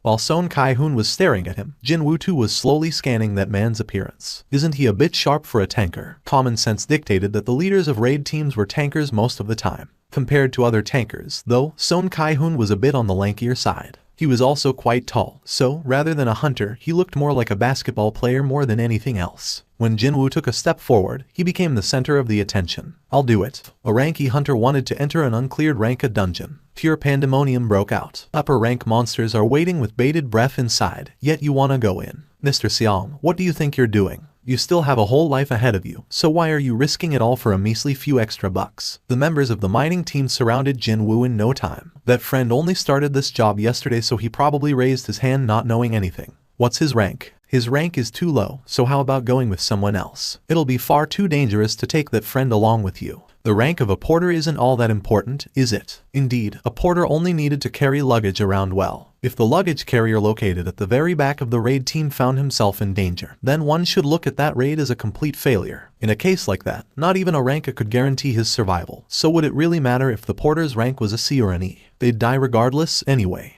I'm taking him. Isn't it heavy? Sung Ji-hoon asked the question, and Jinwoo simply shook his head. No, it's fine. The large bag being carried on Jinwoo's back was filled to the brim with extra sets of clothing, weapons, and defensive equipment, etc. For the raid team, its volume was quite considerable, but honestly speaking, he didn't find it heavy at all. All thanks to his strength stat, of course. Doesn't look like he's straining himself. After studying Jinwoo's expression for a bit, Sung Ji-hoon turned towards the gate. A giant gate, as big as the one from yesterday, silently floated in the air. Wait, maybe this one's a little bit bigger. Even then, the detected amount of magic energy was supposedly less than yesterday's gate. The raid difficulty was judged by the emitted magic energy and not the size of the gate. That was probably the main reason why the B team was tasked with clearing this particular dungeon. The leaking magic energy is incomparably smaller than yesterday. Jinwoo could tell by standing in front of the gate. The result of the association's measurement didn't seem to be wrong. But then, what was this? Just like back when he was standing before the red gate, a certain creeping sense of ill omen was dawning on him. I hope it's nothing. Meanwhile, Sung Ji-hoon gave out his order. Let's go inside. The raid team waiting in front of the gate began moving once more with that order. Hunters entered the dungeon one by one. Jinwoo stopped staring at the gate and followed them in. The interior of the dungeon was rather plain. Jinwoo had been tense after picking up on that odd feeling. But he let off a sigh of relief after seeing the passage that was noticeably smaller than yesterday's dungeon. Phew, thankfully, he wasn't forcibly transported to another world. The thing was, though, the members of this team were plenty good enough to clear a red gate, were they to step into one. 11 rank as, and 6 rank BS. If it weren't the Hunters Guild but somebody else, these guys wouldn't have been assigned to a B team at all. Jinwoo smirked softly. I'm not here as a part of the raid team anyway. Let's not sweat over stuff like this. Yesterday and today. If you were being honest, he only came here to have fun. You don't have to be that nervous, you know. A female hunter, a healer, engaged him in conversation from his side. Was her age around the late 20s or so? Because his expression was stiff, it seemed that she just wanted to help alleviate some of his tension. You see, every single member present here, not just Ji-hoon Appa, the leader of the team, is a distinguished hunter. Except me, that is. The healer lady smiled refreshingly. From the word go, Jinwoo wasn't scared, but after seeing the female hunter's utterly relaxed face, he felt like a deflated balloon. Jinwoo grinned too, and nodded his head. Okay. The healer formed a content expression, evidently satisfied by her efforts. At the same time, the leader confirmed that there were no monsters near the entrance and gave the signal to advance. Let's move. It was then. Jinwoo's steps came to a halt. A beat later, the hunters of the raid team also sensed the change in the surroundings. They are coming. Even before Sung Ji-hoon finished giving his order, the hunters of the raid team got into their battle formation. It happened literally in the blink of an eye. Jinwoo was inwardly impressed by that. So, this is how the high-ranked hunters raid. They were definitely a world apart compared to the ragtag raid teams he was used to until now. Beasts, canines. Sung Ji-hoon's eyes narrowed to a slit. A group of monsters resembling hyenas was rushing towards the raid team. They were as big as a medium-sized car, too. Sung Ji-hoon tilted his head slightly. Dungeon jackals. He became sure of it once they got close enough. They were indeed dungeon jackals. Sung Ji-hoon had been standing with his shield covering his front.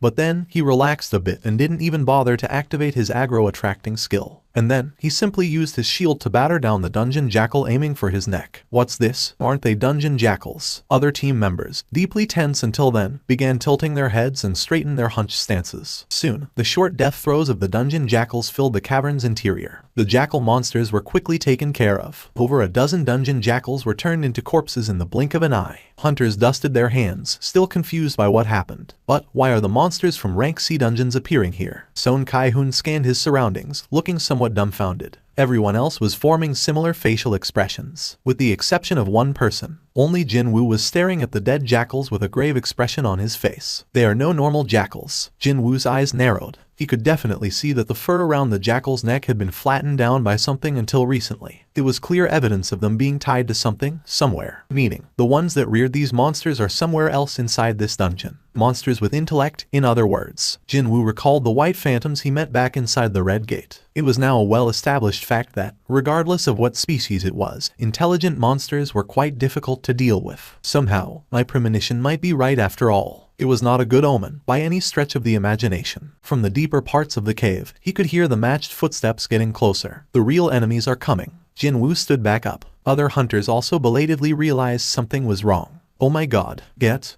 ready for battle. Sung Jinwoo forcibly squeezed his voice out. Finally, the real enemies revealed themselves from the darkness of the cave on the far side. The eyes of the hunters grew wide from shock. High orcs. What the hell? Why high orcs? Many well-trained high orc warriors now stood in rows before the hunters' eyes. Their number was 22. Not just any high orcs, but they were 22 high orc warriors, which meant they would be very difficult opponents to fight. Something's wrong. Someone muttered softly under his breath. To think, right after the attack of the low-ranked monsters, they now had to battle these high-ranked monsters famed to be the toughest even among the high ranks. The high orcs pointed their lengthy spears at the hunters. Looks like the momentum of the hunters and the high orcs are about even. Jinwoo quickly retreated to a corner so he could quietly observe the unfolding situation and find the right time to step forward. Towards the attacking high orcs, Sung Jinwoo activated his aggro skill. However, these orcs didn't really fall for his provocation. And soon, high orcs and melee-type hunters engaged in a bitter close-quarters battle. Blood splattered to everywhere and a scream reverberated out. Not too long after that, magic spells fired from the mage-type hunters slammed into the high orcs. The heads of the high orcs exploded after getting struck by the arrows of brilliant light. Unfortunately, there was no follow-up attack. The effects of magic spells were good, but there was the distinct disadvantage of the lengthy casting time. In a close-quarters battle, high orcs definitely held the upper hand. Heal, hurry. The wounded appeared pretty quickly, and healers were kept very busy. Healer Nim. The female healer was also kept very busy, running here and there non-stop. I'm coming. The female healer knelt down next to a heavily groaning hunter with a missing arm. She then quickly began chanting. And then, along with blinding light, the lost arm slowly grew back. That was the light of regeneration only the healers ranked or above could perform. Just as she concentrated on the injuries of her patient, a tall shadow suddenly loomed over her. The female healer raised her head. A high orc, previously assumed dead, was holding an axe while breathing heavily right beside her. The female healer's face was drained of all color. Then, unfortunately, there was no one who could save her nearby. When the orc raised its axe up high, the female healer chose to hug her patient and shield him instead. However, she couldn't feel any pain, no matter how long she waited. Each passing second felt like a minute or more. The female healer sheepishly raised her head up, and she got to witness a rather amazing sight. The orc was actually floating in the air, its entire body trembling quite noticeably. But what was happening here? The female healer's eyes opened even wider. But then, snap, the head of the high orc was literally ripped off of its body, and then even the part of its spine got dragged out as well. Now that was a display of terrifying power. Plop. While staring at the headless body of the high orc now on the ground, the female hunter formed a totally confused expression. Because the separated head of the high orc was still floating in the air, that was why. Blood got splashed on my clothes. Jinwoo frowned deeply and threw the head of the high orc. Currently, he was in stealth. Both the high orcs and the hunters couldn't sense his presence at all. Jinwoo had been sitting back quietly, waiting for a right chance to step forward, because he feared being accused of interfering in other people's raid. But then, he belatedly recalled that he had the stealth skill. Wouldn't he be able to do whatever he wanted without running into problems with that skill? The corners of Jinwoo's lips arched up. Dismantling these high orcs would be too easy at this rate. But if he did that, there was no meaning in hiding himself with stealth. Hunters around him, including Sung Jinwoo, were the elites of the Hunters Guild, often referred to as the best in South Korea. If these high orcs were ripped apart by some unseen force, then they would pretty soon figure out that stealth skill was involved here, as they weren't the same as the scatterbrained female healer. Well, it's not like there'll be trouble from getting discovered, but he was only a day away from the result of his reassignment test being made public, so he didn't want to raise any unnecessary fuss today if he could help it. That was why he was waiting for the raid to fail completely, but the losses to the hunters would be far too severe by then. For example, that female healer almost got killed just now. That was why. A certain light flickered in Jinwoo's eyes. So, choose only those that won't get me noticed. He decided to go with this type of method. First of all, that one. Jinwoo moved. He crouched, and the reverse grip dagger drew a line on the Achilles heel of a high orc. The high orc warrior roared out in pain as the back of its ankle was sliced open without a warning. That was only the beginning. as if he was dancing. His smooth, unbroken movements led him to stab the Baruka's dagger into the side of his first victim. He then pulled the dagger out and proceeded to cut open the back of the knee of another high orc. That was enough. Just like how the opening of the sluice gate caused a flood, Sung Kai-hoon seized upon the opening created by the high orc's fluster to start his counteroffensive. Sung Kai-hoon raised his head. The long sword held out in his hands was piercing through the heart of the high orc. Thud. Sung Kai-hoon clenched his fist. Yes, I can do this. Just as Sung Kai-hoon was crying out inwardly in elation while still cutting down the surrounding high orcs one by one, Jinwoo was making himself busy by going here and there. Whenever Jinwoo brushed past, wounds large and small appeared on the bodies of the high orcs. For some reason, it's easier to fight now. What's going on? Could we be winning against this many high orcs without a casualty? Even though members of the raid team were growing rather suspicious, hope and excitement were filling up their hearts at the same time. They were resolved to lose one or two of their own before they had entered the battle, but exceeding their own expectations. They were fighting quite well until now. Pow! A mace swung by one of the hunters cracked open the head of a high orc warrior. It was then Jinwoo got to hear a rather welcoming message. Oh, indeed, there was a reward for him going around and spending his energy. His level had actually gone up. It seemed that him not actually killing the enemy outright or wounding them critically still netted him some experience points. And I did kill 2 of them with my own hands, too. He then aided in killing more than 13. Unless he was earning no experience points whatsoever, his level rising up did make sense. Even more excited than before, Jinwoo's movement became a lot faster than before. Thanks to Jinwoo's timely and sneaky maneuvers, this battle was rapidly coming to a close. Fu. Jinwoo took a step back and stored his 2 daggers in his inventory. Just before everyone could revel in the sensation of victory, their leader Sung Kai-hoon confirmed the status of the injured first. Anyone hurt? Does anyone need healing? The truth was, there wouldn't be that many injured in a raid team with a high-ranking healer as one of the members. As long as that person was still breathing, any exterior wounds could be treated right away. So, Sung Kai-hoon wasn't asking about the conditions of the potential injured. No, he was actually asking if anyone had died in a roundabout way. When his gaze met the female healers, she shook her head. There were a few injured, but no deceased. And better yet, she had finished healing all of the injured just now. In that case, with that, ecstasy filled the faces of the members of the raid team. We won. We did it. Hunters hugged each other and celebrated. Jinwoo crossed his arms and with a gentle smile on his face, watched the jubilant hunters. Excuse me, Kai-hoon Oppa. Yeah, when you were fighting against the high orcs, the female healer cautiously described what she saw in minute detail. And that would be, the high orc suddenly floated up in the air and proceeded to rip its own head off before killing another orc with its severed head. She carried a dead serious face, too. Sung Kai-hoon was left utterly speechless. I'm telling you the truth. As the female healer and her reddened face protested the injustice of it all, Jinwoo could barely suppress his giggles. They basked in the aftermaths of victory for only a little bit longer. The hunters soon gathered around their leader Sung Kai-hoon one by one. Captain, will we continue on? Isn't this going to be too dangerous? We aren't even that far from the entrance, yet we ran into a whole bunch of high orcs already. How about a strategic retreat? Sung Kai-hoon cast his gaze over to the deeper part of the cave, his mouth closed tight. It won't be easy. Jinwoo could sympathize with Sung Kai-hoon a little bit here. While working for the Hunters Guild that boasted 2 rank S hunters in its ranks, today's raid might be the one and only time Sung Kai-hoon would get to lead a raid team.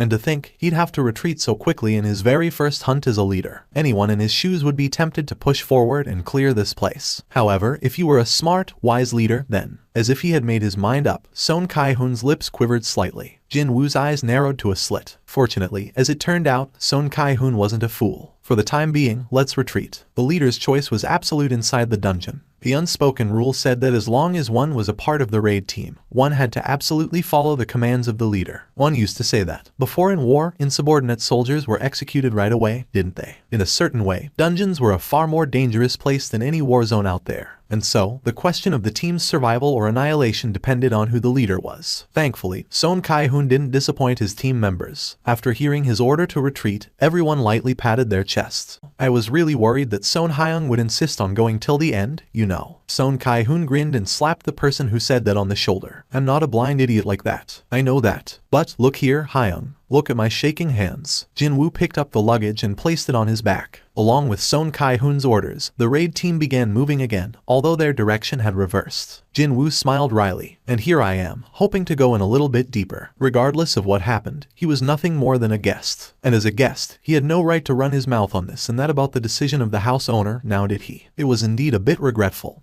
But it'd have to end here today. Everyone, stop. There was confusion evident in his voice. The fatigued hunters walking cautiously forward came to a stop, and so did Jinwoo as well. He had been keeping an eye towards the rear in case the monsters decided to chase after them. What the hell is the meaning of this? What is going on? Why is the path blocked? Wasn't it fine when we entered earlier? Jinwoo walked past the noisy hunters and got to the front before reaching out with his hand. And his eyes widened as well. It's been blocked off. The path had been blocked off by an invisible barrier. He immediately recalled the instant dungeons. More specifically, the wall that demarcated the border between the instant dungeon and reality. But he soon shook his head. No, this is different from that. He could detect a certain sense of artificiality from this invisible wall, seeing that there was a trace of magic energy mixed in. This barrier must have been the result of a magic spell cast by a monster with high intelligence. But why? Why block the path going out and not going in? It was then, as if it was waiting for this moment, horrendously powerful magic energy waves crashed into the group like a tsunami from the far end of the cavern. How could this be? This was from the boss of this dungeon. What the hell? Why am I getting goosebumps all of a sudden? Watching the complexions of the hunters get paler by the second, Jinwoo came up with a theory. If, let's say that there is a boss that can hide its presence, then the wall that wasn't there when they entered, and the boss that bared its fangs only after the barrier had been erected. No way. Did it lay a trap and wait for hunters to enter the dungeon? From beyond the darkness of the dungeon's interior, the countless sounds of footsteps, far greater than before, reverberated loudly. The countless marching high orcs came to a halt just a little bit of distance away from the hunters. High orcs growled as if they'd pounce at any given moment. No words could adequately describe the bloodthirsty aura emitted from over 50 high orc warriors. The result of a battle was pretty obvious even without actually fighting them. This is crazy. How can this nonsensical crap be? Hunters spat out long groans. They continued to retreat ever so slightly after feeling the enormous pressure, but too bad, their path was still blocked off. So, what would they do now? God damn it. If only either Chairman Choi Jong-un or Hunter Cha Hyun were here. Son Kai-hoon's expression crumpled unsightly. Rank S hunters all possessed incredible powers that could overturn any unfavorable situation. If either one of those two were here, these high orcs would have been nothing at all. Just why, in a situation like this, why weren't they here? Son Kai-hoon had fought alongside them all the time, so he could acutely sense his powerlessness right about now. Fighting here will definitely result in our death. However, with their path of retreat blocked off, he no longer had any choice in the matter. The creature's voice sure sounded loud. The glare of the high orc was fixed to the leader of the raid team, Son Kai-hoon. What the hell is that thing trying to talk to us? What is it saying? It was then the facial muscles of the high orc began trembling. When that strange tremor subsided, a completely different voice from before came out from the monster's mouth. Humans. It was as if something else had borrowed the monster's mouth to speak. Oh, humans. When looking at closer, that normal-looking orc's eyes were now unfocused and blurry like those of a dead fish that died a long time ago. Hunters began freaking out as if the back of their heads were smacked out of nowhere. An orc just spoke a language of humans. How can an orc speak Korean? Is this magic? Could it be? Hunters couldn't keep their mouths shut at this utterly unexpected situation. The leader high orc continued to speak. I am Karu Galgan. I want to meet humans. Follow this one. A monster wished to speak to humans. There never had been any reports of such a case before. Facing this unprecedented event, not only Son Kai-hoon but everyone in the raid team fell into a state of pure confusion. Kai-hoon Hyun, I hope you ain't listening to the words of a monster. Please, you gotta ignore it. Kai-hoon, it's a trap. Regardless what happens, we gotta try to finish it here. Son Kai-hoon maintained his silence for a while, before answering the monster's words. Did you block the cavern? That's right, I am the proud High Shaman of the orcs. My spells can't be broken by the strength of humans. Is there anyone stronger than you inside this cave? Who dares to oppose me? An incredibly loud roar exploded out from the high orc and slammed into the eardrums of the hunters. When Son Kai-hoon's answer didn't come right away, the leader high orc raised its large axe above its head. Now choose. Die here at the hands of my soldiers, or follow my soldiers will follow. Son Kai-hoon's immediate answer prompted the eyes of the hunters to grow wider. Kai-hoon Hyung. Mr. Kai-hoon. Son Kai-hoon interrupted his comrades trying to dissuade him and waited for the reaction of the high orc. Then come, human. With the end of those words, the blurred eyes of the leader high orc regained its original clarity, and that would be wild beast-like glare of bloodlust. Son Kai-hoon was the first to start walking, and the hesitant hunters began to follow after him one after the other. What is he thinking? Jinwoo stared with a puzzled expression on his face. Is he trying to negotiate with the boss in order to get out of here alive? Although the odds of that succeeding was extremely low. No, maybe this was for the better. Jinwoo originally believed that this raid would end with him hunting down a few mob creatures, but now he got himself a chance to meet the boss instead. Hunter Nim. Yes, Jinwoo continued looking at the front while answering him. Son Kai-hoon, too, continued to stare at the backs of the high orcs walking further up ahead. As soon as we meet the boss, we're going to attack right away. When that happens, regardless of whether our attack was successful or not, the Beastars should not be able to maintain the magic spell blocking the exit. That made a certain amount of sense. Unless it was some kind of hex-type magic, one had to keep one's focus in order to maintain a spell, especially if one wanted to maintain high-class magic. An incredible mental focus was a necessity. However, what about it? Didn't matter whether they succeed in killing the boss or manage to cancel the magic blocking the exit. They would still meet a dog's death right away inside the boss room after getting surrounded by the countless high orcs anyway. All their attention is on us. Hunter Nim, please escape from the boss room. Once you get out of the dungeon, you must alert the main assault force. By the time the assault team consisting of rank S hunters arrive here, everything would be over for them. Son Kai-hoon was getting ready to die. Are you thinking of dying alongside the boss? Jinwoo sneaked a glance at Son Kai-hoon's expression. His face remained hardened, but there was no wavering in his eyes. Our job isn't to get out of this dungeon alive, but to close the gates. Many people outside are paying us a great deal of money for that purpose. Son Kai-hoon's voice gained more conviction as he spoke. We will do our job according to what we've been training for. However, you're different. There's no reason for you to die here. I hope you can get out of this place alive. One could now hear the unwavering belief in his voice. His words contained his determination. Jinwoo realized that nothing he could say right now would be of any help to Son Kai-hoon. So, he simply nodded his head as his reply. Cha-hien finally arrived at the location of the second rank gate. She had her baseball cap pushed down low, and as a result, only a few passers-by recognized her. The first thing she did was to seek out the mining team. A few hunters walked past her and sneaked a couple of glances, but they were all working for the guild anyway and none of them paid her any great attention after that. Eventually, she could see Foreman B in the distance, as well as the mining team around him. Thump, thump. Her heart began beating faster. Standing a little bit of distance away from them, she scanned the faces of each miner present. Where is he? She couldn't see Jinwoo among them. How should she say this? It felt like all of her energy was abandoning her at once. Did he give up on being a miner? Why don't I wait for another minute? He could have left the spot for only a moment and is coming back soon. 3 minutes more. No, maybe 5. And so, she waited for another 15 minutes, but Jinwoo didn't show up in the end. Recognizing Cha-hien, Foreman B quickly ran over to her. Hunter Nim, I thought you were taking a break today. Hello there. Cha-hien shared a simple greeting with Foreman B and after making sure that no one was eavesdropping on her, she cautiously asked him a question. By any chance, is there a hunter named Sung Jinwoo working for you? Mr. Seong. Hearing an unexpected name being mentioned out of the blue, Foreman B formed a surprised expression. If you're looking for Mr. Seong, he subbed for a porter's job. A porter? Cha-hien gasped out in shock. Are you saying he actually went inside the gate? Foreman B nodded his head vigorously as if to show that he, too, couldn't believe it. Yes, miss. That's what happened. A ranky hunter volunteered as a porter and entered a rank dungeon. And he didn't even have dozens of lives or anything, too. What was he thinking? But, when Cha-hien thought about it, didn't she find that man loitering around the boss room yesterday with weapons in his hands? Indeed, she did not see wrong back then. One more thing to be suspicious of, then. Even though she ended up letting go of yesterday's event as a coincidence, when she really thought about it in detail, it was a rather strange thing for a hunter with 4 years of experience getting lost inside a dungeon like that. I need to find out. Cha-hien lightly bit into her thumb while pondering her choices, before swiftly making her decision. I'll have to enter the gate myself. Foreman B's eyes went extra round.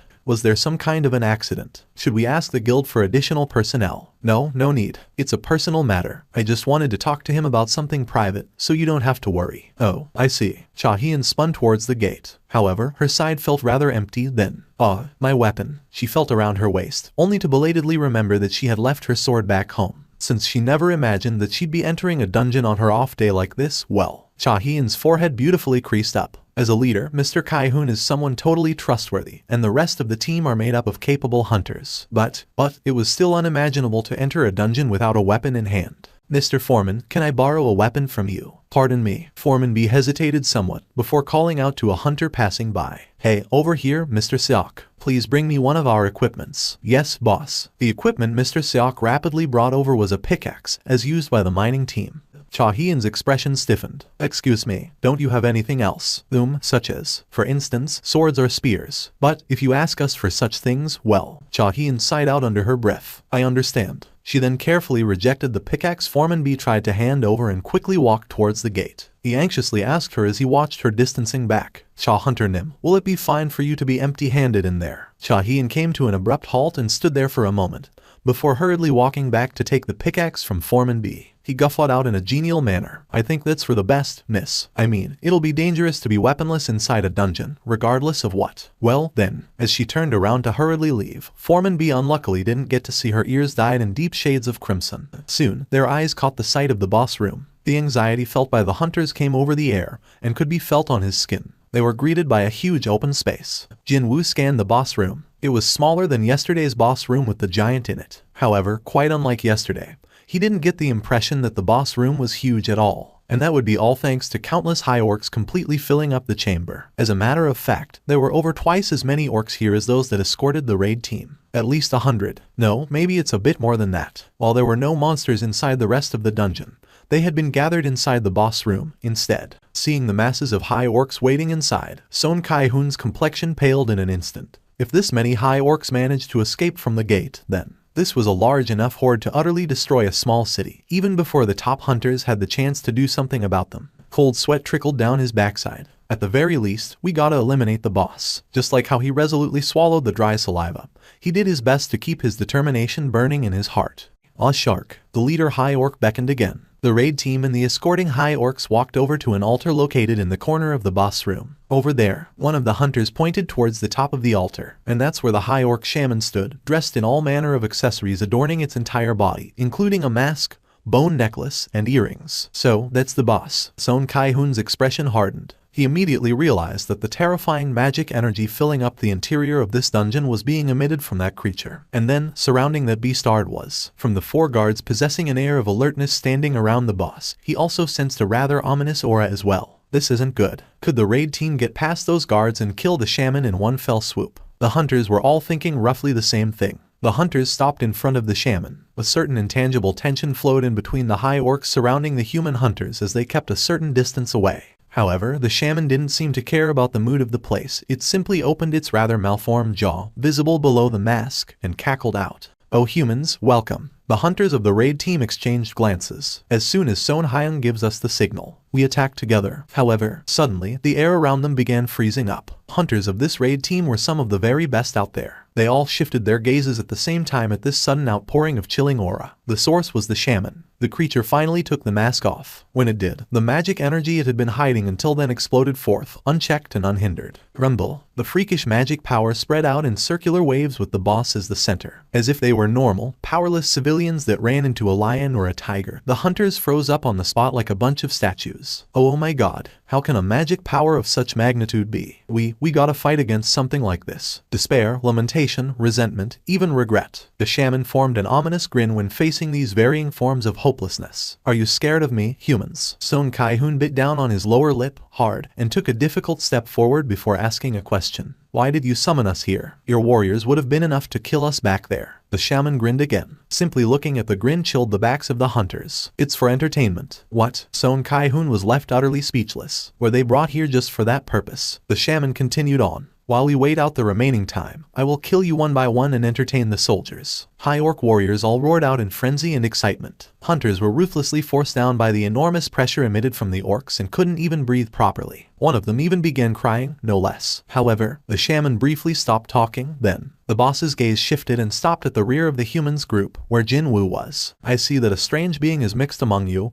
humans. It was then Son Kai-hoon's eyes gleamed dangerously. With the shaman looking elsewhere, this is my chance. Veins bulged in his neck. Now, Son Kai-hoon roared out at the top of his lungs, unsheathed his sword, and rushed out. However, it was eerily quiet behind him. How come? He glanced behind him while running, and discovered his comrades rooted to their spots, not daring to move an inch. They had lost their fighting spirit a long time ago from the display of the boss's overwhelming might. Son Kai-hoon's heart fell to the pit of his stomach. Still, someone had to do this. He couldn't stop now. His gaze shifted back to the front. Perhaps his attack wasn't expected. The shaman was still smiling, and its guards weren't showing any urgent reactions, either. This could be his one and only chance. Didn't matter if it was pure luck. He'd accept fluke, too, as long as his sword could reach. Sung Kai-hoon fiercely rushed forward and cocked his sword behind him. But, even before he could swing the sword with all his might, he collided with something invisible and was flung away. Boom. At first, it was shield magic. Flung away from the rebound, Sung Kai-hoon landed on the ground and rolled backwards. But that lasted only for a short while. Looks like we have our first volunteer. Along with the shaman's mocking words, Sung Kai-hoon's body was lifted up into the air. And now, it was the anti-gravity magic. The lips of the shaman were moving up and down non-stop. When Sung Kai-hoon was lifted up as high as a 2-story building, the shaman began chanting a different spell. Next to come was gravity acceleration. Kaboom! Sung Kai-hoon was slammed into the ground. He didn't even have the time to writhe in pain as he was lifted up in the air again. Not only the shaman, but the rest of the high orcs were cackling in derision as well, their fangs fully bared now. Boom. Hyok. The shaman continued to toy with Sung Kai-hoon by lifting him up and slamming him down. When he landed on the ground for the 4th time, Sung Kai-hoon vomited out a mouthful of blood. Seeing that scene, the complexions of the hunters got paler and paler. However, none of them dared to step forward to stop this. They simply stood there trembling while witnessing Sung Kai-hoon being broken into pieces. Just as Sung Kai-hoon was thrown down to the ground once more, he vanished from the view. The shaman's eyes opened wider. Where did the human disappear to, when all of his bones should be broken by now? The shaman searched for the whereabouts of Sung Kai-hoon. There, in a corner not too far, it discovered Sung Kai-hoon, unmoving on the ground, and at the same time, found a certain man crouching nearby. Of course, it was Jinwoo. Jinwoo carefully laid Sung Kai-hoon down and glared at the shaman. Hey, Mr. Leader, I want to ask you something. Will it be okay if I kill all of the monsters in here? The shaman frowned and gestured with its chin, and one of the guards swung about its scimitar and ran to where Jinwoo was. As Jinwoo glared at the monster rushing towards him, a light of fury lit up in his eyes. He reached out with his hands, ruler's reach. When he did, it was as if a giant, invisible hand grabbed the orc guard,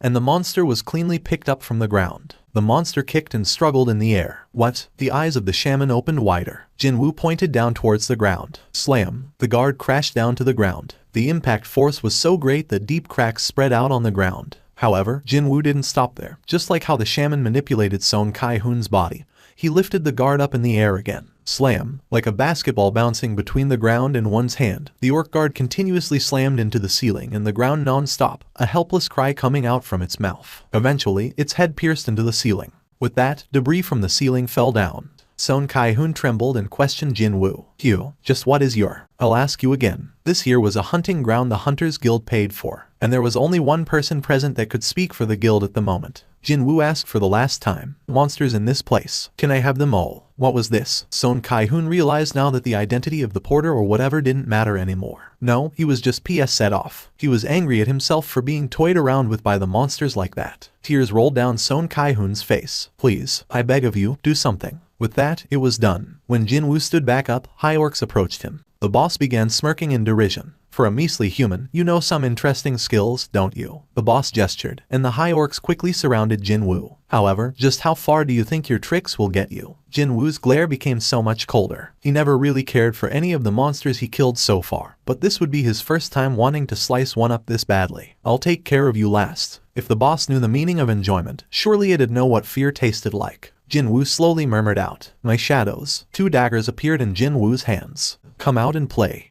The black sedan stopped by the side of the road. The man climbing out of the driver's seat, kitted out in a pair of sunglasses and a black business suit, was none other than Woo Jin-cheol, the section chief of the monitoring division, the Hunters Association. Soon after his exit, 3 more men climbed out of the car from the passenger and rear seats. All of them were from the monitoring division as well. Woo Jin-cheol frowned deeply. If that giant hole opened up like a door and monsters trapped inside emerged outside. Just imagining that made him shudder. However, why did that man apply to become a miner in such a horrifying place? Not only that, for 2 days in a row, too. Even if Association President Go-gun Huey hadn't asked him, Woo Jin-cheol would have personally come here to find out. Anyway, what brings the hunters from the monitoring division to this place? The members of the mining team had been relaxing until then overheard those words, and tension briefly flashed by in their eyes. The oppressive pressure hunters felt from the words monitoring division was rather huge. The people whose job was to arrest the awakened that the normal laws couldn't do anything about.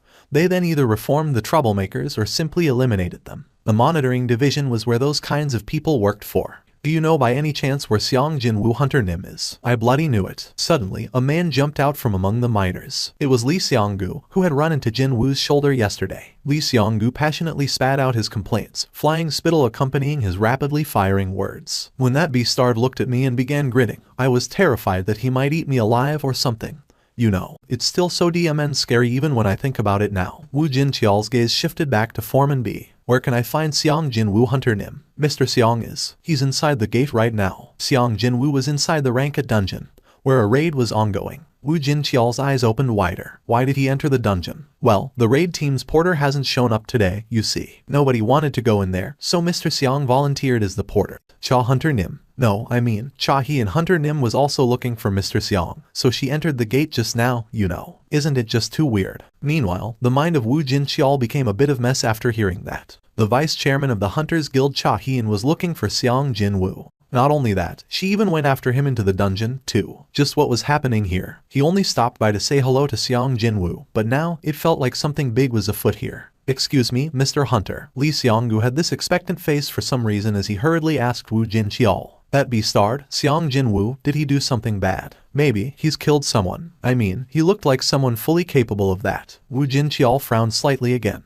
He sort of could understand why Sung Jinwoo glared scarily at this moron. A fool who'd get blown away into the weeds if Sung Jinwoo snorts in front of him. Still, there were too many eyes watching. As a hunter working for the association, he couldn't carelessly display his irritation at a stranger. This was why working for a public organization sometimes could get rather annoying. Woo Jin-cheol spat out a long sigh and did his best to sound as diplomatic as possible. You'll find out when you take a look at tomorrow evening's news broadcasts. Perhaps that answered most of his own suspicions. Lee Seong-gu raised his voice high as if he had correctly predicted this. I told you, didn't I? I told you that man is too suspicious. But he didn't look that way, right? And he worked so diligently, too. Not minding the lukewarm responses of his colleagues, Lee Seong-gu went on about how great his discerning eyes were. Tisk. Woo Jin-cheol stared at that man making a fool of himself before taking his subordinates towards the gate. However, Woo Jin-cheol instinctively stopped a few steps away from the gate. Chief, the subordinates began staring in confusion at Woo Jin-cheol's stiff face. This can't be. The measurement results are wrong. Not all Ranka hunters were equal. For instance, Hunter Woo Jin-cheol was right near the top within the Ranka and his instincts were telling him this. The measurement value was all wrong. Woo Jin-cheol quickly issued an order to his subordinate next to him. Go get the magic energy measuring device. The subordinate immediately realized that Woo Jin-cheol's expression was grave and hurriedly ran to where their car was parked. The miniature measuring device used by the monitoring division was a world apart in quality from the devices used by the regular association employees. As befitting a device created from a top-grade magic crystal that cost over $1 billion, this piece of equipment very rarely threw up errors or mistakes in its results. The measurement result quickly came out. I knew it. The displayed result showed a clear discrepancy to the previously measured value. If the guild formed their raid team according to the measured value presented by the association, then it had definitely become a serious situation. Around the same time, Cha-hee was following after the traces left behind the raid team. She finally located corpses in the distance. How can this be? Her eyes opened up super wide. All the corpses belonged to the high orcs. It was easy to identify them, because they featured red skin and their fangs were noticeably longer, too. How did Mr. Son Kai-hoon's team manage to defeat this many high orcs? And, was that all? There was seemingly not one casualty, too. Cha-hee discovered something odd and crouched down to take a closer look at one of the corpses, and her eyes grew even wider than before. This one, and this one, too. Almost all the high orcs were left with injuries inflicted by short but incredibly sharp weapons. They weren't blows fatal enough to kill, but she thought that these were definitely enough to hinder the movements of the high orcs, which meant that other hunters were simply dining on the table full of tasty dishes prepared by someone else. Short swords? It was then a certain scene flashed past her brain. The man who stood near the boss room yesterday. Sung Jinwoo was definitely holding short weapons in both of his hands. When her thoughts arrived at this point, Cha-heen's head snapped towards the deeper parts of the dungeon, and her expression rapidly hardened. She could sense this incredibly powerful magic energy wave. No, magic energy tremors, the kind she'd never experienced before, coming from there. The air itself was trembling, hard. No, Cha-heen bit her lower lips. If that magical energy belonged to the boss monster, then no one from Son Kai-hoon's team would be able to survive. She began running towards the boss room with all her might.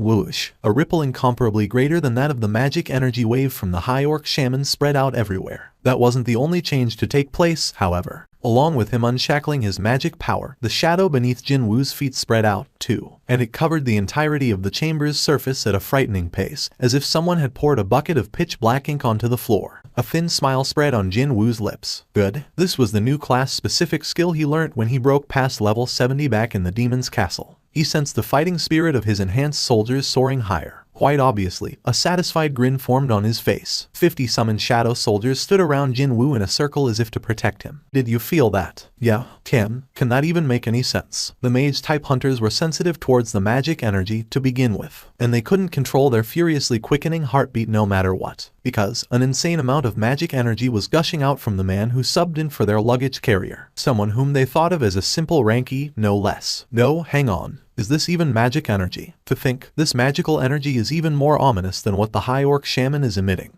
The sheer pressure from the magic energy thickly filling up the boss room made it difficult to even breathe properly. The fact that this incredible power didn't belong to an enemy relieved them to no end. What are you doing? Kill the human right now. With their backs pushed forward by the voice carrying a thick amount of the shaman's magical energy, the high orc warriors all roared out and raised their weapons. High orcs screamed out, limbs, bits of body parts sliced off by Jinwoo's 2 daggers, and the ensuing trails of blood scattered in all directions. He was so fast that even the elite hunters could only catch the glimpses of his afterimage. That's like seeing our vice chairman. Cha Hyun's nickname was the Dancer. Normally, she remained a calm, composed figure, but when she jumped into a battle, she swiftly cut down monsters as if she was performing a fast-tempo dance routine. Hence, that nickname was given to her. The woman in question forbade the use of that nickname because of how embarrassing it sounded, so it wasn't widely known.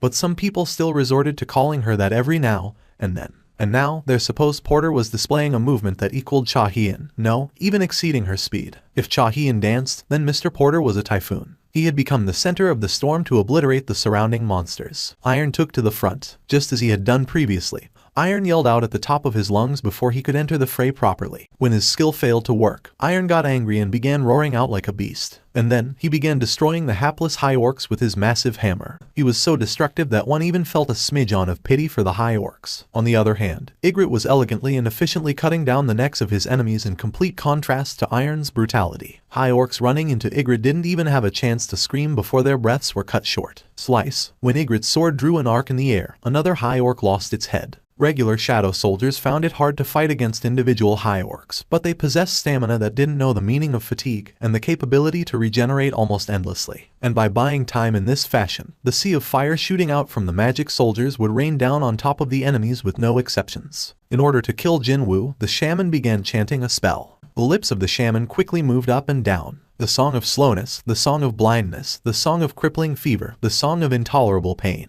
and the song of demonic slumber. 5 different types of hexes were completed in an instant and flew towards their intended victim. It's done. The corners of the shaman's lips arched up. The moment all those hexes were completed, Jinwoo also sensed the unnatural movement of magic energy. Jinwoo's eyes met those of the shaman's. The orc shaman smirked derisively. It's already too late, human. Hexes were different from normal magic spells and couldn't be evaded. The moment it was cast, that would be the end. But that human beast started turning into a walking corpse wrecked by all sorts of afflictions. His fate was sealed, to be ripped to shreds by the high orc warriors and their weapons. That was the end truly befitting a measly human who didn't know his place and dared to show off. Unfortunately for the monster, however, a familiar mechanical beep rang in Jinwoo's ears. Mechanical beeps fired out one after the other. All 5 hexes were dispelled even before they had the chance to activate. Jinwoo smirked at the results. There was this buff he received when he changed into the player. Continuous effect, good health and long life. You'll be immune to all types of diseases, poisonous substances, as well as all forms of status debuffs. During sleep, your recovery rate will increase exponentially. Thanks to that, he didn't have to worry about status-altering magic, such as hexes. Fitting for a boss of the rank of dungeon, the high orc shaman had immediately realized that its curses were rendered ineffective by an even greater power than it. But those were hexes I cast. This made no sense. In order to dispel hexes, one required the purification magic, or the blessings of a being possessing greater power than that of the hex itself. In all honesty, he could have eliminated the shaman right at the beginning of the battle if he wanted to. However, he chose not to, because he wanted to instill the sense of fear into the heart of that shaman,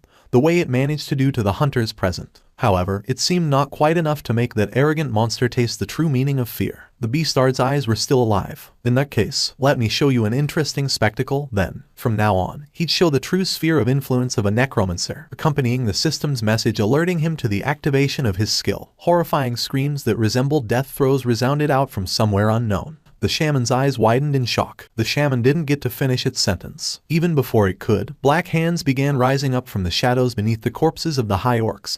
That was why. Jinwoo began smiling deeply while gazing contently at the newbies joining his shadow army. My warriors have become undead. The shaman began shuddering uncontrollably. About 50 warriors had lost their lives so far, and about the same number had changed into those black-armored soldiers, which means those soldiers that Beastard had summoned are. High Orc warriors would bravely jump into a fight against enemies stronger than themselves without fear, but they rapidly lost all their fighting spirit the moment they saw their former comrades being revived as shadow soldiers. High Orcs, renowned for never backing down from a chance to shed some blood, were now openly retreating out of terror. The fact that they wouldn't be able to ascend to the warrior's heaven after their death, and instead become the puppets of the enemy, was the worst possible nightmare for these High Orcs. Jinwoo's expression brightened. Finally, there were signs of fear in that beastard's eyes. While shaking like a leaf, the shaman recalled the existence that could revive the dead into shadows. There could not possibly be two people possessing the exact same power. So, that human had to be him. If that person is him, then why are we here? However, the moment the shaman thought about itself and the inside of its brain blanked out and the relevant memories contained within were wiped out in an instant. Jinwoo tilted his head.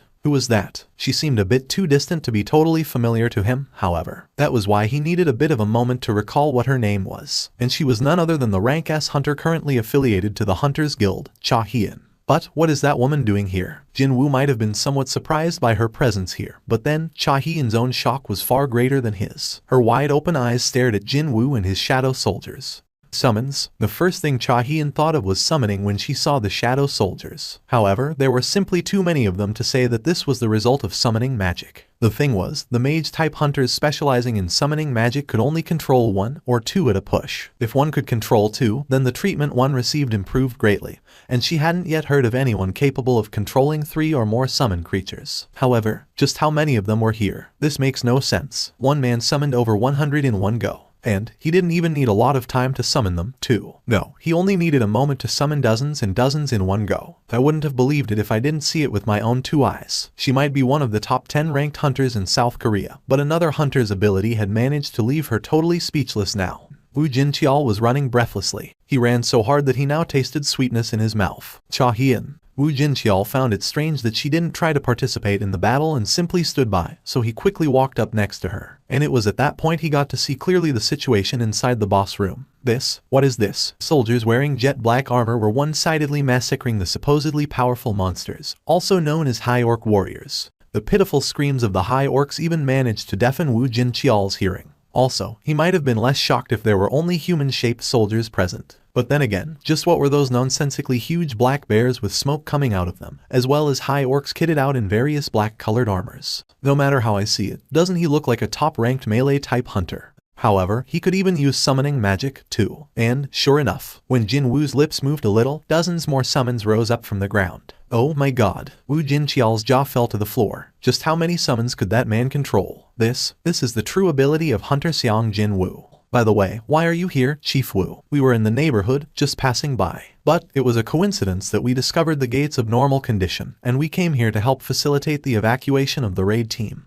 But well, Wu Jinqiao stopped talking there and stared at Jinwoo again. However, looks like that won't be necessary. This would be his first time witnessing Hunter Sung Jinwoo's true skill. And that just so happened to be the spectacle of him clearing a rank dungeon with his own power. It didn't look like others' help was necessary. The shaman was furious. You insect-like beastard, I'll step on you. If hexes didn't work against the enemy, then all it had to do was to bless itself and fight. The Song of Rage, the Song of Strengthening, the Song of the Giants, the Song of the Fire Dragon. With the completion of the various spells, the shaman's body suddenly ballooned up to nearly 10 meters tall. Its strength, agility, stamina, and even its confidence increased greatly as well, power filling up every square inch of its frame. Right away, the shaman used its gigantic arm to swat away the shadow soldiers, and then took a deep breath. And then, when the shaman spat out its breath, reddish-black flames erupted out of its mouth. The soldiers immediately dissipated and scattered away when they were struck dead on by the flames. Even those grazed by it were no exception. Parts of their bodies were blown away and they were rendered unable to carry on fighting.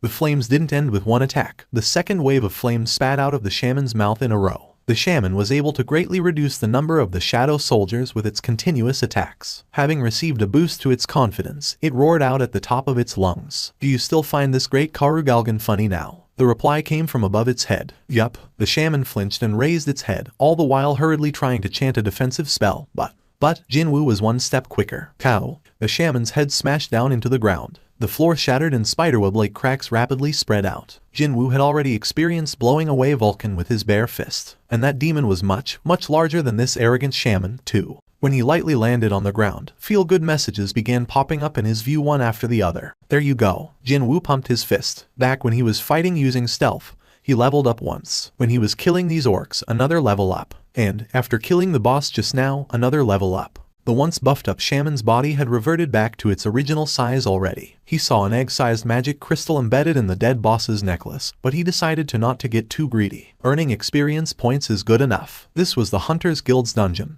At the end of the day, Jinwoo licked his lips in anticipation. He couldn't help but remember the corpse of Baruka, the one that slipped through his fingers back in the Red Gate. But my situation is a lot different compared to then. Compared to now, his stats weren't that high back then. Also, killing the Beastard took a lot out of him. Only after receiving the aid of 2 night-grade soldiers, Ygritte and Iron, did he manage to beat that boss down. However, he was able to kill this shaman comparatively easily today. A week spent inside the demon's castle. This was the definite proof that the events of those short 7 days weren't in vain.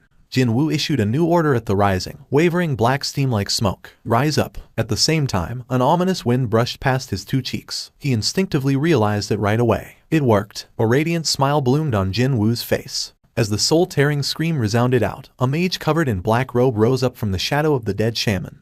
Jinwoo sensed something was different about this guy, and so he checked the information window.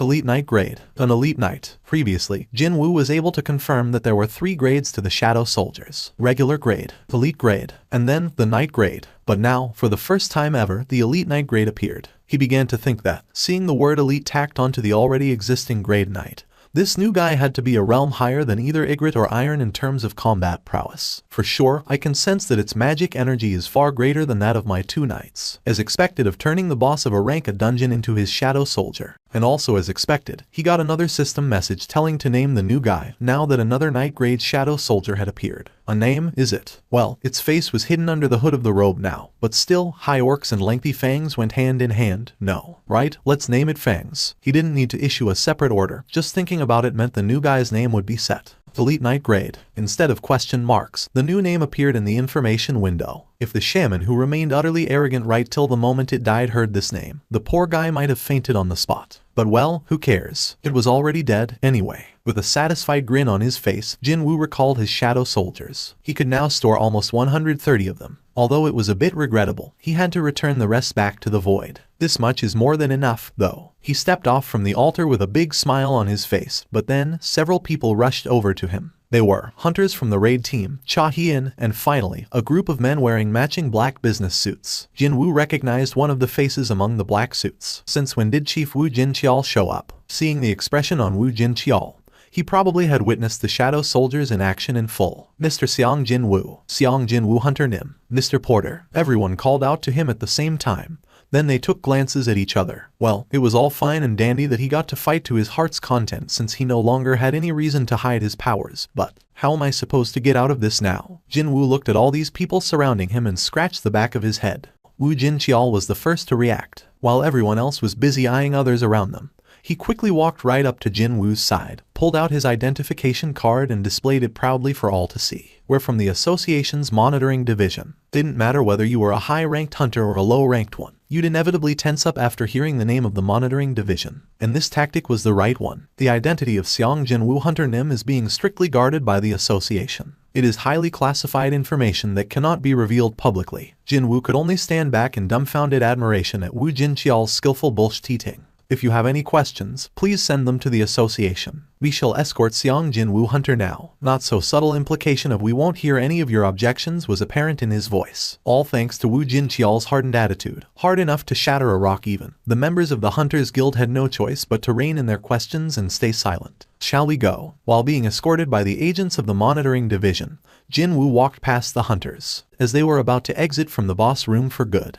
Hold on. An urgent call came from behind the group. Unintentionally looking back, Jinwoo spotted Son Kai-hoon approaching them while being supported by his big-framed colleague. All of his external wounds had been healed perfectly, but his complexion remained pale as he had lost a lot of blood. It'd be better for him to not move yet, though. Despite Jinwoo's worries, Son Kai-hoon managed to stand before him. He then bowed deeply. Thank you, and he began speaking up his mind without holding anything back. Thanks to you, we are all still alive. On behalf of the raid team, I'd like to thank you. If one believed the words of the monitoring division's hunters, then this young man seemed to be burdened by some kind of circumstances preventing him from revealing himself. With that kind of power, it'd not be too strange if he does have some kind of an unspeakable circumstance. Thank you very much. His emotions now getting raw, Son Kai-hoon bent his back forward 90 degrees once more. That sudden movement caused his aching body to scream out in pain, but he actually found that rather welcoming. His heart had welled up with emotions when he saw Jinwoo kill the monster in the exact same fashion as how he had been toyed around with before. Thinking back to that moment was enough for him to thank this young man a countless number of times.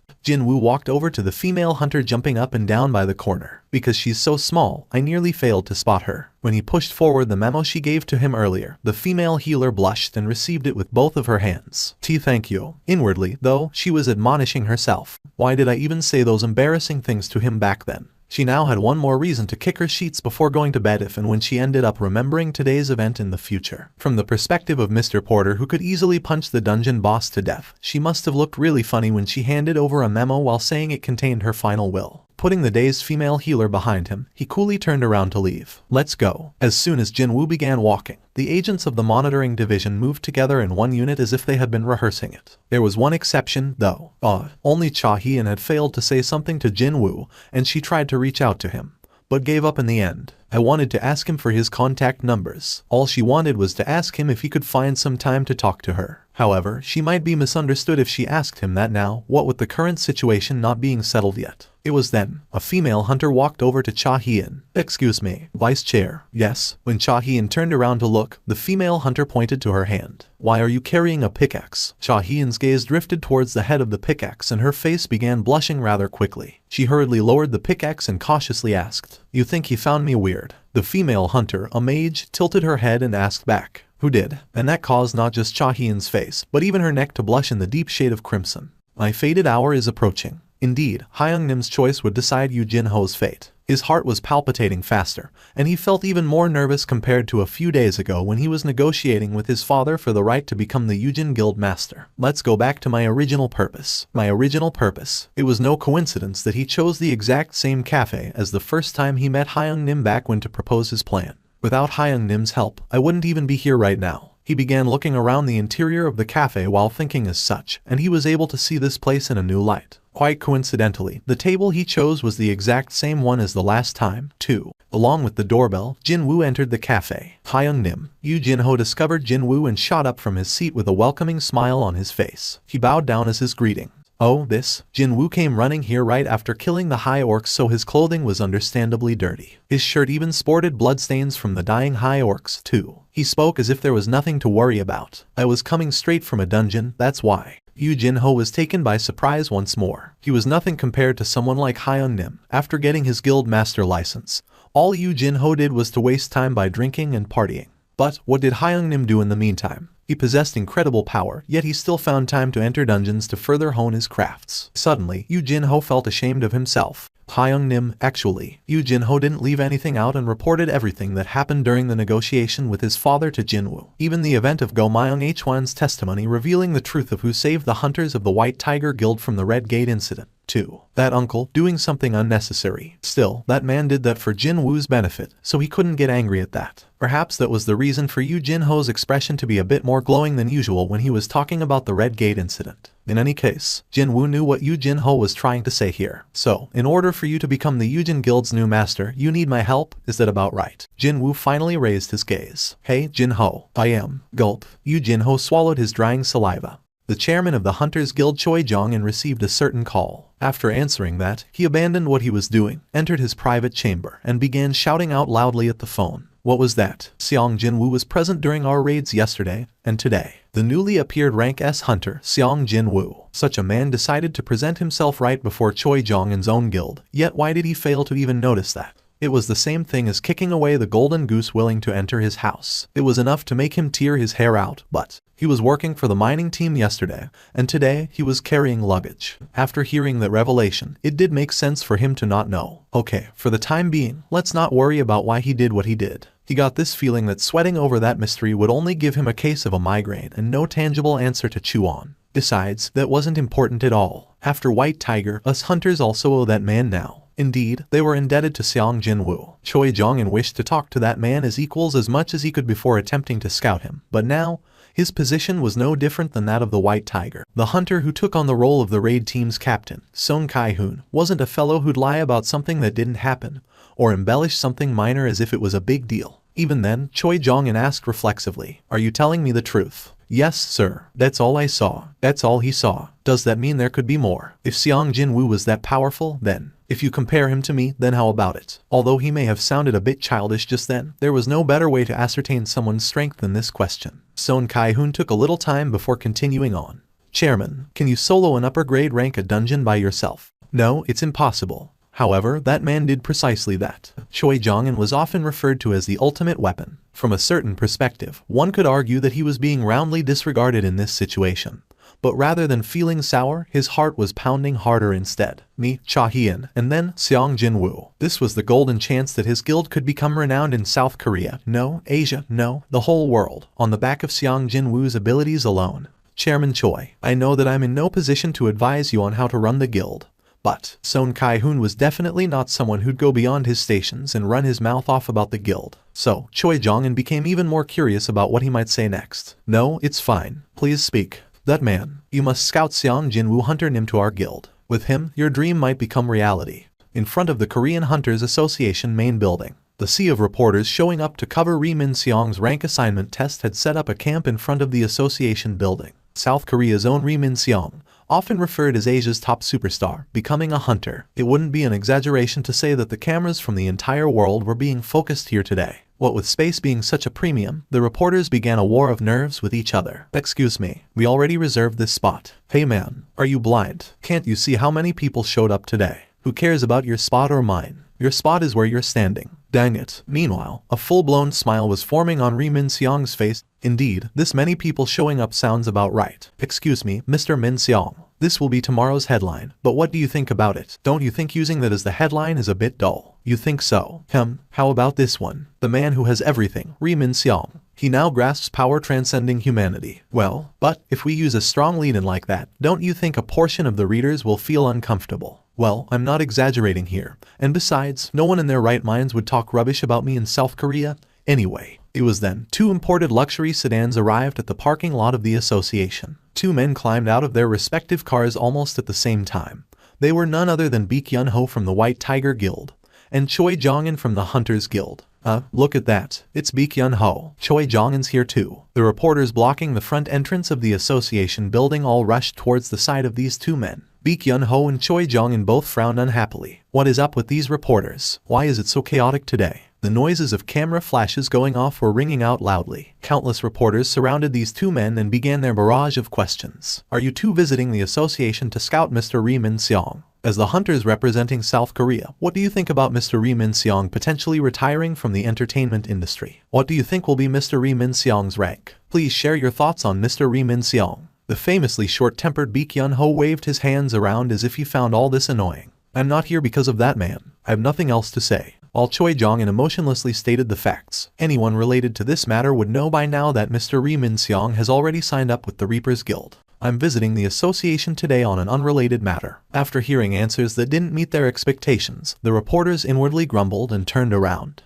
"What the hell? and I thought I might have a juicy news story. I got excited for no dang reason. Still, none of them dared to express their dissatisfaction in front of a pair of rank S hunters. Reporters returned to their spots and began their waiting for Ri Min-seong's emergence once more. Once the reporters left them alone, Baek Yun-ho and Choi Jong-in met each other's glare. Baek Yun-ho greeted his counterpart first. I heard the story. Hunters Guild almost got into a big tangle yesterday, too. Or so I hear. He even deliberately emphasized the word too as well. Well, it wasn't much of a big tangle, compared to how the White Tiger had to lose their newbie rank A. The two men's war of nerves was just as fierce as the one taking place among the reporters. Baek Yun-ho was incensed for a little bit there, but eventually he sighed out softly and spoke up. In any case, both the hunters and us are in that man's debt. We really were kissed by Lady Luck yesterday. If he wasn't there, my second elite team would have been wiped out. Even though both men knew that person's name, not mentioning it could be considered the final act to their war of nerves. Choi Jong-in took a step closer. That is why, out of principle, I'd like to definitely bring that man over to our guild. Baek Yun-ho didn't back down. He and Choi Jong-in got close enough for their foreheads to nearly butt against each other. We even had suffered casualties. Looking at the need to replenish our combat force, wouldn't you agree that person joining us makes more sense? Just what are you planning to do by recruiting a rank S to shore up your combat force? Are you thinking of invading North Korea or something? What about you? Since when did you worry about principles and the like to talk about your principles here? Flames erupted out from the eyes of the two men.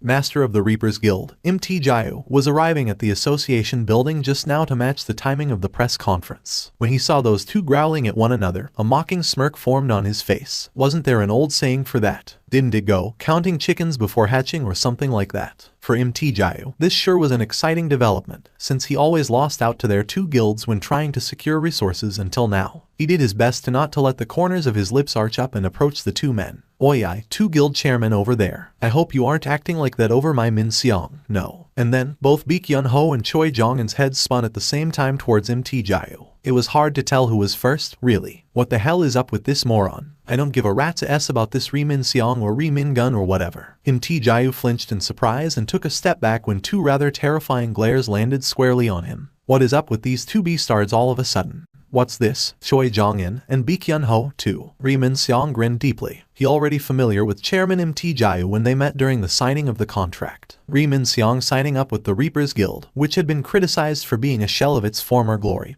while disregarding the country's top two guilds, was a calculated move on his part. I mean, with this, I'll enjoy the image of someone willing to stand up for the underdogs. Crudely speaking, celebrities survived on their public image, and Ri Min-seong was really meticulous about maintaining his. The best guilds in Korea are fighting over me. He wasn't thinking of carrying on this hunter lifestyle for long.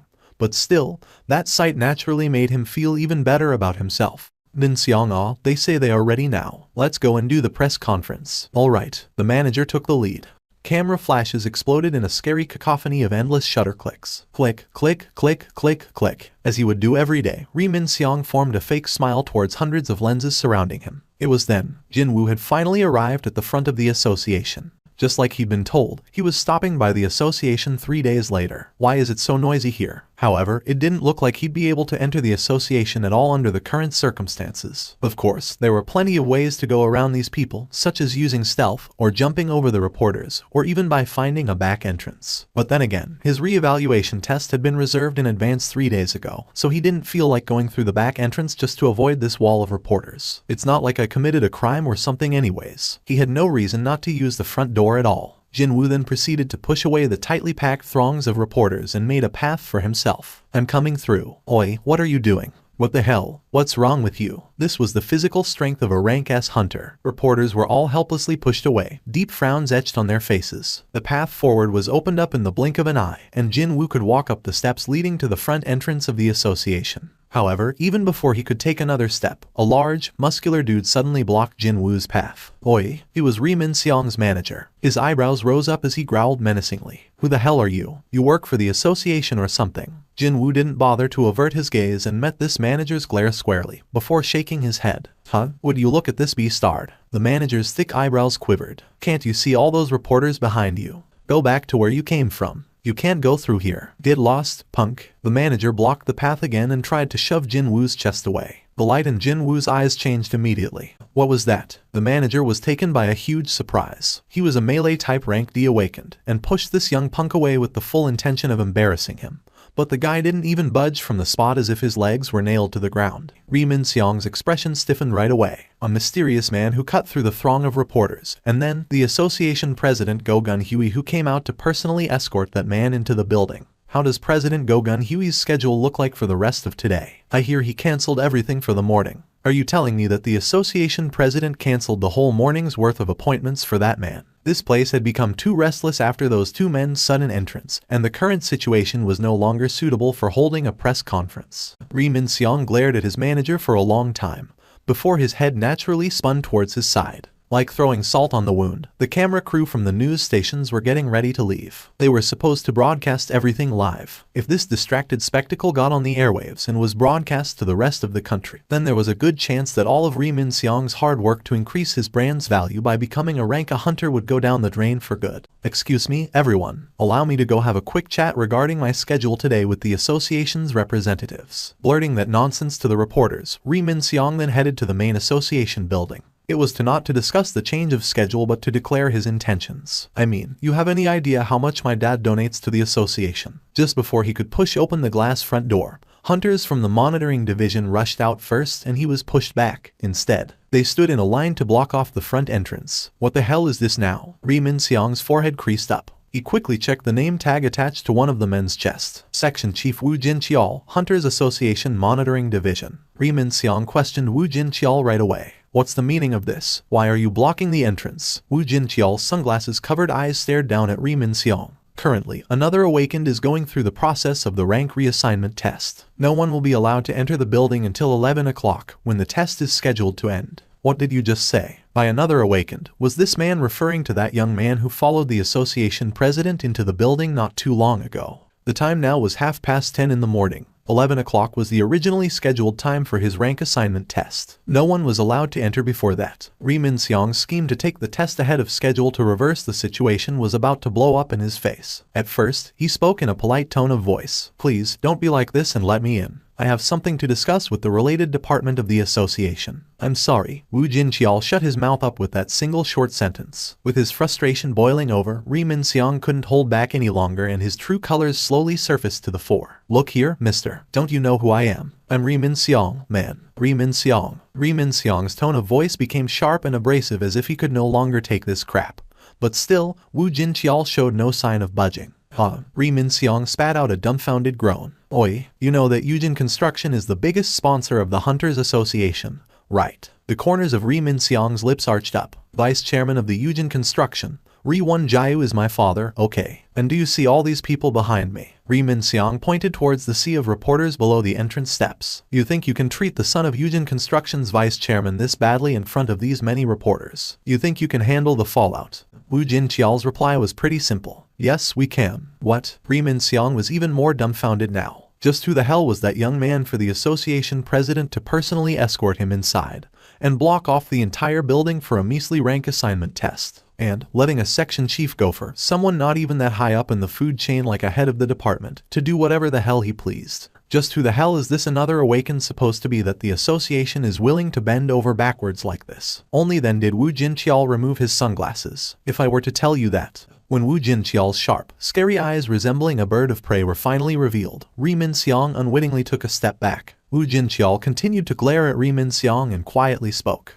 Do you think you can handle the fallout instead, Mr. Ri Min-seong? Please, come this way. Alright. Jinwoo was about to follow after Go Gun-hye's guidance and enter the measurement room, but then spotted two somewhat familiar-looking faces. Baek Yun-ho and Choi Jong-in were sitting on the waiting room chairs facing the measurement room. That was where smartly dressed headhunters of various smaller guilds could be found 3 days ago. When their gazes met, both men stood up from their seats and bowed lightly. Jinwoo reciprocated the greeting and walked past the hallway. As they walked down on the passageway, a soft smile formed on Go Gun-hye's lips. Those two men, they have been waiting for you for about an hour. The leaders of two guilds that represented South Korea in the world stage had shown up 1 hour early to wait for the re-evaluation result. Perhaps he had read Jinwoo's expression, because Go Gun-hye continued to explain in a calm voice. The new rank S hunter has appeared after 2 long years. And besides, Choi Jong-in has heard of your powers, so he should be even more anxious at the moment. Jinwoo slowly nodded his head. Oh my. Association president. The association employees they met on the way all politely greeted Go Gun-hye and stared at Jinwoo with mystified eyes. Who is that man that necessitates our association president to personally guide him? Could he be someone really important? How can someone that young know our president? Soon, they arrived at the examination area, located deeper within the building. Before the re-evaluation can take place, we must confirm your abilities first and set the new classification for you. Jinwoo already knew that hunters were classified as a melee, mage, healing, or even support type according to their abilities, and performed their roles where they were needed the most. Well, I can do this. Jinwoo called out a single shadow soldier. Yuck. The examiner was greatly taken by surprise. Seriously speaking, how could anyone stay composed when a soldier decked out in jet black armor suddenly rose up from the ground? Jinwoo deliberately chose the lowest leveled one out of his regular soldiers, but still, the dude emitted intense pressure that most normal people found hard to endure. Is this your summoned creature? You can control a summon. The examiner's voice was trembling noticeably. In that case, how many summoned creatures can you control? Well, it will be useless to lie, so. Indeed, the number of eyewitnesses who saw his shadow soldiers yesterday was nearly 20. Jinwoo spoke up a slightly reduced number of soldiers sealed inside his shadow through his skill. It's around 100 or so. The examiner's eyes went extra round at the number 100. 100, yes. On the other hand, Jinwoo remained nonplussed. At the same time, as he stared at the shadow soldier, Go Gun Huey's eyes were glittering brightly. 100 of those. At a glance, that soldier possessed around the same amount of magic energy as a rank B hunter. If that young man could summon 100 of those soldiers, then one simply had to concede that his powers had already exceeded a regular large guild's combat force. Truthfully, that was an incredible ability. Jinwoo could feel Go Gun Huey's passionate gaze burning up on his skin. He breathed a sigh of relief after confirming the reactions of the surroundings. Well, if one regular soldier can elicit this sort of reaction, then he should thank his lucky stars that he didn't choose to call out the highest leveled soldier among his flock. Egret, or the boss level creature he managed to poach yesterday, Fangs. Whatever the case may be, this was enough to prove the type of ability he had possessed. Jinwoo quickly shoved his new hunter license inside his wallet. When he got to the end of the corridor, the waiting duo of Baekhyun-ho and Choi Jong-in approached him. Mr. Sung Jinwoo, can we have a chat? Sung Jinwoo Hunter Nim, I'm sorry, I'm pressed for time at the moment. Jinwoo ignored them both and quickly walked towards the glass door. Baekhyun-ho raised his worried voice. If it was me, I wouldn't use that exit. Is he trying to imply that the sweet deals he prepared for this occasion will make me regret walking out of this door or something? Jinwoo wasn't interested regardless of what was being offered, so he continued to ignore Baekhyun-ho's dissuasion and pushed the glass door wide open. When that happened, the reporters that had managed to climb up the steps to push and shove against the monitoring division's agents began clicking their cameras non-stop, with flashes exploding brightly all around him. What the heck is this? Jinwoo became utterly speechless at this blinding explosion of lights. One of her friends grabbed her wrist, a shocked expression clearly visible on that girl's face. Jin-ah, why what? With her friend shocked like this, even Jin-ah got shocked alongside her for no reason. It's your oppa. He's on TV right now. What? Why is my oppa? Did he get injured again? If not, could it be even worse? The friend dragged Jin-ah by her wrist inside the classroom as if she didn't want to waste time explaining anymore. Oh, Appa. The moment Jin-ah saw the TV screen, the banana milk in her hand fell to the floor. Thank you for watching. Subscribe and enable notifications so you don't miss the next chapter.